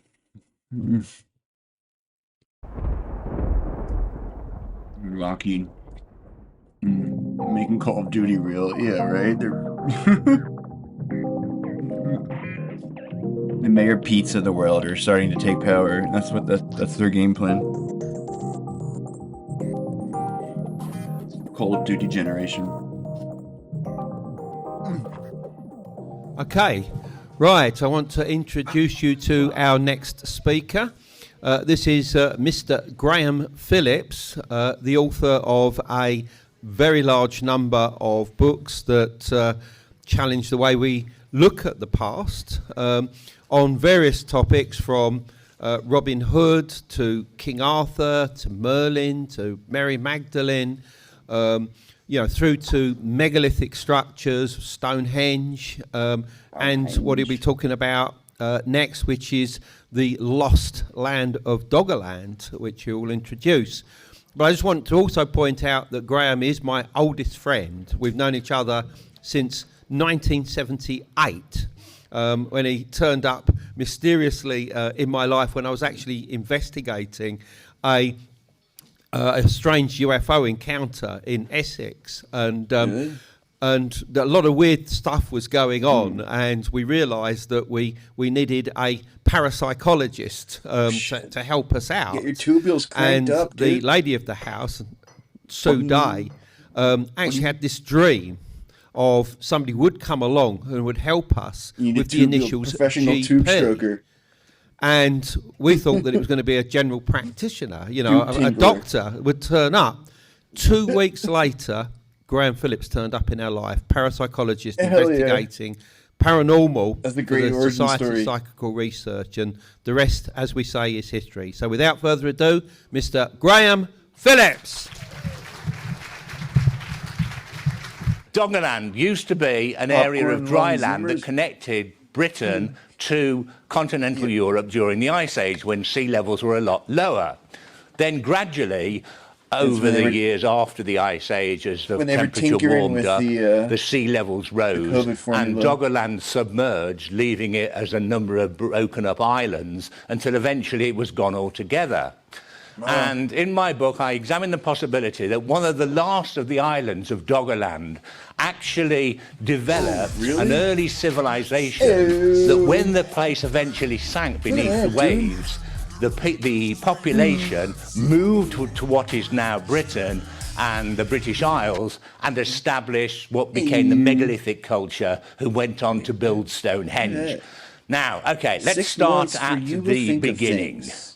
When the first Romans and Greeks arrived in Britain, between 2,000 and 2,500 years ago, they heard tales from the Celtic people of the British Isles that there used to be a civilization that sank beneath the waves somewhere off the coast of Britain. And the inhabitants came to Britain, and they were the ones who built the stone circles that were here before they were. And the Celts came to Britain from around about 3,000 years ago, but we now know that places like Stonehenge and other stone circles go back to 5,000 years. So they're talking about predecessor culture, and we'll call it the megalithic culture, or megalithic civilization, for want of a better word. And the Celts seem to have, well, they knew there was people who were here before them, but in their myths and legends, they were talking about the fact that this was founded by people who came from a sinking land off the coast of Britain. Romans, now, like the Romans supposedly didn't build the roads in Europe, right? Like they were already there. They just fucking like patched them up and stuff and brushed them off, right? Isn't that the legend? A lot of the people who wrote down these stories were Irish monks in the 5th century, in Ireland particularly. And what the fuck do they know? These Christian monks, did I say Irish monks particularly in Ireland? Yeah, they would be, wouldn't they? Anyway, these Irish monks, particularly in Ireland, talk about the fact that this island, they give it many names. Thule is one of them. Some people called it Thule. I don't like that name. Thule is the name I use in the book, because the word Thule was used. The Nazis began to adopt the idea. Like in a few years, when Miami is, inundated, they're not going to stay there and drown, right? They're going to move to fucking Tuscaloosa or whatever. This great civilization of Nordic people that used to live somewhere off Britain, and it was called Thule. Well, the actual name the Celts used was Thule, and it was nothing like some kind of Nazi super race. These people were basically considered to be wholly, well, like Debbie was talking about earlier, shame persons. Now, a lot of the later legends of fairy folk and things came from that. But when we look at what the earliest Greeks and Romans say that the Celtic people of Britain claimed, they claimed that this island was off the east coast of Britain or the northeast coast, somewhere either in the north or the east. It would have been. Now, there's not hardly any islands there at all now. All the islands in the British Isles tend to be on the west coast. But in the east coast, after the Ice Age and for many millennia after, as the sea levels gradually rose, these various islands sank. But there were a number of islands there that had once all been high land of the area of Doggerland, which connected Britain to continental Europe. So, right, is it possible that these Celtic people were right, that the people from one of the islands of Doggerland did become advanced? They came to Britain and they brought with them the idea and the skills to build all these stone circles. Well, first of all, let us just get an idea about what the megalithic civilization really is. I mean, I know most of you are all completely aware of many aspects of the megalithic civilization, but let's just have a look at a few and just remind ourselves. Okay, here we go. Let's see. Does that work? Yeah, we go. Anybody know what that is? Well, most of you probably haven't heard of it. It's miles from here. It's called Avebury. Oh, is he? Oh, apparently Andy's giving a tour around there tomorrow, and Hugh is, and they're accompanied by some famous people who, I don't know who those famous people are, but that's what it says. Special guests. Unfortunately, it won't be me on account of the fact. So, there we've got a ring around half a village where Andrew Bryan Collins used to live in Avebury. That is some massive stone circle. When I talk to Americans about this and say that Stonehenge is like about 100 foot, it's about 100 foot in diameter, whereas Avebury is 1,000 feet and surrounded by this massive great ditch and embankment, and which was probably, it's now about 30 feet deep and 30 feet high. It would have been much, much, much higher 1, 2, 3, 4,500 years ago when it was built. And there was originally considered to be around it about 100 outer stones weighing up to 40 tons, some of these things, which is heavier than anything at Stonehenge, with inner circles as well. Now, okay, that is the biggest in the... I'm doing it again, aren't I? That is the biggest in the British Isles. It's the biggest stone circle in the British Isles. But it is only one of these super large stone circles surrounded by ditches and embankments that were built by the megalithic people. And they themselves were just part of what are known as megalithic complexes, whole arrangements of megalithic monuments and monoliths and earthworks that tended to be similar throughout the whole of the British Isles. Go on to the next one and we see... Here's another one. The stones from this one have actually been taken away by the church years ago in the Middle Ages to build a church that's in the centre of it. But you can again see around the outside we have a ditch and embankment. Now, what's weird about these ditches and embankments around these stone circles, and you can get some idea about how big these would have been, the weird thing about it is that the ditch is on the outside of the embankment. Sorry, no, on the inside of the embankment, which is the opposite way round of what you would need it for defensive purposes. The idea of a ditch is to have a moat in it or to make it higher for people to then climb up the embankment on the inside, which is then fortified above with people hurling things at you. That's the idea of defensive fortifications. But if you've got the moat on the inside of the embankment, that's pointless for defensive purposes. And all we know about these people is that they did live very peaceable lives, because there's no evidence that they fortified their dwellings and their tombs and their graves bear absolutely no evidence of people killed in battle, like broken skulls and broken arms, and they didn't seem to make any weapons for any reason other than for hunting. So these were peaceful people, but they obviously had some deep beliefs in something. Whatever the reason for them building the ditch on the inside of the embankment is, for whatever it is, it's not defensive. It's obviously some mystical purpose or some spiritual purpose, religious, sort of scientific, who knows what it is, but it's not defensive. Now, the interesting thing is that these ditches and embankments are collectively known as henge monuments. Stonehenge has got one around it, but it's quite worn away over the years. And that's why Stonehenge gets its name. When people say, oh, there's a henge near us, and they're just talking about a little stone circle, because the smaller stone circles didn't tend to have these, they're not talking. A henge monument is a complex consisting of these kind of monuments. But that was not all. And the stone. Okay, now we move on to, where did this civilization come from? How did it get here? How did it get here? Well, I'll tell you. Well, I won't tell you. I will tell you how it didn't get here. The general theory is that it came from France, from Brittany, northwest France.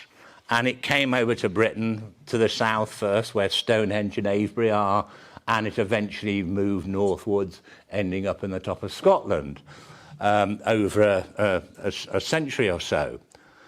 Well, that seemed to make sense. There are all these megalithic stones in Brittany. There's massive stone roads like at Carnac, which are extremely famous. There are many old burial mounds and standing stones galore, and various earthen mounds with stones on them. And yeah, they had a kind of megalithic civilization, and some people call it a megalithic civilization. Yeah, I mean, is that like, is all of these ancient megalithic civilizations, are they all sort of like, do they have like a common sort of like predecessor, or like it kind of seems like I know this isn't the case, but I'm gonna like just a descriptive framework. But if you consider that like all of the most incredible monuments around the world are from this much older period, right? That's like before anybody, it's like there's not like records about them building most of that shit that's like that first layer, it's like really old. Um, it's almost like there was like fucking some sort of like finite, like magical stones or something that eventually ran out, right? But like this is like the crumbs at the very end. This shit in the British Isles, right? I know it's not true, but it's kind of what it seems like. But it is nothing like the megalithic stone circle builders of the British Isles. They did not. Like what if there was some sort of like fucking, I don't know, like marshmallow stones that like they froze into place or something,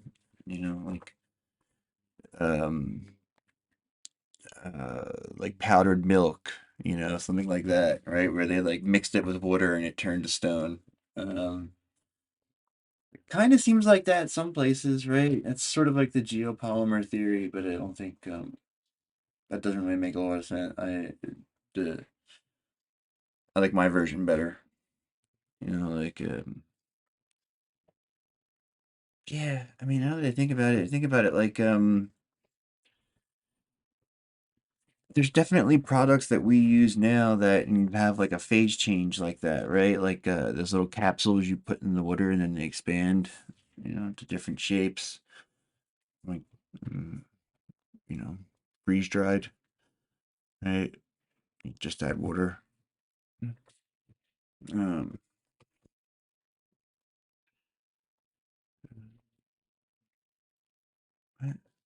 have these great big round stone circles with henge monuments around them and these great big artificial hills. They had some, but not an association with these stone circles and better stone synced up avenues better with the coming world from around stone them. circles. That didn't exist there. You have to see the whole thing in its entirety. It's not like, well, the Stonehenge and that looks like this, and the people from northern France built stone monuments just before that time. Yes, they did, but when you look at the whole situation in the British Isles and these massive megalithic complexes, which are the same from the top, from the north to the south, from Ireland through across to the east of England, they were all pretty much the same kind of Clickbait monument. MF, man. Why'd you name your book Atlantis? Before Avebury. I mean, this is where it's all starting. But this was part of I'll just call it the Stennes complex, which is Brodgar, this, and a number of other. There's an artificial hill nearby. It's far more worn away than Silbury, but it's there.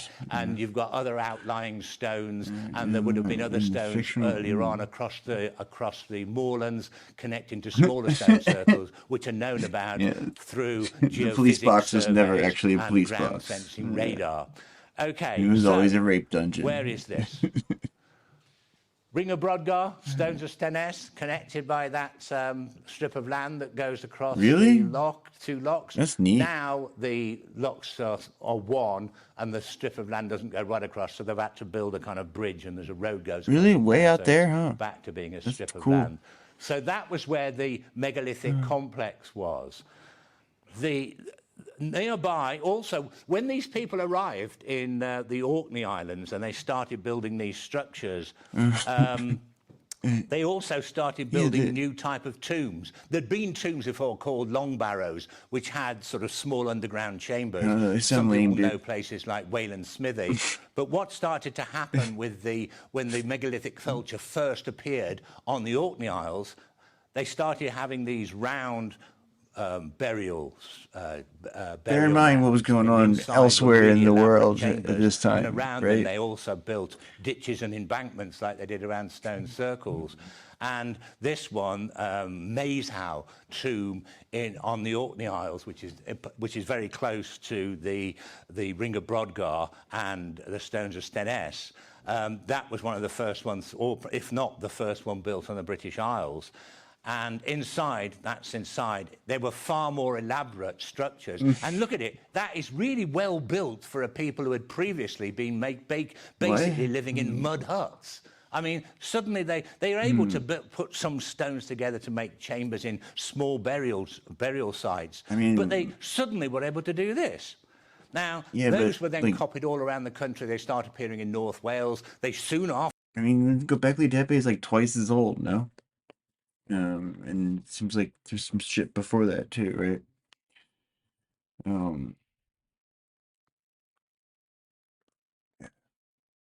think these were like Hicks, no? I think everybody else had they had the magic juice down there, wherever the fuck they were.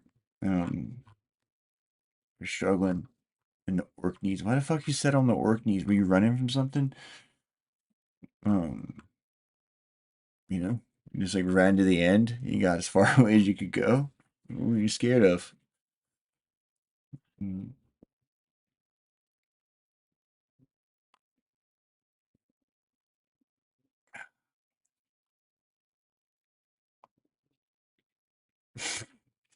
debunked your shit out of it. Tigerland debunked.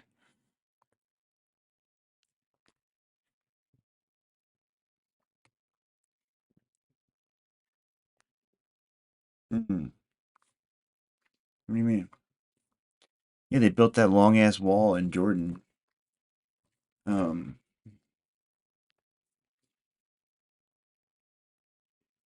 Somebody did. Old as fuck. How come they don't teach anybody about that? The one that Mystery History always talks about. It's like fucking 75 miles long in the middle of nowhere. And it's just like never mentioned ever. Like I never heard of it until I saw it on Mystery History.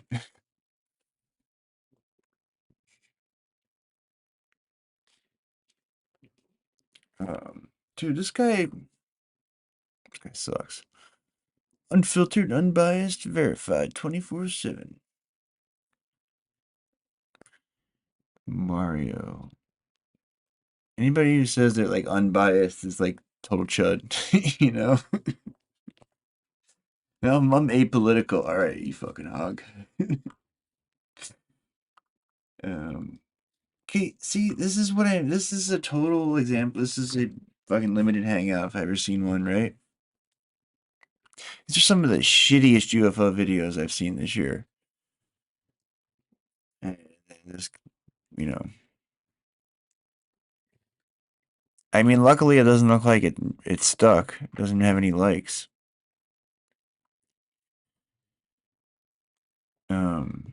There's not even this isn't even the video. This is just the Red Rocks saying there was a UFO sighting here at Red Rocks.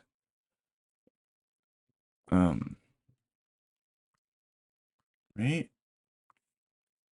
Yeah, it's Red Rocks. But I mean, there was a UFO sighting at Red Rocks, but it was like during the concert.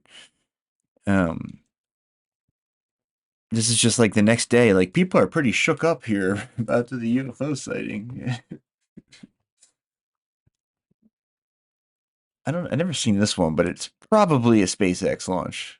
Like, this is probably like the second stage. I think we're seeing some aliens. No, you're not, dumbass. It's like probably the second stage or something, you know, coming down after boosting something to orbit, right?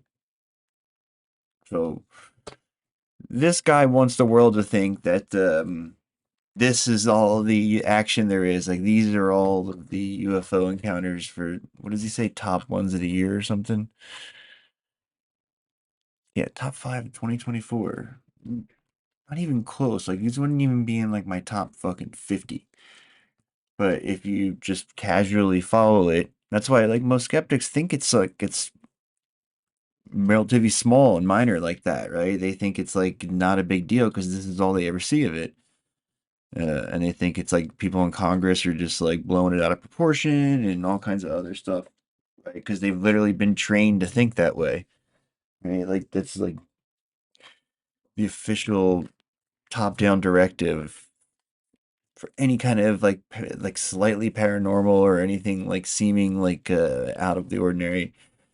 It's just ridicule and suppress, and there's like ignore. If you can't ignore, then you gotta fucking try, you know. If you can't do that, you just gotta like make fun of them, you know. People still do it. They still work for free. Shit is effective. Sophisticated disinformation campaign against the American people.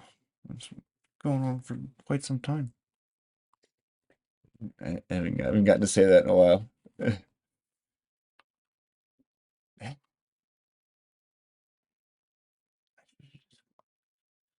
really gotta go, but In a remote corner of Saudi Arabia, an stadium size. I mean, those are pretty common, you know. There's a lot of cases like that. I've never seen a UFO, but a lot of people have. The national team attempts to solve an ancient mystery. Enigmatic stone structures, thousands of them, scattered across hundreds of kilometers of desolate desert. Where's this? Who Wow. built them? When you see the archaeological sites perched up in places and you wonder what's It's crazy how many sites there are like this. Saudi Arabia is opening up. Yeah, I don't think you want to see the scary one, dude. I've been hearing stories lately about scary sightings too. Like, some of them sound really like in the Elizondo book. #1 New York Times bestseller right now as we speak. There's a story in it about like a Navy dive team that's like trying to recover like an ICBM after a testing of something.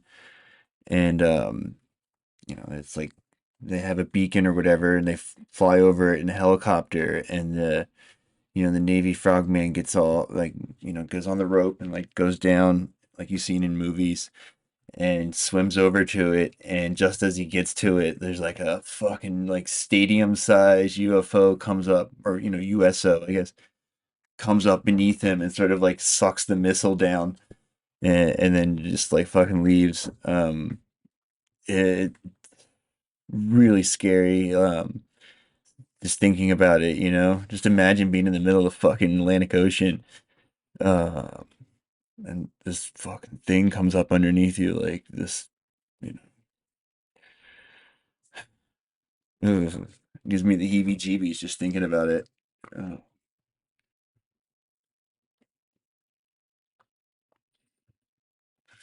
mean, I gotta say, like, listening to his book, like, it's so bizarre. It's like,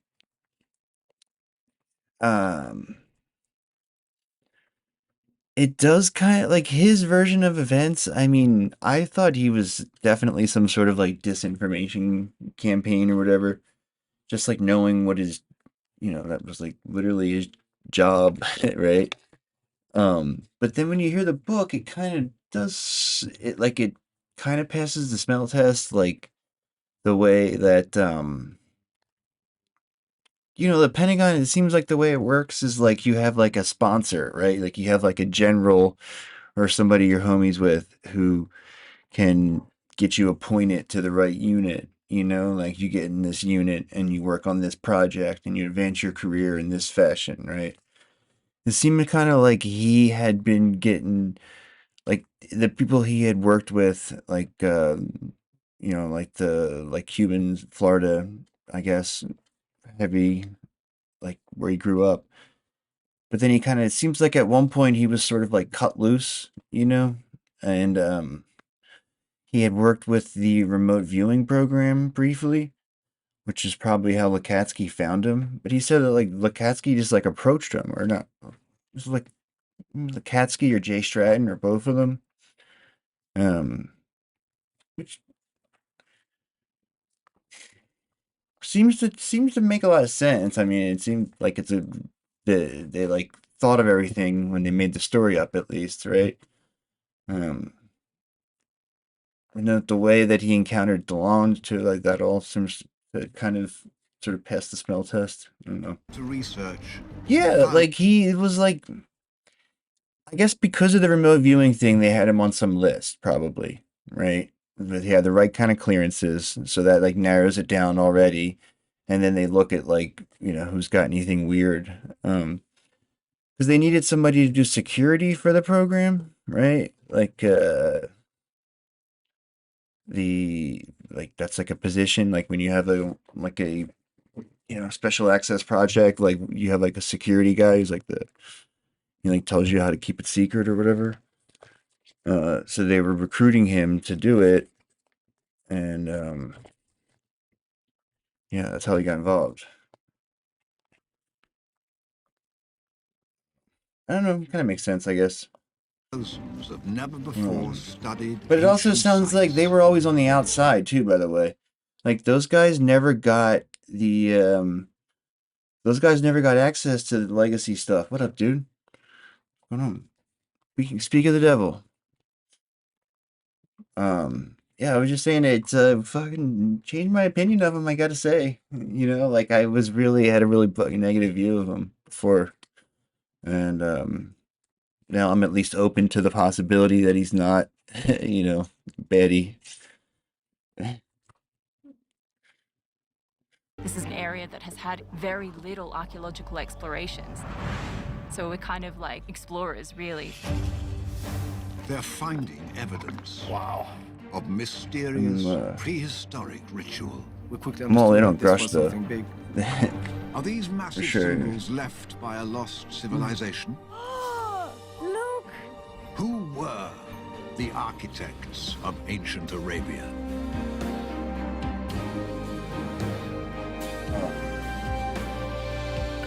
There's that stone, that giant with the fucking clear cut down the middle, right? In Saudi Arabia. There's like a Alula. Very clearly looks like it was chopped with a Saudi Arabia's vast northwest. Laser or whatever. Dude, Scar. A land of stunning beauty. It was once a thriving crossroads. Reminds me of when I blackmailed my nephew. 2,000 years ago, an advanced civilization called the Nabateans carved these sandstone tombs. Nearly 100 of them, many over 5 stories tall, are spread over 10 square kilometers. Remains of an ancient city called Hegra. Yeah, right? As early Maya How'd Miss Hiss get his hands on this? rise in the Americas, and the Han Dynasty was building the Silk Road outward from China. Here in Alula, 2,000 years ago, 2,000 years ago. Nabateans built Hegra to help command one of the ancient world's most lucrative trade networks, carrying incense. Why does it seems like carving shit out of a mountain? Egypt, I don't know. And beyond. Maybe I just don't think that way, but it seems like primary communication such a hassle. I don't know. I feel like I'd build a building before I did that. During much later periods, people have used this route for a very long time. I guess if it was real soft sand, maybe. At least, dude, he's worth Tim Pool money for sure. Yeah. The biblical city of Dedan flourished. Oh, that's a good point. In the desert, right? Yeah. Dedan statues have clear Greek and Egyptian influences. And its language is one of modern Arabic's These were ancient like, ancestors. it was the ancient equivalent of moving to Austin. But scattered among these known sites, archaeologists are discovering more here.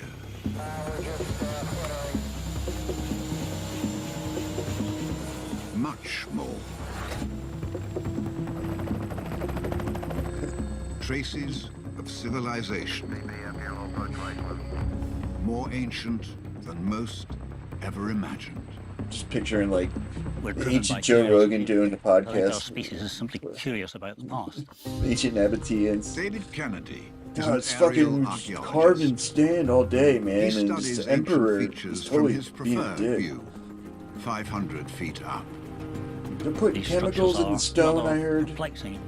You It's want gonna to know fucking shorten what your it was about, lifespan. why people built it like that, why they built it there. I heard they were turning the sand snakes gay. It's not a pretty sight, man. Like circles, pendants, rectangles, and even triangles. Ancient Joe Rogan. It's just These Joe are not Rogan. simply stones that have been heaped up here. They've carefully selected flat stones. They've built them into proper walls. The walls have got a I mean, it vertical would be, face on wouldn't them, it? and they've Dude. got sharp corners properly laid out.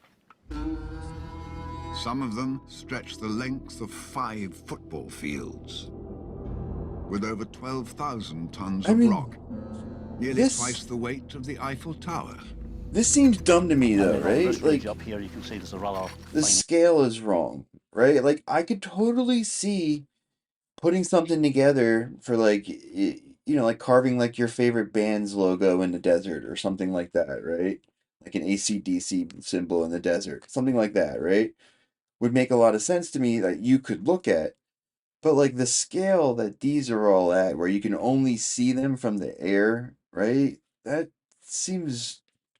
I mean, I don't know. I just don't see humans doing that, right? Like, what the fuck? Why would you do that? Like, unless there was some sort of influence, like, or they saw fucking flying saucers and shit in the sky and they were trying to message to them, something like that, maybe. You know, some sort of vague cargo cult, or like, could be a thing that's like, humans have been doing it for like tens of thousands of years, and the people that did it in more recent times didn't know why they were doing it. They were just doing it. You know, like, say there was a sighting, let's say there was contact 100,000 years ago, and people have been digging these desert things ever since. People wouldn't know what the fuck they were doing it for, but they might still do it, just like tradition, you know? That's what I mean. So God can look at it, but like, I don't know. I feel like why would you think that God was looking from above? Like wouldn't it be much more like like early humans would be inclined to think that like God is among us? No. Um.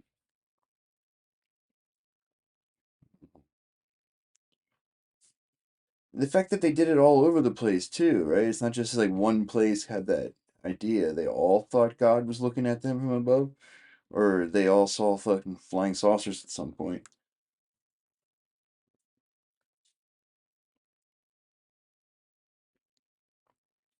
I mean, isn't that like animism? Is like God is like in the trees and shit, right? It's like God being above is like a Christian thing, no? Like paper, assembling these drawings for the heavens. That's what I mean. Like I just think like, hmm. Hmm.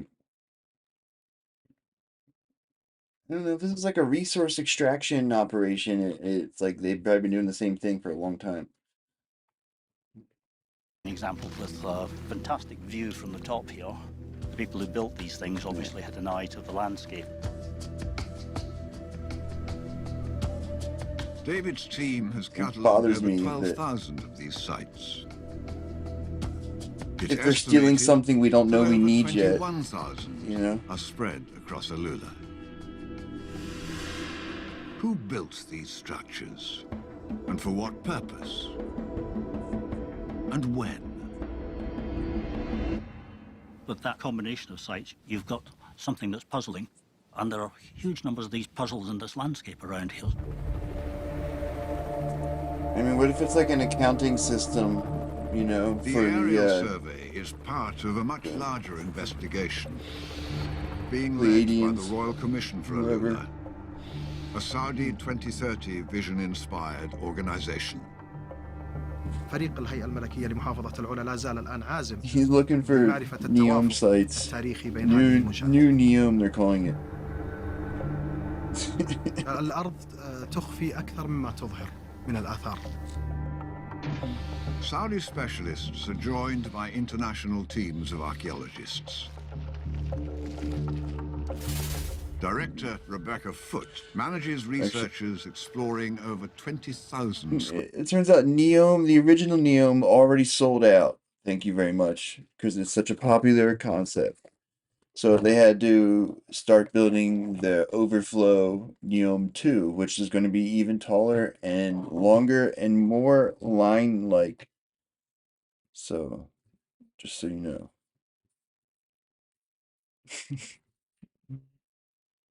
Square kilometers.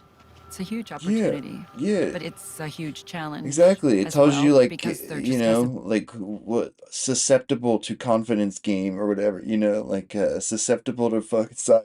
Like, can be pitted against one another. been anybody studying this part of the world in such Tastes detail. like chicken. Their mission? Uncover the secrets of these desert monuments. Gold reserves and reveal depleted. Alula's role in the Like- story of human civilization. This is the forgotten corner of the region. It's almost like we're coming in, I wouldn't say with a completely blank piece of paper, but it was a rough sketch. Now we can potentially make a difference in terms of our understanding, not just of Saudi Arabia, but the wider region.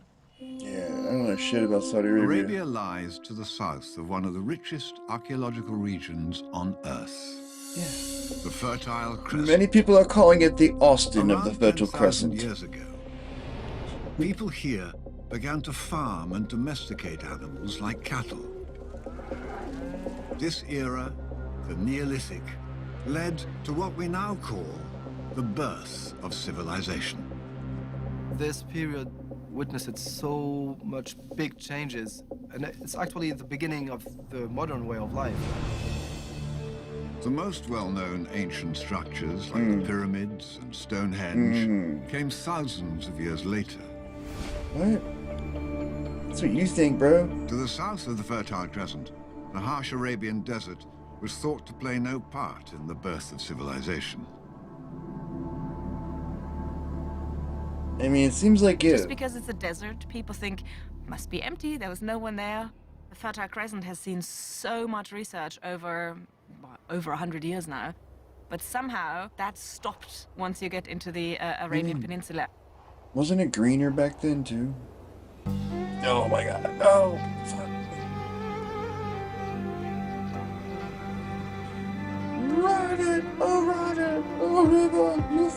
But archaeologists exploring this new frontier may soon be competing. Give you the shirt off your back, thousands of fools. visitors.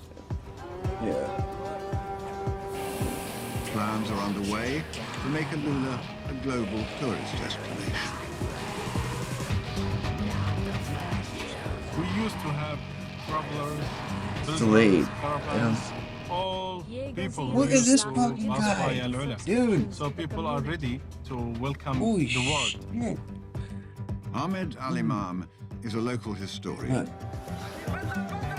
For much of the last century, conservative Saudi Arabia permitted few tourists, aside from pilgrims to Mecca. But the kingdom is opening Look at all that, dude. That's like Tim Pool money. Sweeping modern reforms. Dude. I can see that people. Seashell, never forget brother Sartorius believes Palladian Star, Duke 1337, Mandy Rebel, Bosun, Asher Bodasher, Ahmed is on his way Bibsy to 1, Pister P53, Jaboo 69, Apocryphon, Coconut, Toxoplasmosopus, Dominicus PPG, one fucking PPG, all Extropian, Baby, Banana Slug, new member. Lived here. My man. I fucking This is my rules. grandfather house, father Before I became a sheikh, we used to live here. of my mother. Even though I had to these kill homes 30 had no men. electricity or modern plumbing, Old Town retained a vibrant community Oh, up until man. the 1980s. For sure, it was different. The Thanks, life dude. was very That's, connected, and people were very connected with each other.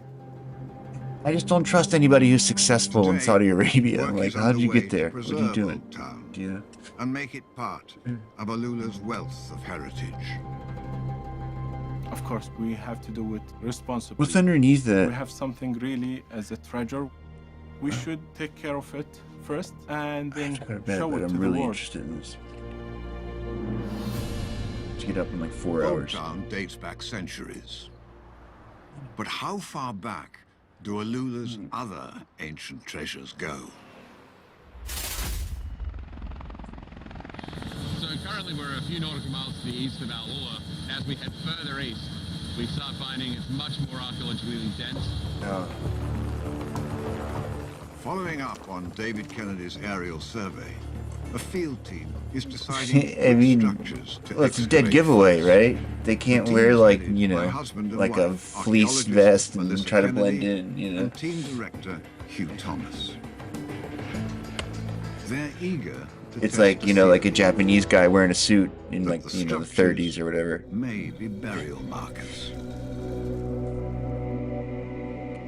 If you go on the ground, it's actually quite difficult to see what you're looking at. And so you have to think, who are these structures supposed to be viewed by? Is it for the deceased person who's looking down from the afterlife, or is it perhaps from the gods?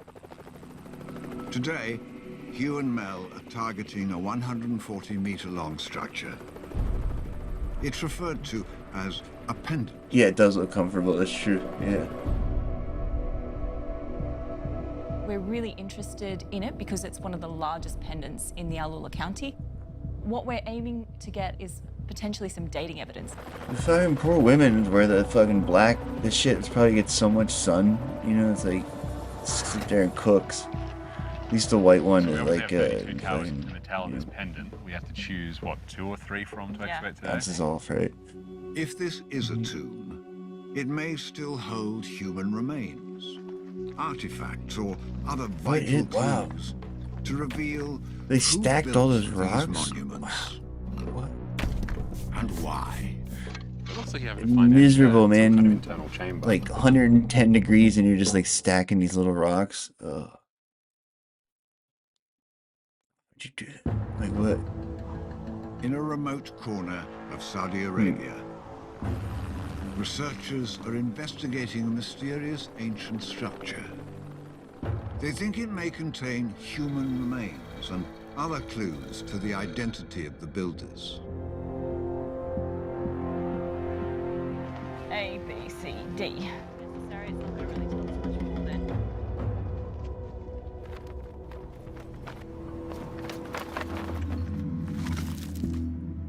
The team begins to carefully remove stone by hand. There's no evidence of tool use here. The naturally get in trouble for flat this. stones are perfect building blocks. Oh, you're right. It's like Gundam Padang. There are thousands upon thousands of tons of stone that are going into these structures. It's not just built by a family. There are communities Yeah, coming this together. is like a whole fucking... And after a few hours, their efforts yield nothing. My tower tomb looks like it's just full of rock. It doesn't look like there's any hollow space or an internal chamber. Them's the breaks. You sure? The team soon reaches the impenetrable Should just do surface ground of penetrating radar everywhere. Like, the tower is empty. No artifacts, no remains, just rock. Psych. So I'm thinking of basically shutting down mine. Nothing's coming out on the sieves. Yeah, it's the no same. signs of you human just remains gotta at dig all. deeper, you know what I'm saying? Just get The empty towers are puzzling. down to the pre-Clovis Evidence layer, if may you have will. been degraded by time and weather, or even removed by looters. What if it's like you It's have to also guess which possible one it is? These You aren't know? grave sites after all. The balance sheet. The team must now re-evaluate their theories. But to Hugh, this is still progress. I mean, you gotta It check is it out. frustrating You know? to be an archaeologist sometimes, because I always describe it like putting a puzzle together. You don't have the box lid. That's been thrown out long ago. And you might get a little snapshot of a corner over here and a side over there. And you've got to try and fill in the rest of that puzzle with your own theories.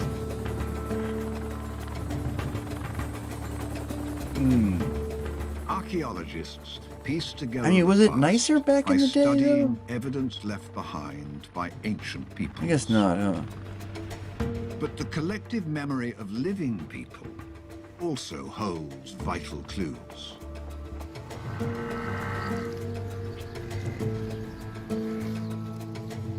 The Bedouin are a nomadic people that have called the deserts of the Near East home for at least 2,000 years. I feel like the framing of this is a little off too.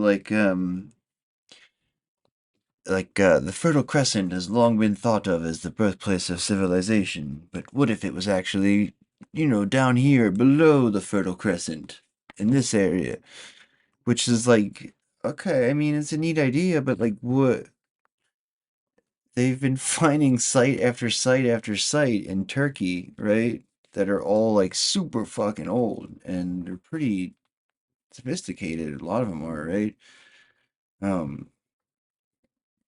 I would be looking more in between the top of the Fertile Crescent and Turkey, you know, right? Oh, or yeah, just like, you know, Africa, like there's been so little done. And it's other thing too is I think there's shit beneath all the other shit too. So there's probably like medieval ruins and stuff beneath that, right? It's like sacred sites have been sacred and stay sacred for a long time. Ali Bahir's You know, family throughout like has changing lived in management. Alula for generations.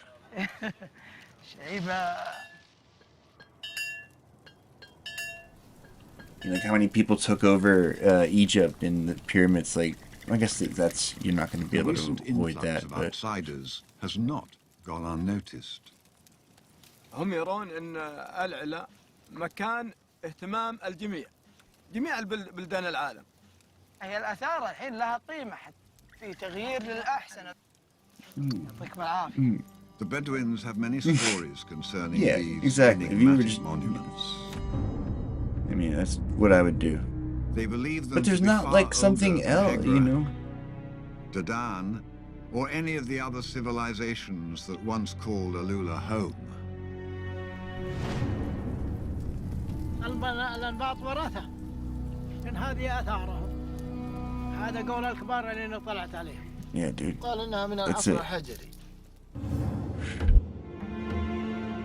If these stories are true, it would make the desert monuments Alula's oldest signs of civilization. And that but makes exactly sense.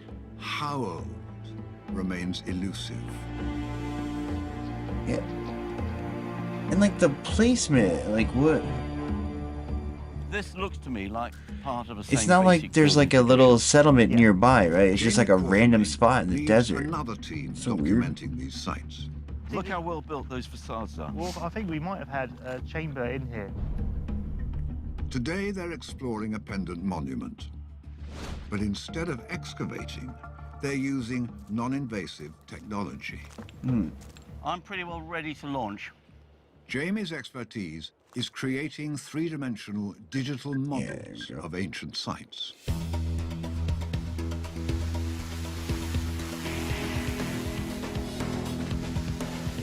What we're doing is providing systematic coverage across the whole of the area. We're taking photographs every couple of seconds, which we can then combine all of the photographs, so we end up with an accurate three-dimensional model of the whole landscape. Yeah, maybe. Yeah. Like, is it a resource? An ideal tool It for seem like off-site shitty analysis. rocks. Especially here in Alula, with over 21,000 sites. Like there's no structures built with them, you know? Archaeological landscape was probably It'd be one thing if they were like bricks that were used in building sites all over the region, but they're these weird fucking off-brand blocks no one fucks with. most exciting things in my life. And as we've been concentrating and working on the landscape, we see more and more of the monuments coming up. We start Quartermain, beginning that's to a see fucking much dope wider name. and Jamie much more important Quartermain? picture. That's a pretty cool name. That picture may start with this structure. Like Gucci Mane, but Quartermain. They're called mustatil, the Arabic word for rectangle. It's a pretty The sick largest rectangle, yeah. stretch more than 5 football fields. Wow. They may be the oldest. Maybe it was a desert field. There you go. Perhaps the earliest design. Maybe they The played like team made a croquet key or something. discovery about the mustatil. Or what's it called with the horse? Pull Other up. structures were sometimes built Yeah, directly it looks like a over them, sports field, but doesn't never it? the other way around. I mean, bowling maybe? Maybe they cleared it off and they rolled something down the 10 hill? years earlier, 20 years earlier, Yeah, or no, 2,000 cricket maybe, years earlier right? is Isn't that what what is a only cricket now field coming looks to the like? fore.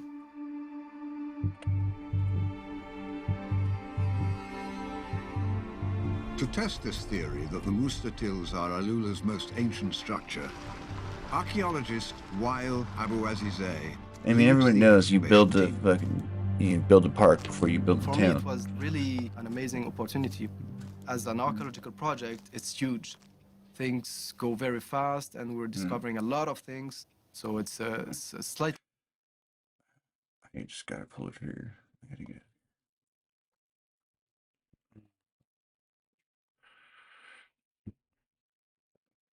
I'm looking for like a natural stoppage point, and I don't see one.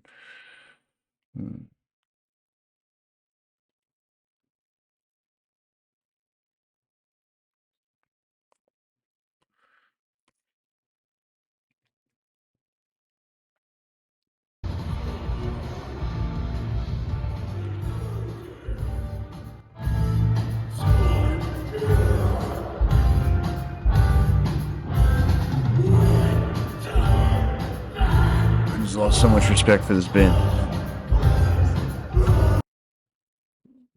That's how you dance when you play? Nerd.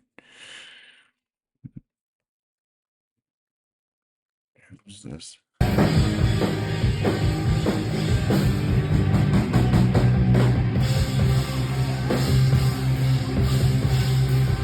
it all.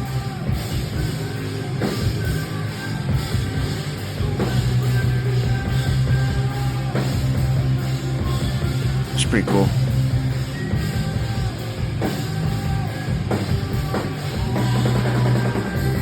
Is it a Brett Favre jersey? Who is that?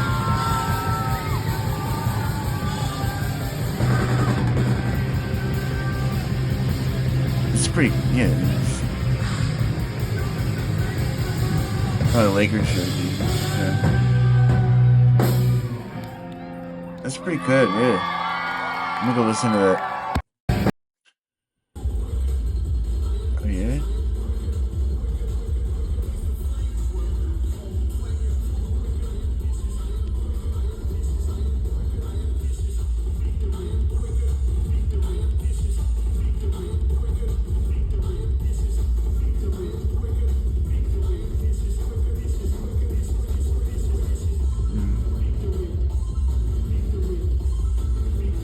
I'm gonna go brainstorm ways to get Alan Dershowitz to vote for Kamala. I don't know. Just gotta think through all the options. We'll get Dersh back, you know.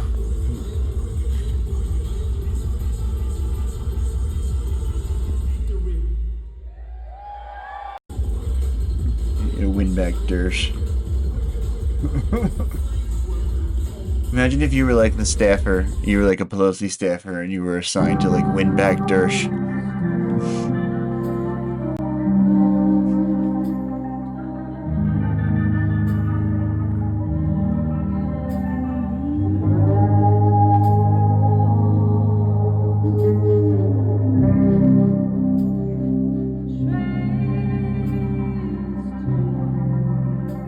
Wow, wow.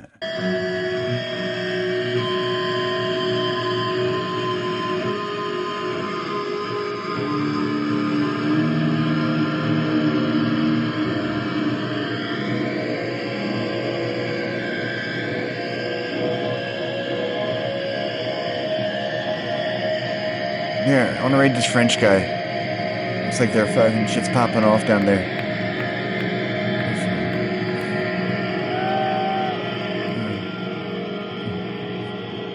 A lot of shouting.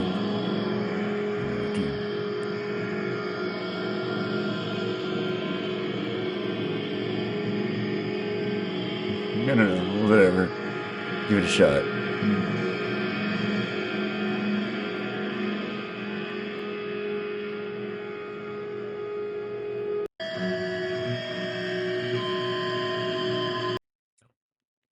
I feel like I followed from like last time there was some shit popping off down there. So cool. There you go. Mr. Bungle. Love and Rockets.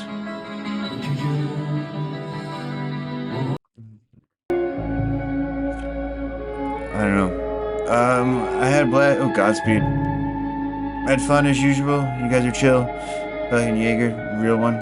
Got my nut budget for the week. I'll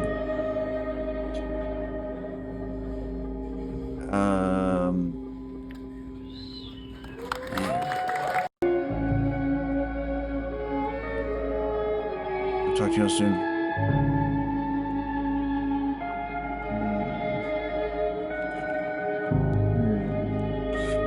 That's what I mean, dude. Maybe rocks are just like fucking, their tubes are not vibrating hard enough yet. And they need to grow harder tubes. They got shitty little tubes, like rock tubes. You know? It's all in the tubes. Is my takeaway. It's gonna be brainstorming all day about how to crank my tubes up. You know? It's the way to be. Tube.